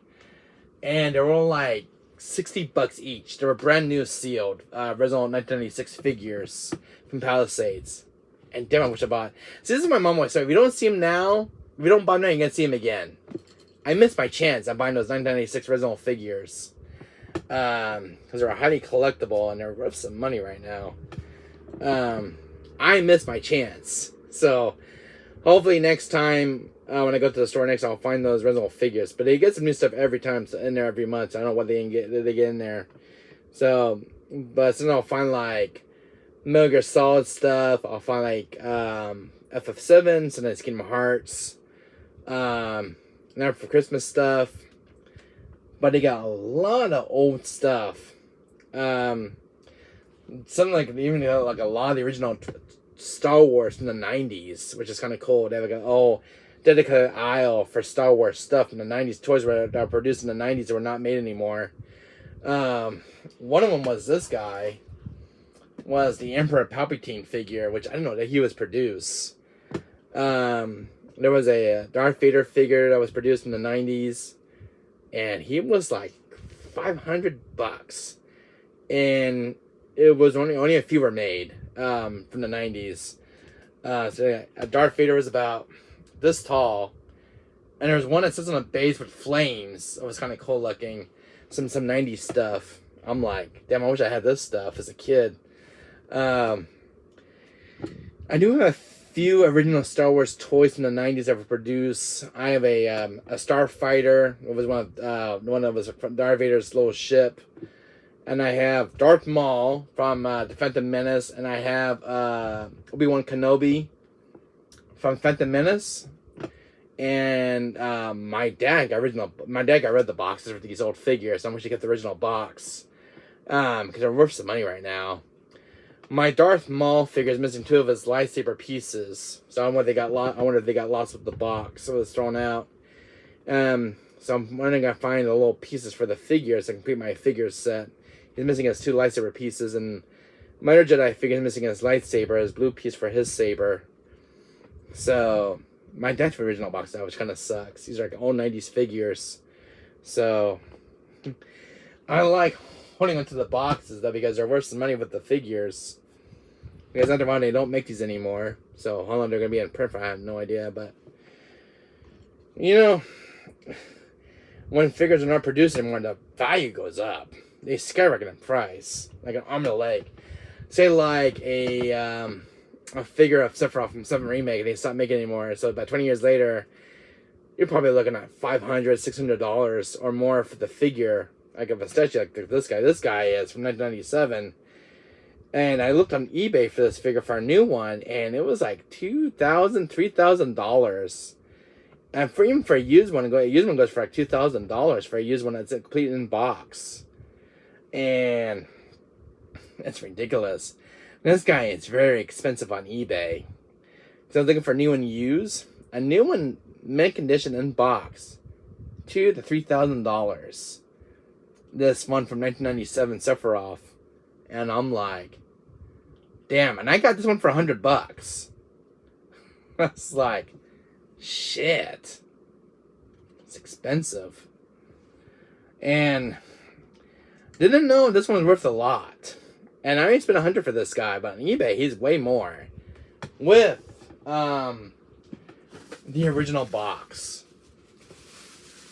Because if you have the original box and all the stuff with it, he's over like $2,000-$3,000. This for this original 1997 statue of Sephiroth from the OG version of PS1. I'm like, I spent $100 for mine, and I'm just saved my neck instead of buying like a really expensive figure statue. So I was like, I got lucky. So I was like, if you look on eBay, oh boy, price for these old figures are like an arm and a leg. If they have the original boxes. Even figures by themselves can fetch a decent price too, which is amazing for like loose statues. These guys right here, with the bird, are like $45 loose. It's ridiculous. Albert Wesker, the figure I have on my shelf, he's about a $200 figure or more for a loose figure. If you have all the original accessories, like includes his head and his other accessories. $200 to $500 loose figure for Albert Wesker from Code Veronica. And it's like, that's insane. I spent half of that price at my figure store last year to get Sephiroth, to get a Wesker figure from Code Veronica. A lot of those original figures that I bought from that figure store are like $45 to $100 a piece. Wesker is the most expensive one I got in my collection. He was like $200 and something. It was like $275. I got it for Wesker from Code Veronica as a figure, because I really wanted a Wesker figure. But man, for a Palisades figure, he's expensive because he's a discontinued figure and no longer in print. So, I mean, it goes to show you some of these older figures. And it's amazing, even for figures like these, for if you have the entire set, $45 for like these old set figures. If you have the accessories, I need to find a shotgun for this one because I know he came with it. I think it's in my mom's car, but it makes my mind blown. Of like, you'd be amazed how much the value has increased for these figures. So I was like, this is ridiculous. Now, this one right here, I spent $200 to $300 on this one on eBay. And I looked at all the listings, and most of them are used ones, but we're missing their accessories, like their keyblades, the hands. And I'm like, no, I don't want a used one. I want like a brand new one. So I ended up buying a new one. So I was like, I want an Aqua figure that's brand new in box. I don't want to buy one of the used ones that are missing some pieces. Because hunting the pieces down on eBay separately are not easy. Unless you can fetch one at a good price. But good luck on eBay, shopping on eBay for listings. But yeah, I think most of my stuff came from eBay over the last few weeks. Like some of the games I ordered from eBay. That Ada Wong figure up there, the one right here, that one, a $340 figure of that Ada Wong figure in box. And not a cheap figure, by the way. But that one was a gift from my mom, for me, for my birthday for October. So, that one's a holy grail in my figure collection, which is not going anywhere. But the seller, as I told him I told the seller it was my birthday. Anyway, says, happy birthday, I'll have your figure shipped out to you early then, since it's your birthday. So the figure came in the next 2 days, and I got in my mailbox. I'm like, oh man, she finally came in. I was so happy. So, I always want a figure of Ada Wong. There was Jill Valentine, Albert Wesker. Albert Wesker was going for like $1,000, between $700 and $1,000 for a 12-inch figure of Wesker. There's one from his midnight outfit from RE5, and he had the Stars uniform, And Midnight Outfit was going for $700. His Midnight Outfit version, and his Stars uniform was like $1,000. I'm like, I'm not gonna spend that much money for a figure, but let's get one on sale for like less than that all year on. So that's what I end up doing. So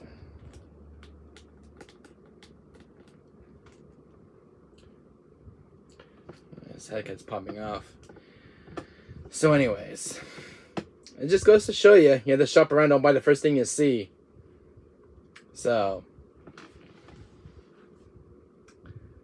I spent like $400 at the figure store I went to yesterday. And then I spent $150 because I traded my iPad in at Best Buy. So I got $150 store credit. And they had this program where I guess to recycle your old devices, like your iPads. And depends on the model, which is a 7th gen or a 6th gen model. My 7th gen model of an iPad, it's an older unit. I got $150 for it because I had the original box for it as well. And I used $150 from that iPad to get this game. To get these two. These two games right here. So I used was like $135 together, and because I bought the this figure for my mom. So I bought these three from Best Buy, and I used my money I got from my iPad was $150. So it was like $135 total for all three, and I used the credit I had on the gift card, so I used that. So yeah, and I have $15 on my gift card, on my Best Buy gift card. But this was $19 on sale. This game was surprisingly $69 retail price for Jedi Survivor. I couldn't find any copies anywhere during the time when I was trying to find Street Fighter 6. So, and Metal Gear Solid, which is really weird about this game, is that Best Buy had nothing in stock for this game. There was nothing in stock for this game. It wasn't even on store shelves. I look at Target and Walmart. They had nothing on store shelves for this game. I'm like, okay, where am I going to find this game at? So I ended up finding it on eBay. So I'm like, you know what? Screw it. I'll get this one on eBay then. So I got three copies I got, and plus a Switch copy I got. The Metal Gear Solid Master Collection. So I was like, well, if you can't find this game in store shelves, might just order it online. And what's funny is that this game as well was not even on store shelves either. Because this game came out in October. After Image, I didn't know this was actually a new game that just came out. And even Best Buy didn't have this game on store shelves. Just because it just came in the month of October, I got a physical release after Image. And I saw this one through YouTube's announcements. So I was like, okay, Best Buy doesn't have it, Target doesn't have it, Walmart doesn't have it. And I look all the big retailers. And I got this one off on eBay because eBay is the one that carried it. So it's really weird as some of these new releases are getting like not being on store shelves, these big retailers like Walmart and Target and Best Buy. I'm like, okay, these are hard to find games, are very hard to find. And eBay has always been my prayers and bread and butter for these, these games are getting announced. Like with Metal Gear Solid, Master Collection, and After Image. And I also found Terminator Resistance for the PS5, which is a new Terminator game, but it came out 2 years ago. Didn't know it was on PS5, but I saw the trailer for it. I got the PS4 version as well, which is supposed to come in the mailbox very soon. It's being shipped. So I was like, when you want games, guys, new games for releases, go to eBay. Because I can't trust Walmart and Target anymore if I can get these, hard to find titles. And the sad news right now, something just happened, guys, in my area, and I don't know how to put this, guys. My retro store here in Fullerton, I live in Brandon Park, and my retro store in Fullerton, my mom and pop shop, where I go get like PS1 and PS2 and PS3 games and Dreamcast, they're closing up. And because I'm on their Instagram account, and they are moving to Chino Hills. And they're not renewing their lease this year, so they're moving out of the Fullerton area. They're going back to Chino Hills. And the reason why, because they want a bigger room and space for the store. But I've been going to the Lost Levels. The store's called Lost Levels, a retro gaming store.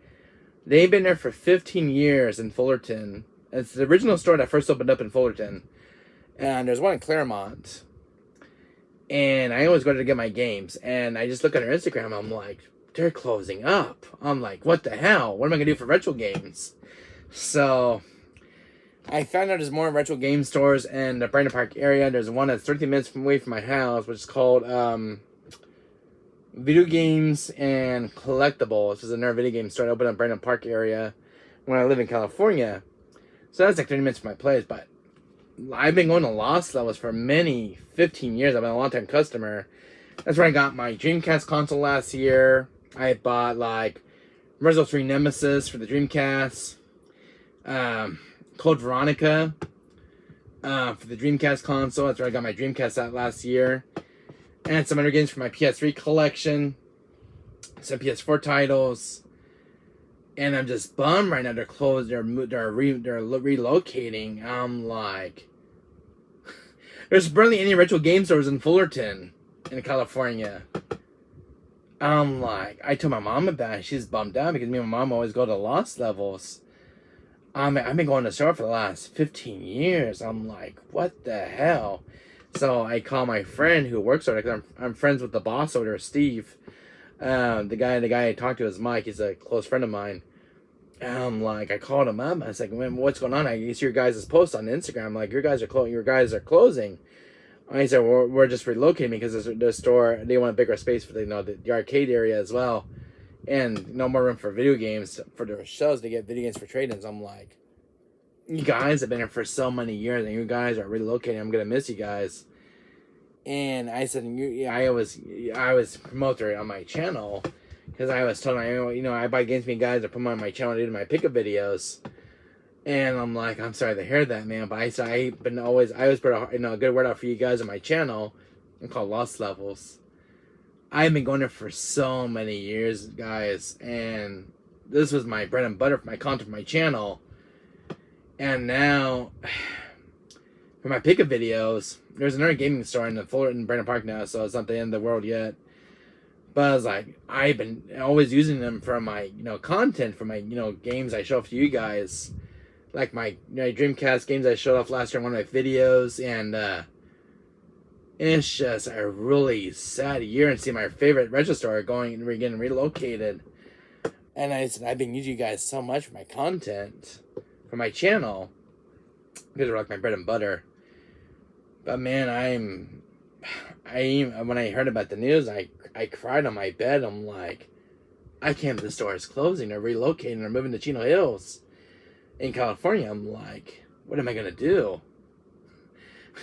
It's hard enough as it is to find retro games, in my area. When it comes like the PS1, PS2, Dreamcast, Game Boy Advance, Game Boy Color games, and N64 and Super Nintendo. Because I'm actually collecting Super Nintendo games right now for Super Nintendo I got. And it's like, I even bought an N64, by the way. I bought an N64, I bought a few cartridges for the system. I'm like, what the hell am I going to do? This has been my bread and butter content for my channel for many years. And like, okay, I've been doing YouTube for 3 years now. This is my bread and content from that gaming store. And I always put a good word out to them. I always pronounce them, promote my channel. I'm like, I can't believe my store's closing up. I was like, I want to share with you guys right now. And this really puts me in a bummer mood for retro gaming, for my retro gaming hunting, because I'm still collecting for my PS1. I'm still collecting for my Dreamcast. Some game titles I don't have yet in my collection. And my PS2 collection is incomplete right now because I'm still missing a few more titles. I'm not going for like a complete collection, but I'm going for some games I don't have. Especially the PS3. There's a few more games I want to get for the PS3's library that I have for my physical library. And I was like, what the hell am I going to do when these guys move? Their last day is actually this week. And I'm like, I'm really bummed out. I've been using them for the last 3 years for my channel. With PS1, Dreamcast, and all sorts of stuff. And I'm really bummed out. I've been going there since they first opened up in Fullerton. Because when I first went to Fullerton, went there in Fullerton, when I first opened up, I bought my first game over there for PS1. That was Resident 3 Nemesis from 1999 for the PS1 because I didn't have it on my original console. And I finally got a physical release of it. I even bought like Resident 0 for GameCube, factory sealed. Parasite Eve 1 and 2 for the PS1 because I didn't have this game in my collection. Bought like Metal Gear Solid for the PS1 from that store. Marvel vs. Capcom for the PS1. Marvel vs. Capcom 2 for the PS2. You know, Marvel vs. Capcom 3 for the PS4. So many games I bought from that store, and I'm just sad to see them go right now because they're relocating. I'm like, there's no retro stores in Fullerton, by the way. It's all restaurants, and I'm just totally bummed out. Ever since I heard the news, I'm just really bummed out. You know, when you guys have like a favorite game store, you go for many years, guys, and you're like, you heard the news that the last minute are closing, you're closing. I'm like, well, I gotta buy some last minute games, you know, to remember them by. I've been going to that store when they first opened up in Fullerton. And there's not a lot of gaming stores I know of in my area. I know there's GameStop. So I know Fatal Frame and Final Fantasy, yeah, those games as well. I actually bought Fatal Frame 1 for the PS2 at that store, and a Ratchet & Clank HD collection, Sly Cooper, Silent Hill lately. I bought from the store over there. That's Silent Hill 1. I'm still looking for that one. But I bought like the Silent Hill HD collection for the PS3 from that store. Final Fantasy, The Mummy, the video game for the PS2. A bunch of Nintendo Switch games, PS4 games like Spyro, Crash. A lot of good games that come to my mind. Resident Evil. That's what I bought. Resident 1996 at that store. Resident Director's Cut. Resident 2 for the PS1 because I want to get a copy of that game, which I got finally. I bought, I think, over 150 games from that store when they first opened. My first game I bought was Resident 3 Nemesis for the PS1. And I'm like, I'm so bummed out that they're just leaving Fullerton right now. And their last week is this week. And I'm really sad. And it's hard to find, you know, like retro video games these days. You know, like for PS1, PS2. And, you know, games are no longer in print, no longer being made. I know there's a few in San Diego called Pink Gorilla, but I heard from Metal Jesus from his channel. There's a two new game stores that opened up in this area, which is Video Game Geeks, which is another new game store on Magnolia Ball in California. And there's a new video game store that just opened up in Brandon Park just recently, about a week ago. Yesterday was their grand opening. So I'm going to go check them out. They're like 13 minutes from my house. So I might go check them out next time I get paid. Check them out. It has like some other stuff as well. And so like PS1, they have the whole PS1 section of video PS1 games. Like very hard ones to find. Like Silent Hill 1. They actually had Silent Hill 1 at this gaming store. I was looking on their website on my iPad, and they had Silent Hill 1 on PS1 for like 60 bucks. They sell games at a reasonable price. Completed in case. And some other game titles I didn't even have. A lot of Dreamcast games. I have an entire Dreamcast aisle in that store. I was looking at some pictures online of this new store that just opened up at Brandon Park. The entire dedication area to Dreamcast, a dedication area to N64. It's a big store. But over 100 game titles from each system. PS4, ps5, which I know that they're like the current era of gaming. They have a dedicated gaming area for PS3 for video games. Full library of PS and PS3 titles. Dreamcast games, which you don't see very much of. Sega Saturn, Sega Genesis, 3DO games, which I don't see very a lot of those these days in the wilds, but I know a lot of 3DO games. Super Nintendo, NES, Atari. I don't see a lot of Atari games being made these days, but I never came across Atari cartridges. I never played Atari as a kid, but I'd like to try one of the Atari systems. one of these days. If I ever get a big game from the Atari system and try some Atari games. But this is a big game set. I think it's like 45 square feet. It's a big store building. I think it used to be like an old grocery store, and it kind of made into a gaming store now. It got fully remodeled. Just opened up a few weeks back. Yesterday was their kind of grand opening, but it's a new start opened up in Brandon Park here where I live.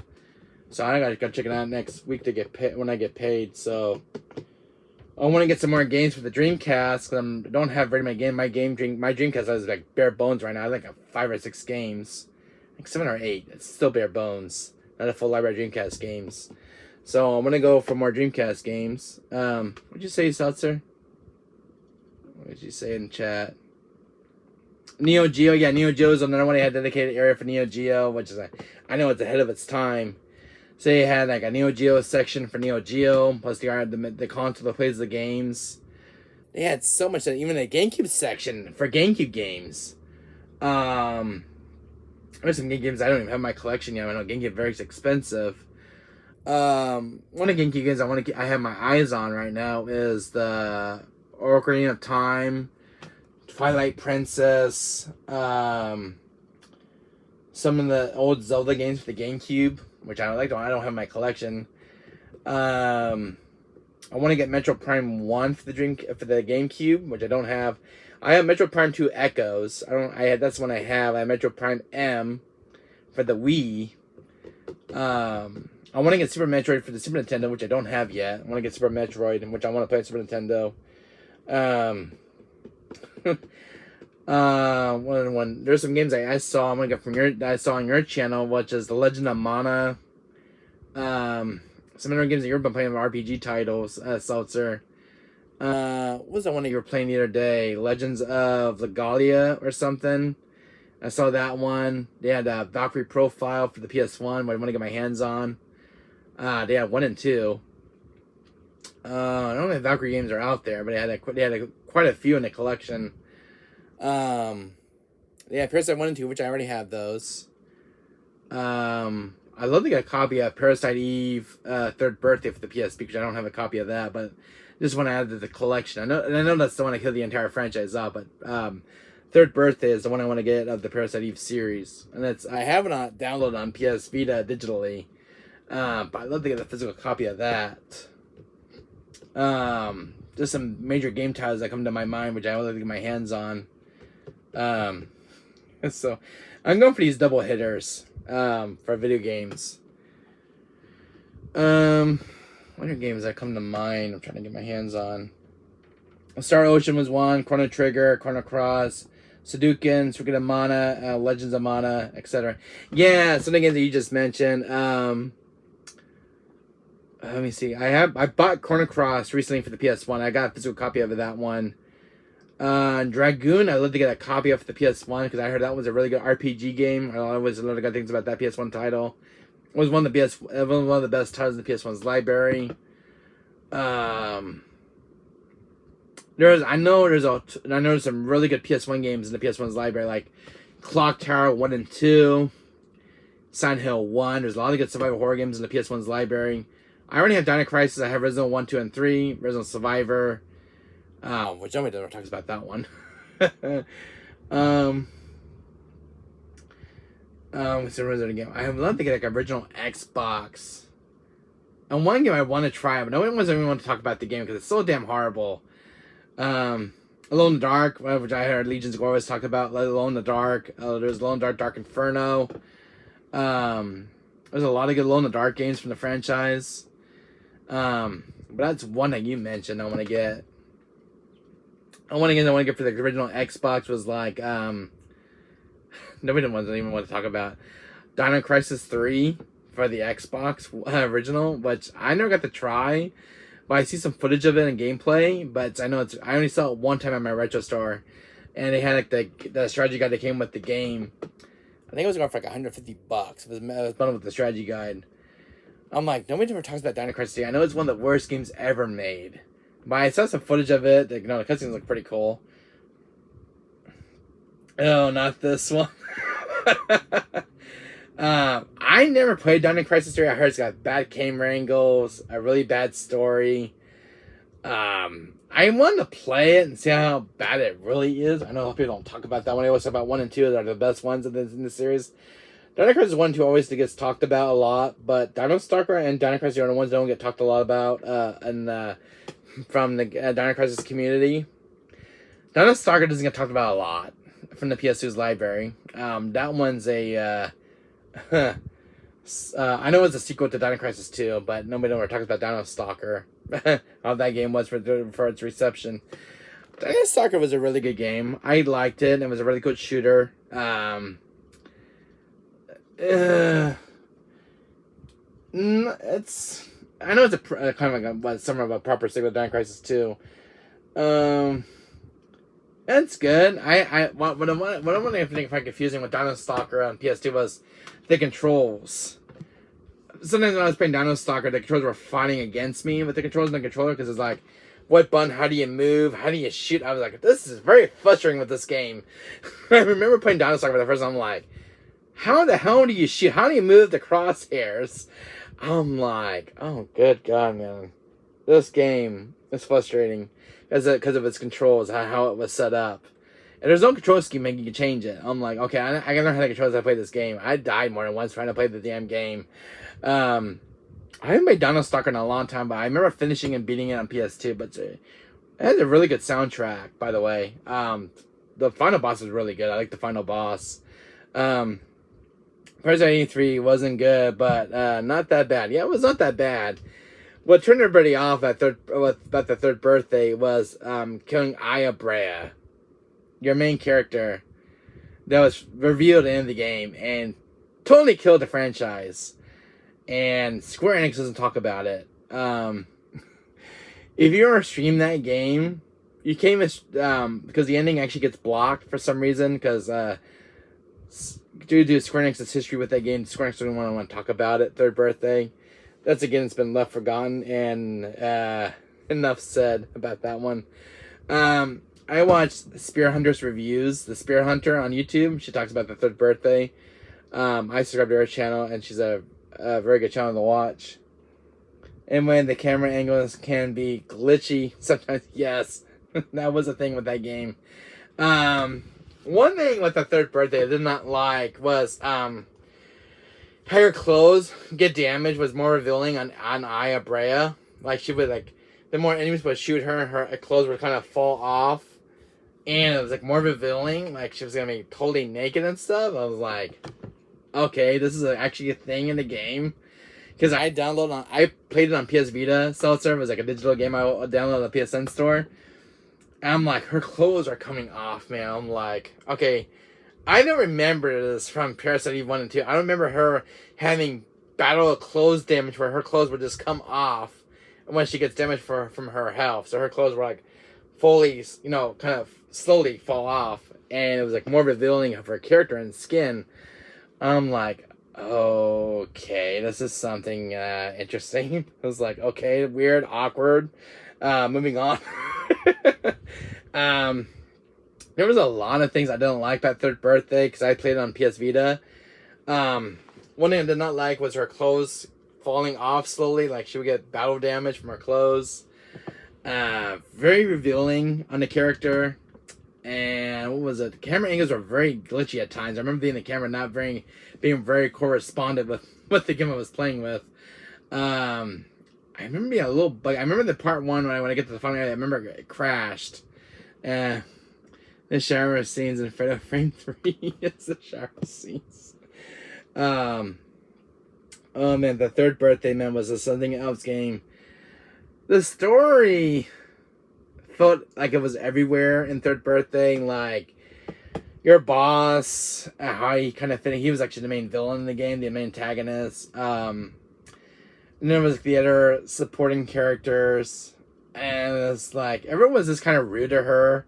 And third birthday, I'm like, okay, dude, screw you. Move on.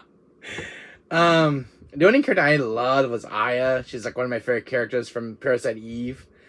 I didn't like the other characters in Parasite Eve 3, third birthday. And it was like, they're all rude to her. They all come off like rude jerks. I'm like, okay, guys, you know, just go somewhere else, go drink or something, go join to a bar or something. They all come off as rude characters to Aya in Third Birthday. I'm like, okay, and then they bought one of the older characters from Parasite Eve 1, which is the scientist, Japanese doctor. Forgot his name was. He was in Third Birthday, but he was kind of more weirder, like a stalker, a weird dude. He was, the way he was written in the game was very awkward, and the cheesiness lines were just very awkward. Like it just came out really weird. He's talking about and I forgot one of the dialogues he says, but it came out of where we're like, okay, this is very tooth cringing. Can we just move on with something else? Okay. Medea, yeah, him. He was written really weird in Third Birthday, and like, he was more likable in Parasite Eve 1, but like, what did Square Enix do to Medea in Third Birthday? Like, why does it sound like a weird perv and a stalker towards Aya? And the way he's always laughing in some kind of weird way, I'm like, okay, dude, just get away from me. You want to hear about personal space, man? Medea was cooler in Parasite 1, but when it came to Third Birth, I'm like, what did he do to his character? He's so weird and very kind of stocky character. He's like the stock women, like a peeping Tom. That scene with Medea in Third Birthday, I was very uncomfortable with his dialogue and stuff. I'm like, get away from me, you perv. You peeping Tom. The way he was talking, he's kind of giggling in some of his dialogue. I'm like, okay, dude, can you just hurt that personal space? That scene was very uncomfortable, man. I cannot sit through that scene with Medea. Man, I'm sorry, but Medea is a very likable character in Parasite 1. But when it comes to Third Birthday, no. I cannot sit through that scene with him when he's talking. He's like, he sounds like Professor Hojo from ps7 with that weird laugh. But no, actually, his laugh is like more weird than Hojo's laugh than FF7. But the way he said his dialogue and he does like this giggle laugh and everything else, he just comes like a weird peeping Tom guy in Third Birthday Medea. He was more likable in Parasite 1, but when it comes to Third Birthday, man, I can just not sit through that scene with the dialogue. I'm like, what did Square Enix do to you, man? This is totally buzzkill. But even the main characters, like I forgot what that black guy's name was. And then there's that computer nerd dude, and your boss. I think just come as rude characters. They couldn't at least bring some characters from Parasite Eve 1 and 2 and Pierce, Jody, Daniel, Kyle. Yeah, I know those characters as well. I agree, but Medea, man, because he's one of the original characters from Parasite Eve 1. I was like, what did he do to his character arc in the dialogue? I don't know if you've seen that scene, Seltzer, with Medea and Ian, that one scene in Third Birthday. I cannot sit through it, man. I just cannot sit through that scene. I turned the game off, and that was it. I'm like, the dialogue, it was so bad. I'm like, is this how you're reading it off the script? I'm like, it could have been a little bit better. It's being really, really awkward. And most of the supporting characters, I know there was Kyle in Third Birthday, he was kind of cool. From Parasite Eve 2. There was Kyle in Third Birthday. But like the other new characters, like your boss and the other characters, they just come off very rude. And like I didn't care for them. They could have been better. The final boss was really cool, but I just like the game itself, I just cannot explain like what happened to this game. This was supposed to be a proper third sequel. And it just a story in a nutshell. And then we got these the new enemies called the Babel, or just these new creatures and everything else. I'm like that. The cutscene was really cool. The intro cutscene was really cool to the Babel. There were really cool creatures. There was some really cool creature designs. But it it's just felt like the game was just everywhere at times. The camera was really bad at times. It was very janky.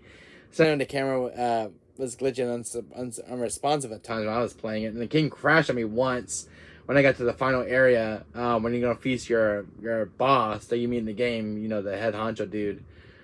I played it, and it's got a really cool killer soundtrack of the music. But it's like, I remember I died a lot of times with the enemies because sometimes they can one cheese hit you at times. The upgrading mechanic was pretty good. I like the upgrade mechanic, but you had to really play around with it. But if it got a remake, they get one in a complete overhaul of a game. I like 1 and 2. Personally, 1 and 2 are my favorites. Third Birthday, man, just rubbed me the wrong way when I had to kill Aya Brea at the end of the game, and that part just killed me in that wedding scene. I'm like, you kill one of the best characters in the Parasite Eve history, and you kill Aya Brea off in that one ending in Third Birthday. How dare you, Square Enix? When I played the game, I was so pissed. And I think that's why Square Enix doesn't talk about that game. But yeah, when you had to kill Aya Brea, and you're playing as Aya's little sister, Eve, and you had to kill Aya, I'm like, one of the most favorite PlayStation characters of all time. And this is how you ruin a beloved character from the last 2 games? I'm like, what the hell did you do to this game? Oh, God, Seltzer. That game just left a mark on gaming history of the Parasite Eve series. I'm sorry, man, but why they kill Aya Brea off is a big... Oh... How do I put it? You kill one of the most favorite beloved characters of all time. Aya was a very likable character since Parasite 1. I'm like, when I first saw Aya in Parasite 1, it was my first time playing. I mean, she's a very cool character, and she's very cute when she's got a hot temper. I love Aya Brea. I just kind of fell in love with her character and personality and charm. But Parasite Eve 1 is the one that got me hooked into the series, and I'm like, oh, okay, then now there's Parasite Eve 2, and then Parasite 2 is a really good game, and I love those fixed camera angles like to Resident Evil. I'm like, this is such a good game, and I love the bosses. The bosses are really cool in Parasite Eve 2. One of the enemies, I remember hitting me so much, I try to run away from them at times, which is these guys that walk on 4 legs when you get to the Molteria. I remember those guys being somewhat a little bit annoying because they would hit me, and I was like, I tried to hit them, and they hit me real quick before I even could shoot them. But I remember like they would just outrun my character at times. I'm like, damn. And I remember I got to the boss of the the second boss during the nighttime.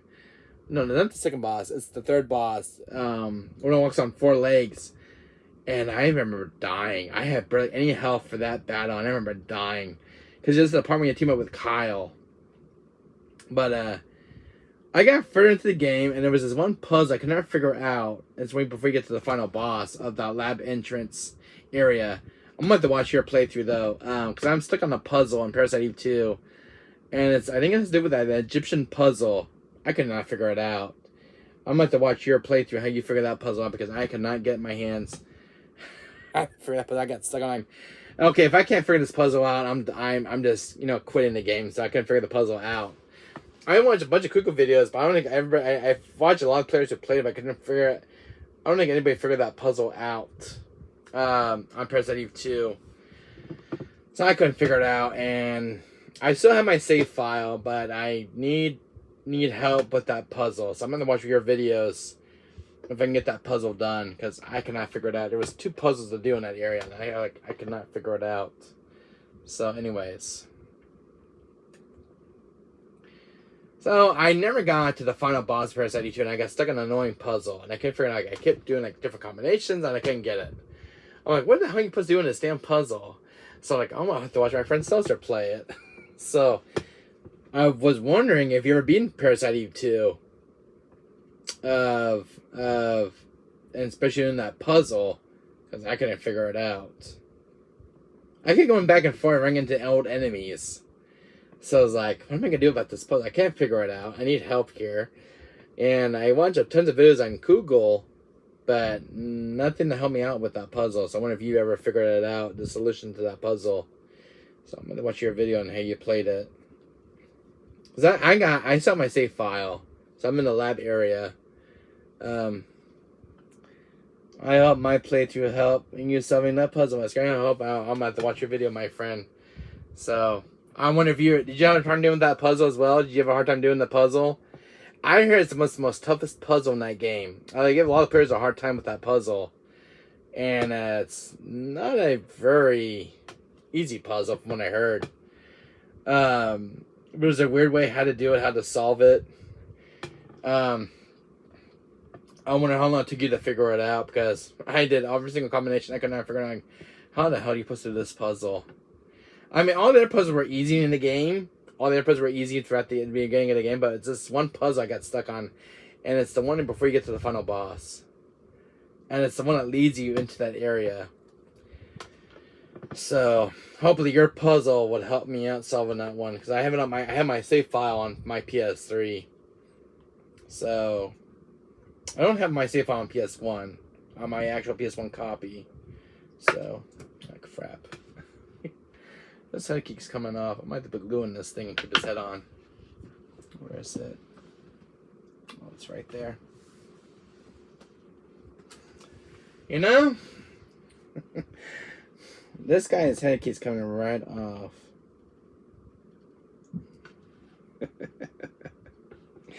His head keeps coming off, Seltzer. What am I gonna do? I'm supposed to pop it in the socket.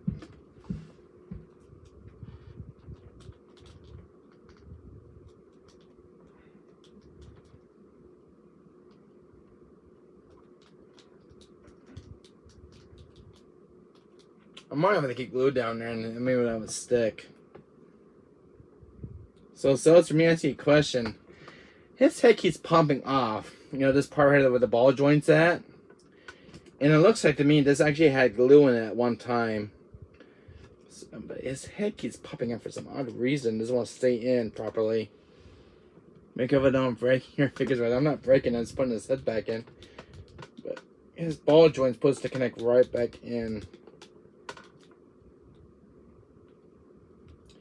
Yeah, it keeps popping back out.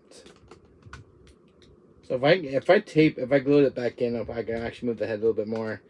But the ball joint right here keeps popping, like this part right here in the neck. It was like this when I got it, but it doesn't want to stay in properly. It's supposed to click right back in. I'm going to fix with some super glue. Let it dry. Because the ball joint is supposed to stay in place in that area, and it was glued at one time. I think that's why the guy got rid of it. That's not saying what it's supposed to be. That's a figure I'm going to have to refix. Oh, I got some crazy glue. I put something like down low in the ball joint area. And now his head won't keep popping back out. Well, actually, this was originally glued when it was made. But I guess the guy who had it didn't take good care of it. Let's swing out with it. Put it back together. Oh, and I'm fixing an old 90s toy figure. So, did you enjoy the stream, Seltzer? Which figure do you enjoy the most in my collection? Of the stuff I bought. Which one did you enjoy the most of all the figures reveals? What was your favorite, Seltzer? You got any favorites that you liked in this stream? Any big ones that you might liked? Kingdom Hearts figure. Him. Resident figures. Sephiroth, absolutely, obviously. What about these figures, Seltzer? Did you like these two in the reveals? I gotta find his shotgun somewhere. The old Hunk and zombie figure. These are a set of two with the bird. These are really cool 1998 figures from Resident Evil 2. And these are a classic for Resident Evil fans. You know, classic zombie. Brains. I see brains in chat. And I'd like to eat some more brains. I'm 31 years old and I'm still playing with toys. I mean, I have a hobby. I love playing with toys at times. A little birdie, so cute. A little bird from RE2. This was very sculpted too, and it's kind of cool. The ones I never find are like the spiders from RE2. Oh, those are little spiders. That always creep me the hell out. But I'm gonna find a person, my little birdie over here. I'm gonna have him send one of the zombies over here, picking his brains out like this. Look. I'm my little brains. Oh, that brains are a little tasty over here. Birds always like to eat the flesh, the dead flesh of corpses. Birds always make me sick. Yeah, it says I gotta stay in properly.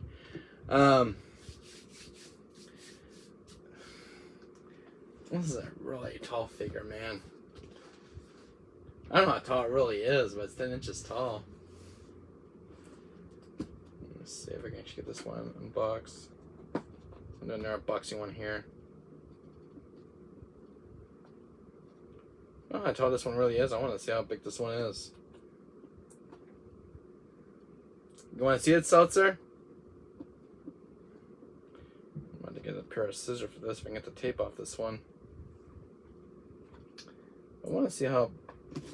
Because he's supposed to be the same size as Cell back there.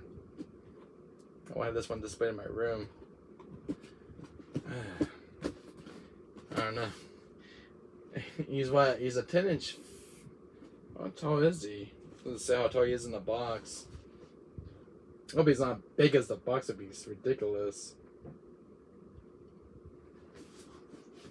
What do you think, Seth? You guys want to see an unboxing of it? You want me to unbox it? I'm curious what actually this one looks like when we get him out of the box. I don't think he's that tall. We got a pair of scissors right back. This one's gonna be a pain. The tape doesn't want to come off this one. Right back, Seltzer. I'm gonna see how tall this one really is.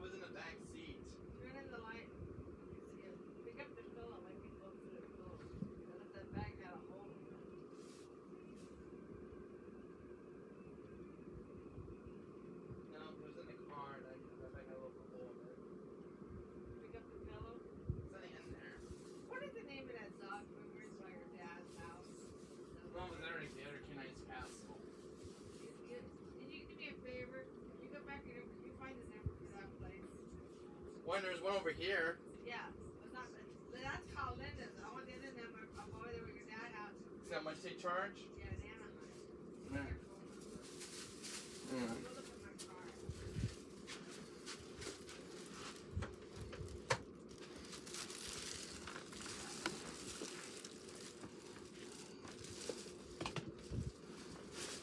Oh, car. and one more surprise, Seltzer. I missed one.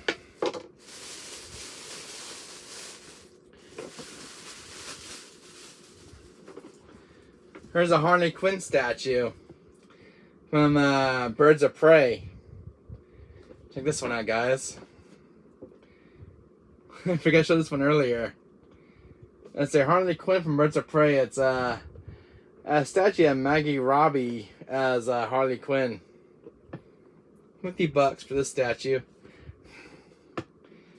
So yeah, Harley Quinn, their Harley Quinn statue. Yeah. My mom's like, "Oh, you missed one out here." So there's that statue.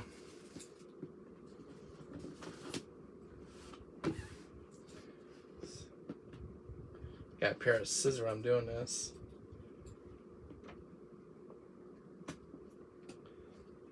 The tape is so hard to get off.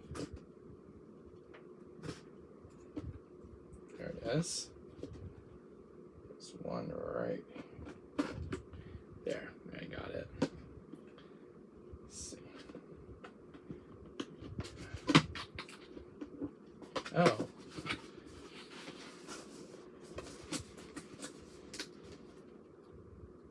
It's a small figure.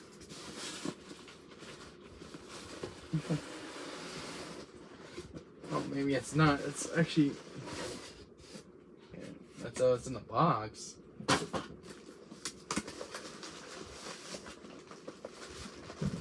Pull it out of the box. We get it out. We got this one really good.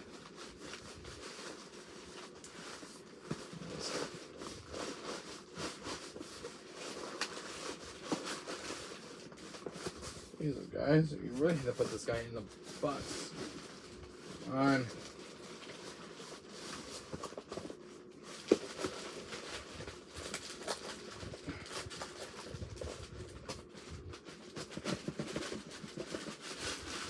It's coming. I think his legs are a little stuck. There it goes. Oh, got it.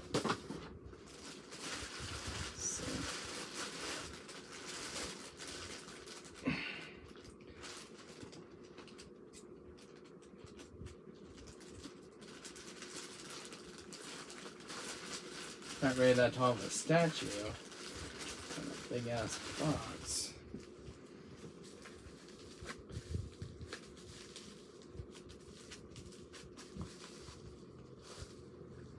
Oh, wow. So there's the statue. It's not that big. He got his legs over here.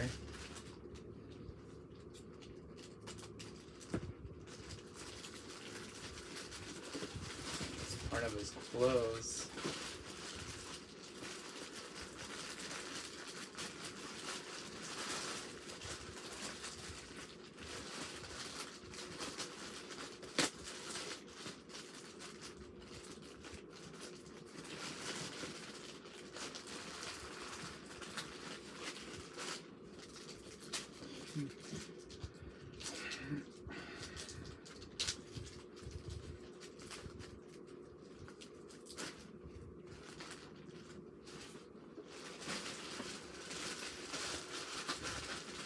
One second, guys.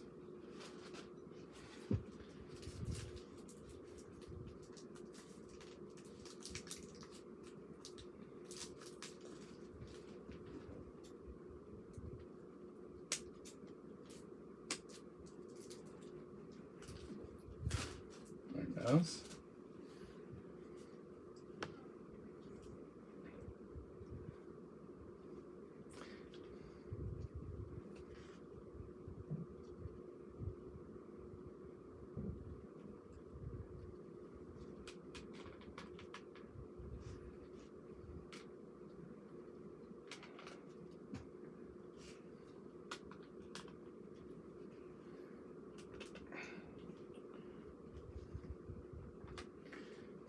This one's a little stiff. It's a pretty good statue, by the way. Kind of cool. Hard. Hey, Brandon. Yeah. It might have fallen inside the box. The box? Yes. What box? The box you said you lost your little gun to. Look at. You check on the bottom, the I bottom. already checked the couch. I didn't find it. But look inside the Not box. the couch, your car. Yeah. But look inside the box. It might have fallen out of his hand. I didn't see anything. Did you check? Did you take it out of the I box? already did. I didn't see anything. I said it was in the car last. Well, I don't know. Maybe.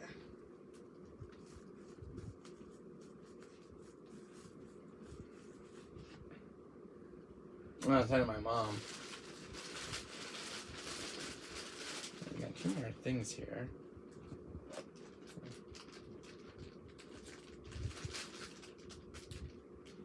Was it in the box when you got it from the store yesterday?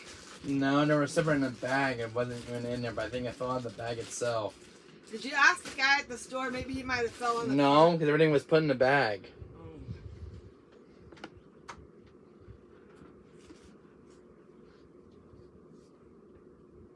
How'd this go?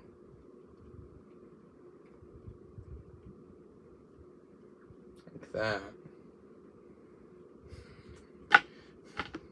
There's the piece. Where'd it go? It's right here.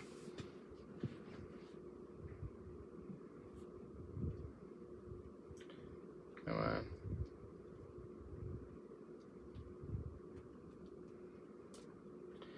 Come on. It's very stiff. Come on. 1 second, guys.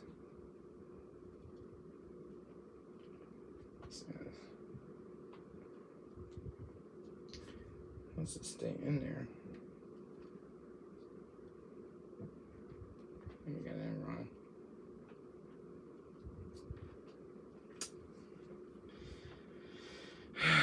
When it comes to pieces, it wouldn't go in at times. Yeah, you got that wrong. Like this.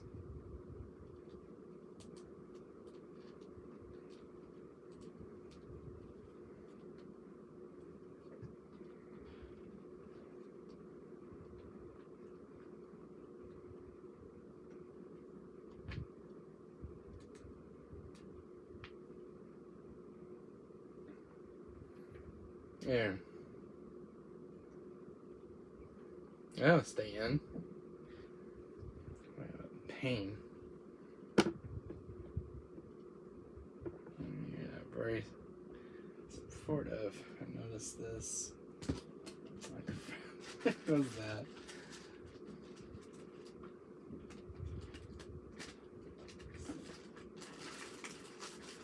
I think this is the base. He's supposed to stand with this base.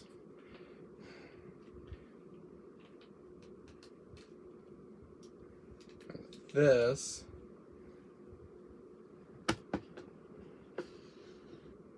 There we go. Now he stands up properly. What do you think of the figure, Stelzer? I put together. Pretty cool.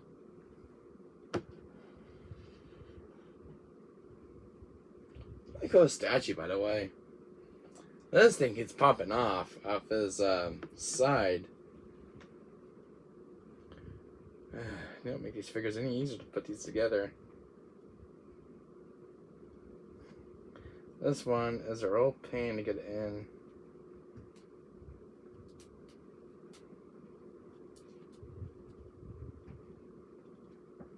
The way the mold's made is like it's... There it goes. I got it. You guys gotta be careful with these kind of figures. Well, there you go. So that's right. I got it together now. Really cool Dragon Ball Z statue. And it's funny because I thought the box was big, but it's not even that big. It's only what, half of that size. It's weird. I thought it was a lot bigger than that. It was like a 10-inch figure or something. I guess the box would be a little more smaller for this statue. But really cool. I like this. It was $75.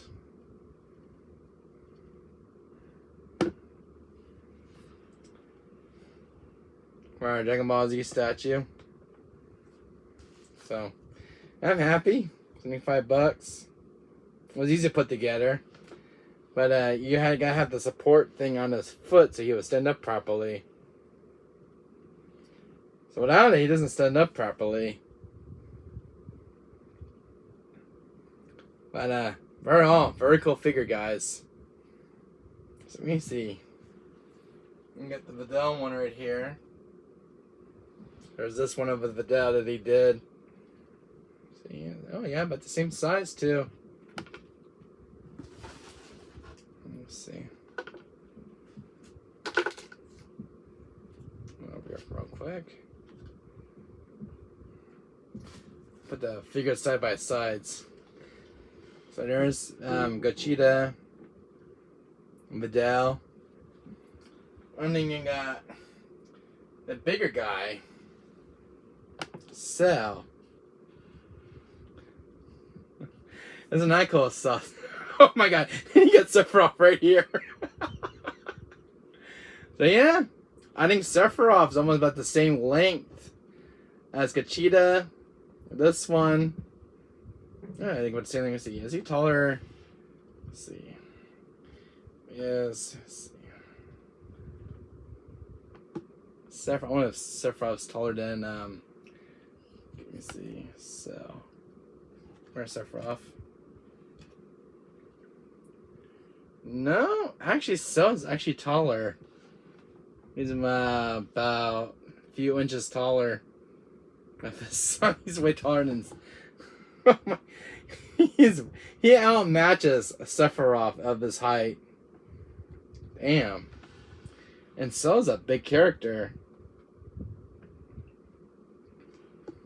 So yeah. So I think the guys that come close link with Cell. You got, let me see, Patel.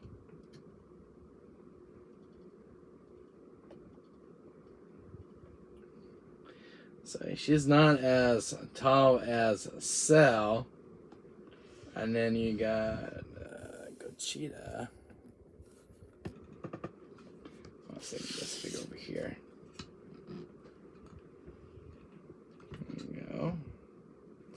So yeah, you got Cell, Vidal, and then you got Gachita. That's a really cool looking pose. Wow. That is really cool. What do you think of that, Seltzer? So you got Gachita, you got Vidal, and there's Cell. So these three are from Dragon Ball Super. So yeah, these are really cool, high detailed sculpted Dragon Ball Z figures. Cell is an impressive one. He's tall. I think he's like 13, 15 inches. So yeah, like right here. So yeah. But man, I really collect some of the coolest figures. When it comes to big giant statues. So yeah. Which one do you like, Seltzer? Which one do you guys like? Which of the Dragon Ball Z figures do you like? Gachita, Vidal, or Cell? He was in one of my last, one of my pickup videos, and I know this one. These two are in one video together. And then I had like other few Dragon Ball Z characters. So, which one do you like, Seltzer? Or do you like them all? Which one's your favorite of the Dragon Ball Z characters? Sephiroth and Gachita. Wow, good choice, Seltzer. Good choice, stranger. Where are you gonna put this? You'll poke it. So it's pretty cool as well. I mean, he's like this tall. He's one of the tallest characters. The scope on these guys are just really cool. So,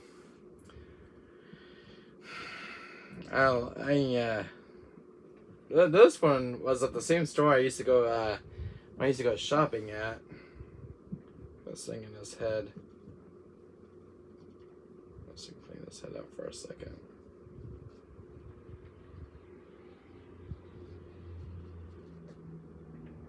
I'm gonna do this one more side real quick. He's got something stuck in his head. Just gonna get this little piece out. This dust that's cut into it. apart from the box. I got it.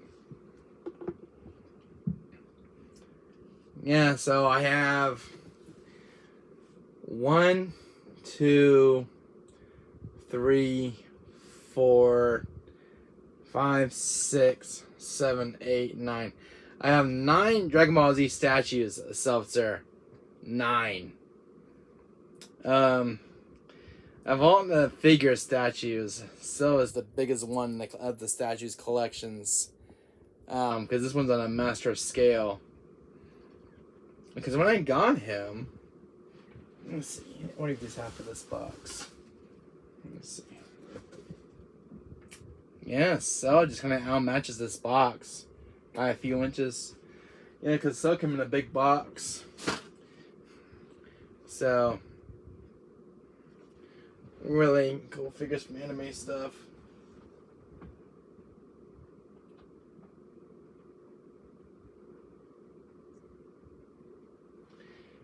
And, you know, they're not meant to be played with, but, you know, you gotta respect your statues.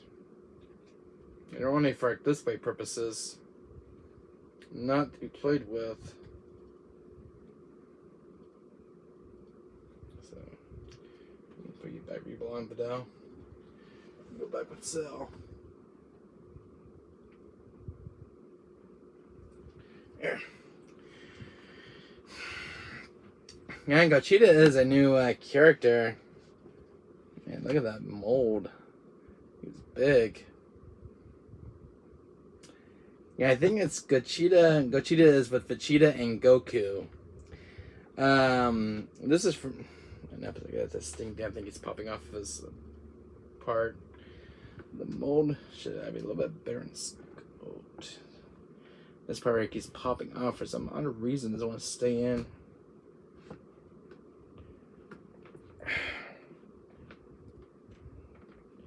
These molds, sometimes they're so stiff. This part right here always keeps popping off. It doesn't want to stay in one place for some odd reason. I'll put it back in where it belongs.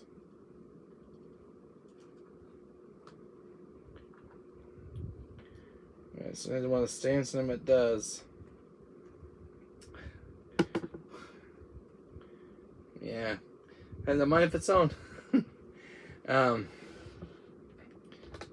Not. Like, I can get to go in. It's just like it keeps popping back out. 1 second. I'm gonna stay in. The small piece.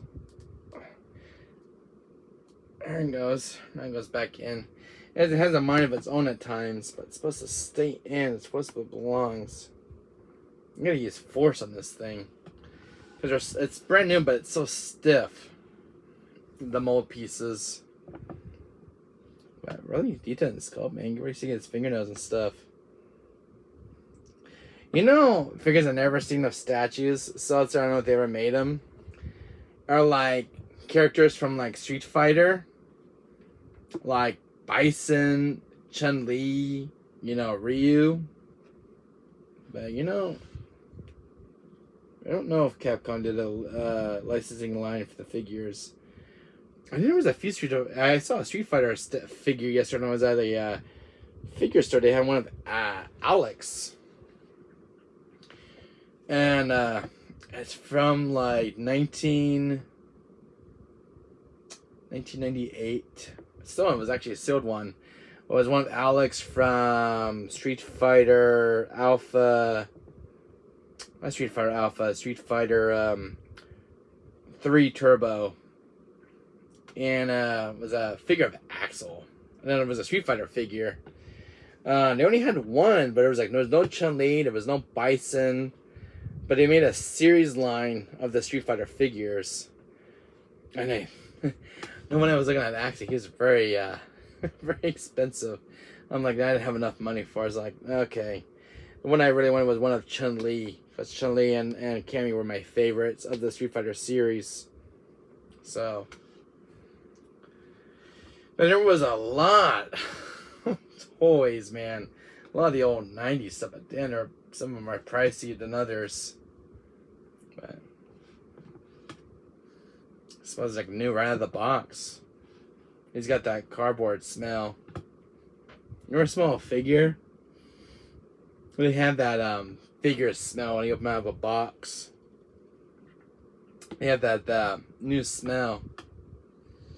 Yeah, I can smell it too.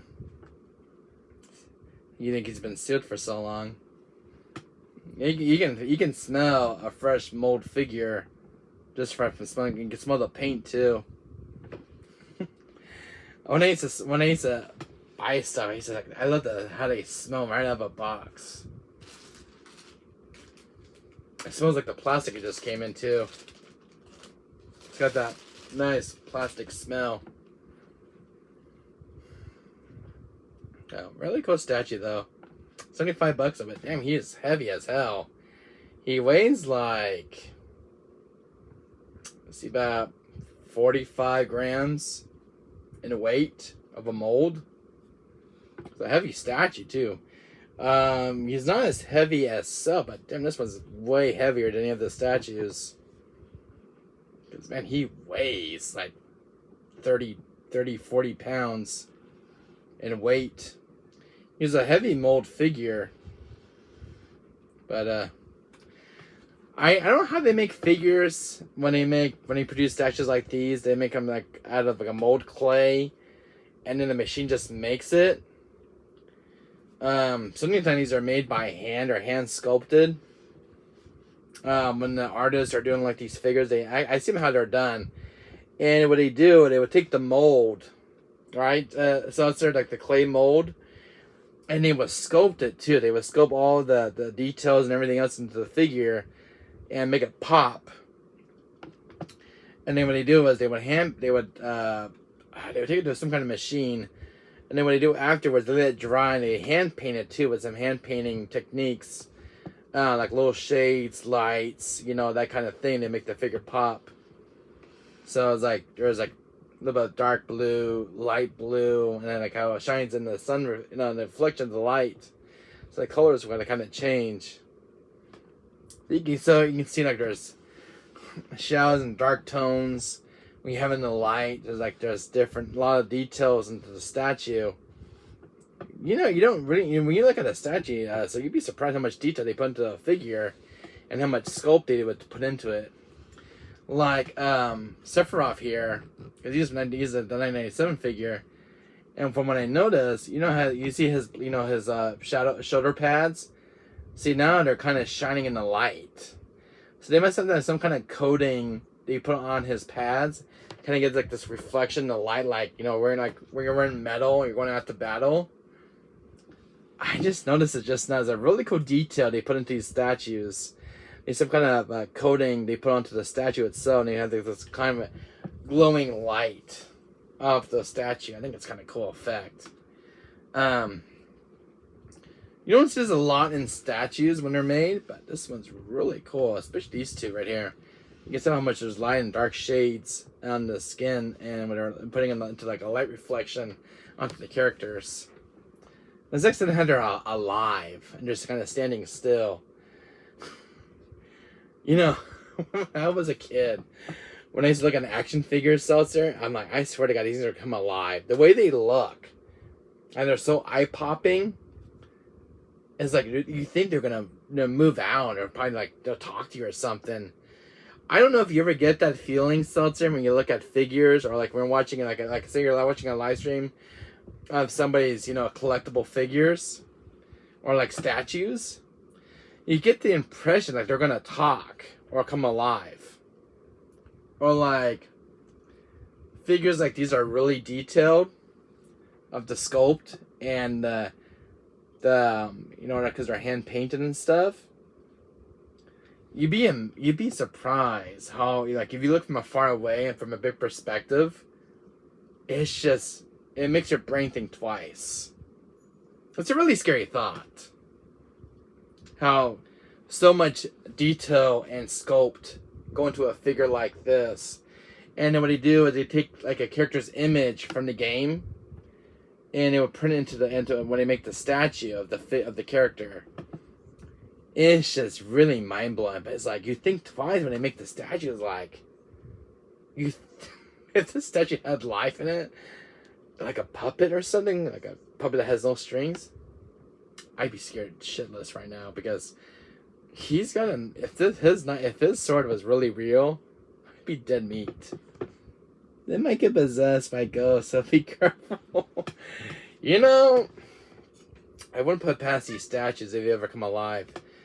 The day that happens, sister, I'm gonna burn my figures. Oh God, I swear to God, I had a dream about this guy yesterday, Seltzer. This little zombie character. I had a dream that he grew like into a human size, and I swear to God, he was gonna eat my brains. And I also had a dream of Hunk.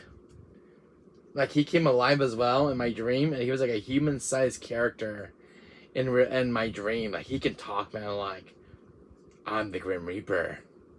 My name is Mr. Death. You know, that kind of thing. So it makes you, very scared when you're dreaming during the night. Like you're having a dream about your toys. It's a very scary thought. And if I see some figures floating and turning in their heads toward you when you went to your mom, better, what's it say? Better what? Better what? Better throw them away. Definitely. You ever watch Child's Play, Seltzer? That movie called Child's Play with that little doll, Chucky, that comes alive. He's like, "Hi, I'm Chucky. You want to play?" Come on, no, you stupid doll. I'm so scared when I have figures in my room. I'm surrounded by action figures 24/7 with my own video games. And my video games are on disc, thank God for that. But characters that are ripped from video games and they're brought to life as statues, you think twice, man. You really think twice when you're buying a figure. Man, look at this guy, man. If you put him in the screen, he's so damn scary looking. Something to think of child nightmares. I'm 31 years old, for God's sake. If I seen this guy in my dream, I'm probably gonna be living nightmares. Cause the way they look and are so damn creepy looking, I was like, why the hell would you buy this for your kid?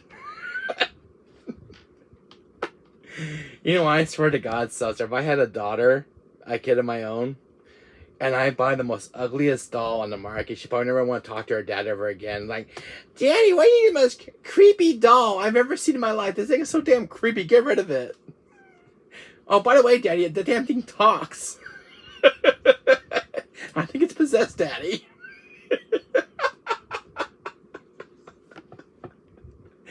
Oh, the day your kids tell you, Seltzer, when you have your own kids, and they come up to you, it's like, "Daddy, you got me the most creepy psychopathic doll ever made. She has the most ugliest eyes and the ugliest face, the only face a mother can love.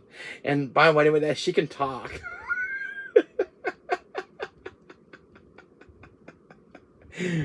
So, Seltzer, think twice when you buy your kids toys. I don't know if you have any kids, Seltzer, but if you ever have kids of your own, you know what I mean, buddy. Don't be surprised if your the baby daughter comes, your teenage, your 10-year-old daughter comes up to you and say, "Dad, did I ever tell you about the most creepiest doll for me?" You can buy her some Japanese dolls and then the scariest dolls. You know what? She probably won't ever talk to me anymore, Seltzer. I don't know if you have kids yourself. I don't know if you do, but or like if you have any sons or daughters. I don't know, Seltzer, but I don't know if you have any kids or a wife. But my friend was like, "How's the wife and kids?" And I said, "I'm not married. I don't have wife and kids." But my friends always ask me, like, "Do you have any kids, Wesker?" I'm like, "I don't have kids yet. I don't have a wife. I don't have an ex-wife yet." But don't know if you have any kids, Seltzer. But when you do, it's a different story, man. Because when you have kids, you have no time for video games. You're gonna be up during the night changing diapers, filling milky bottles, pacifiers, taking kids for a stroll in the park with the baby carriage, with strollers. When you have kids, Seltzer, it's not gonna be easy. the kids, but I have a nephew and still a toddler. Oh, that's awesome. Seltzer, you don't have kids of your own yet, do you? You don't have any kids, do you? Like a wife or any kids? I don't have any yet. I'm 31 years old. I don't have any kids. I haven't found the right girl yet. But I don't know if he had. I know he had a nephew and a toddler. Do you have kids of your own, Seltzer? Like a boy and a girl? Or no? I'm just curious.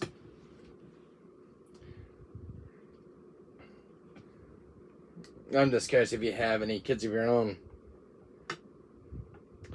Because one of my friends had a kid and he has no life for video games. No time for video games. Because once you have a kid, that's it. No, 44 years old and still single. Oh, that's good, Seltzer. But when you meet your wife and you have your kids, Seltzer, you will have no time for video games, buddy. You have to be changing diapers, watching them 24/7, make sure they're okay. Raise them good and that kind of thing. No wife, no kids. Oh. Wow, you're 44? Dang, Seltzer. I don't know you're 44. I think you're in your 30s. You're 44. So you're what? You're 15. Maybe I didn't go over. You're 10 years older than me. 9 years older, I think. So I'm 31, and you're what? 44?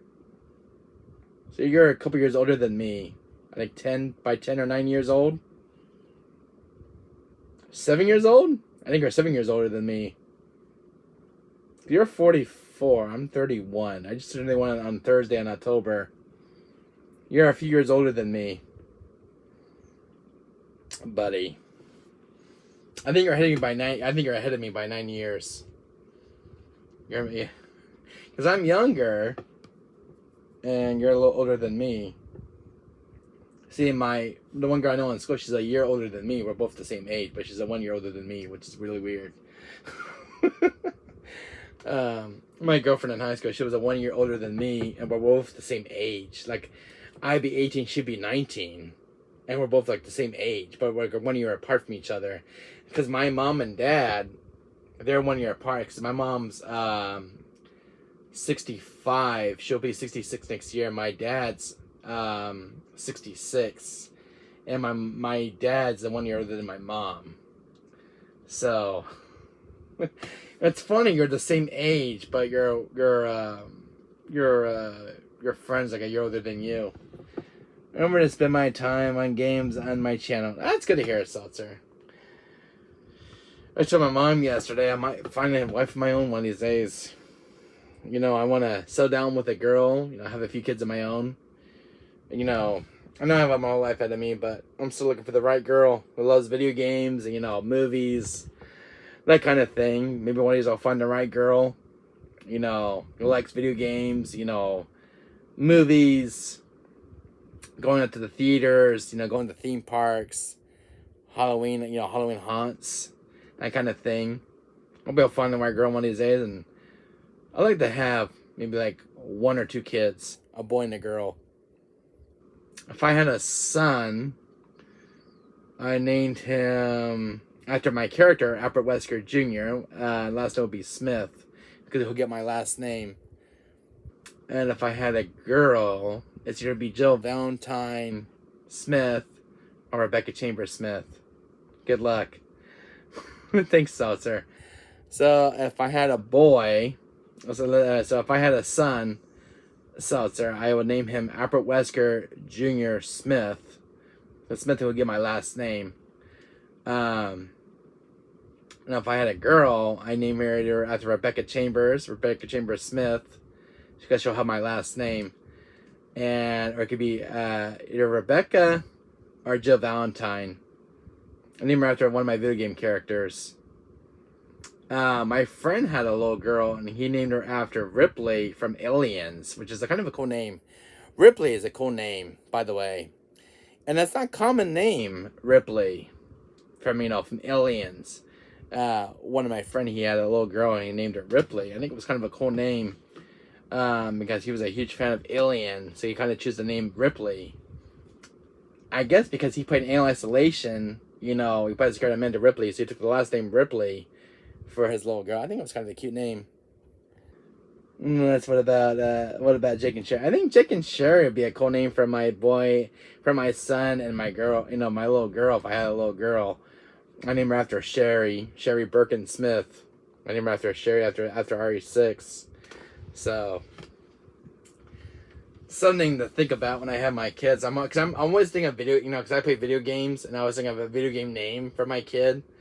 But if I had a son, I would name him Albert Wesker Jr. Smith.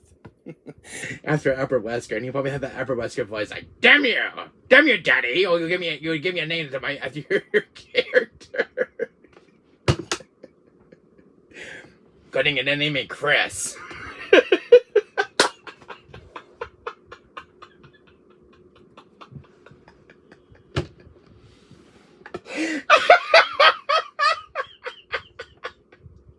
You have like that Wesker voice, Seltzer. And all I think about Chris, that damn old Chris. Damn you, Chris. He's always say, "Nah, daddy, I'm glad to name you after Chris Redfield."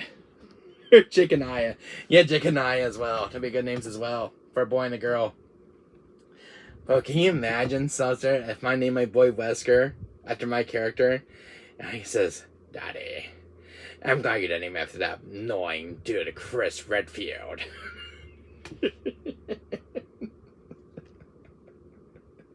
You have that deep Wesker voice, man. And I'm like, man, he really is a Wesker. He's got the Wesker voice. No, that shit would be cool. Yeah, that should be cool as well. Leon, help! Ashley, I'm coming for you. Another girl's name I was thinking of, Ada Wong from RE4. Be a cool name for a girl. Ada Wong. Ada, wait! Ada! That was one name I was coming up with, was the name of my girl, Ada, after the character. That'd be kind of cool name too as well. Oh, I would never name my son the Merchant from RE4. He'd probably say, "Daddy, where you gonna put this? Your pocket." You kind of have like a British accent.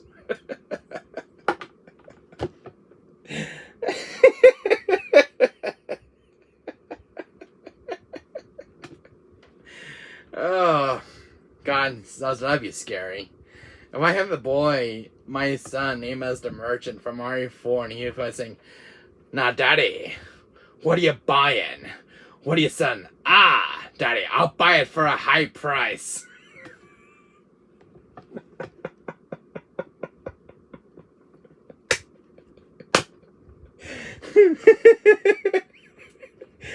Oh, God. I think I'll probably lose it on that one. Can you imagine my son going to school and name the Merchant? "Oh, but we're taking road check. Is our name Mr. Merchant here?" "Yes." "Where you gonna put this? Your pocket." "What are you buying?"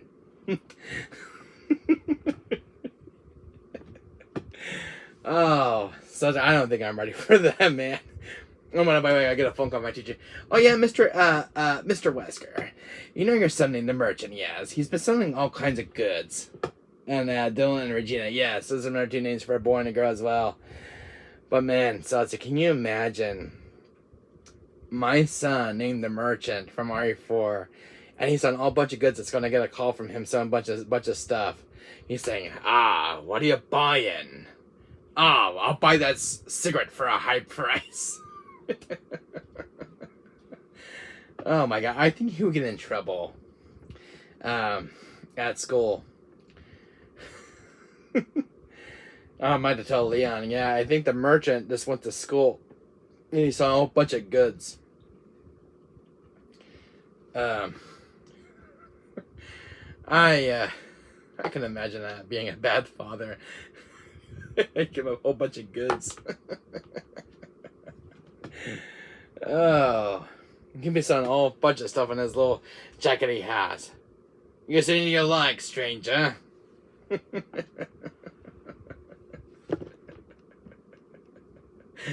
You probably have like ammo, shotgun, a handgun, maybe some herbs, first aid spray, stuff for zombie bites. Maybe like a pheromone, you can spray your stuff that scares zombies away. Oh my god. I could probably imagine getting tons of phone calls from school. I'm like, okay, yeah, better go bail them out then. So,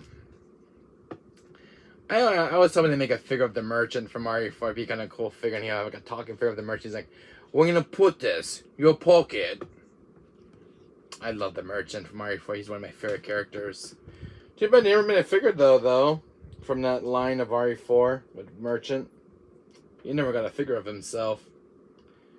It's funny that any characters got figures and not the merchant. Merchant was very popular though in RE4. Everybody loved the merchant.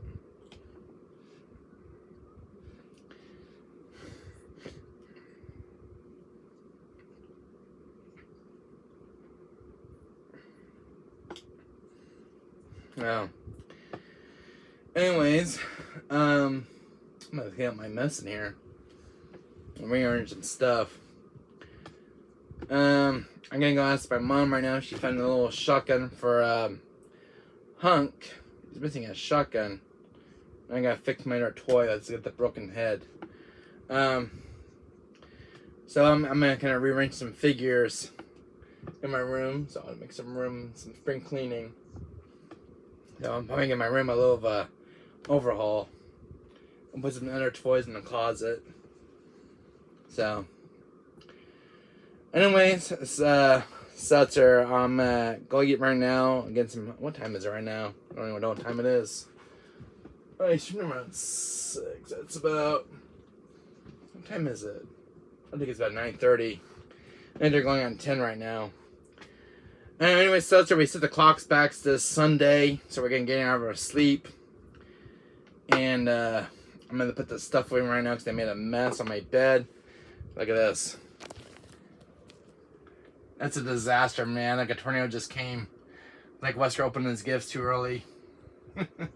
I can get this stuff handled right now. And I got stuff in the book that needs resituating. So I'm going to stop the stream right now, guys. I'm going to go eat. I'm going to take care of this mess. And take care of these characters. These figures. So, and I got to put him back in the box. So, alright guys, I'll see you later, Seltzer. I'll be back with a stream later in a little bit for a game. I'll stream for a little bit. And I'm going to talk to my mom right now, what she's going to make for breakfast. And see if she found the little shotgun for this figure. He's missing it. I bought it yesterday with the figure. So, I'll see you guys in a bit. Anyways, guys, hit that like, guys. And this is Wesker signing out, guys. Damn you, Chris! I'll be back with Deadline 2 in a bit, guys. We'll finish Deadline 2 this morning for Deadline 2. So stay tuned, Seltzer, for Deadline 2. And we're going to finish that today on ps5. So stay tuned for that game as today, which has been scheduled. And thanks for coming by, guys. Thank you for hitting that like, guys. Something with that like button. Lets me lets YouTube know that you enjoy my channel, guys. And thank you guys for all the support. It's been really a huge help to me and much appreciated, guys. And if you guys are new, hit that subscribe button, guys. Hit that notification bell to get those updates. I'm trying to get 1K subscribers. I'm almost close to 300 subscribers right now. Just want to thank you guys for the 200 subscribers right now. 290 subscribers, guys. Thank you guys so much for the 294 subscribers. I'm almost getting close to 300, guys. Keep up the good work, guys. Thank you for the support. And hit the subscription button, guys. If you guys are new to my channel, hit the subscribe button.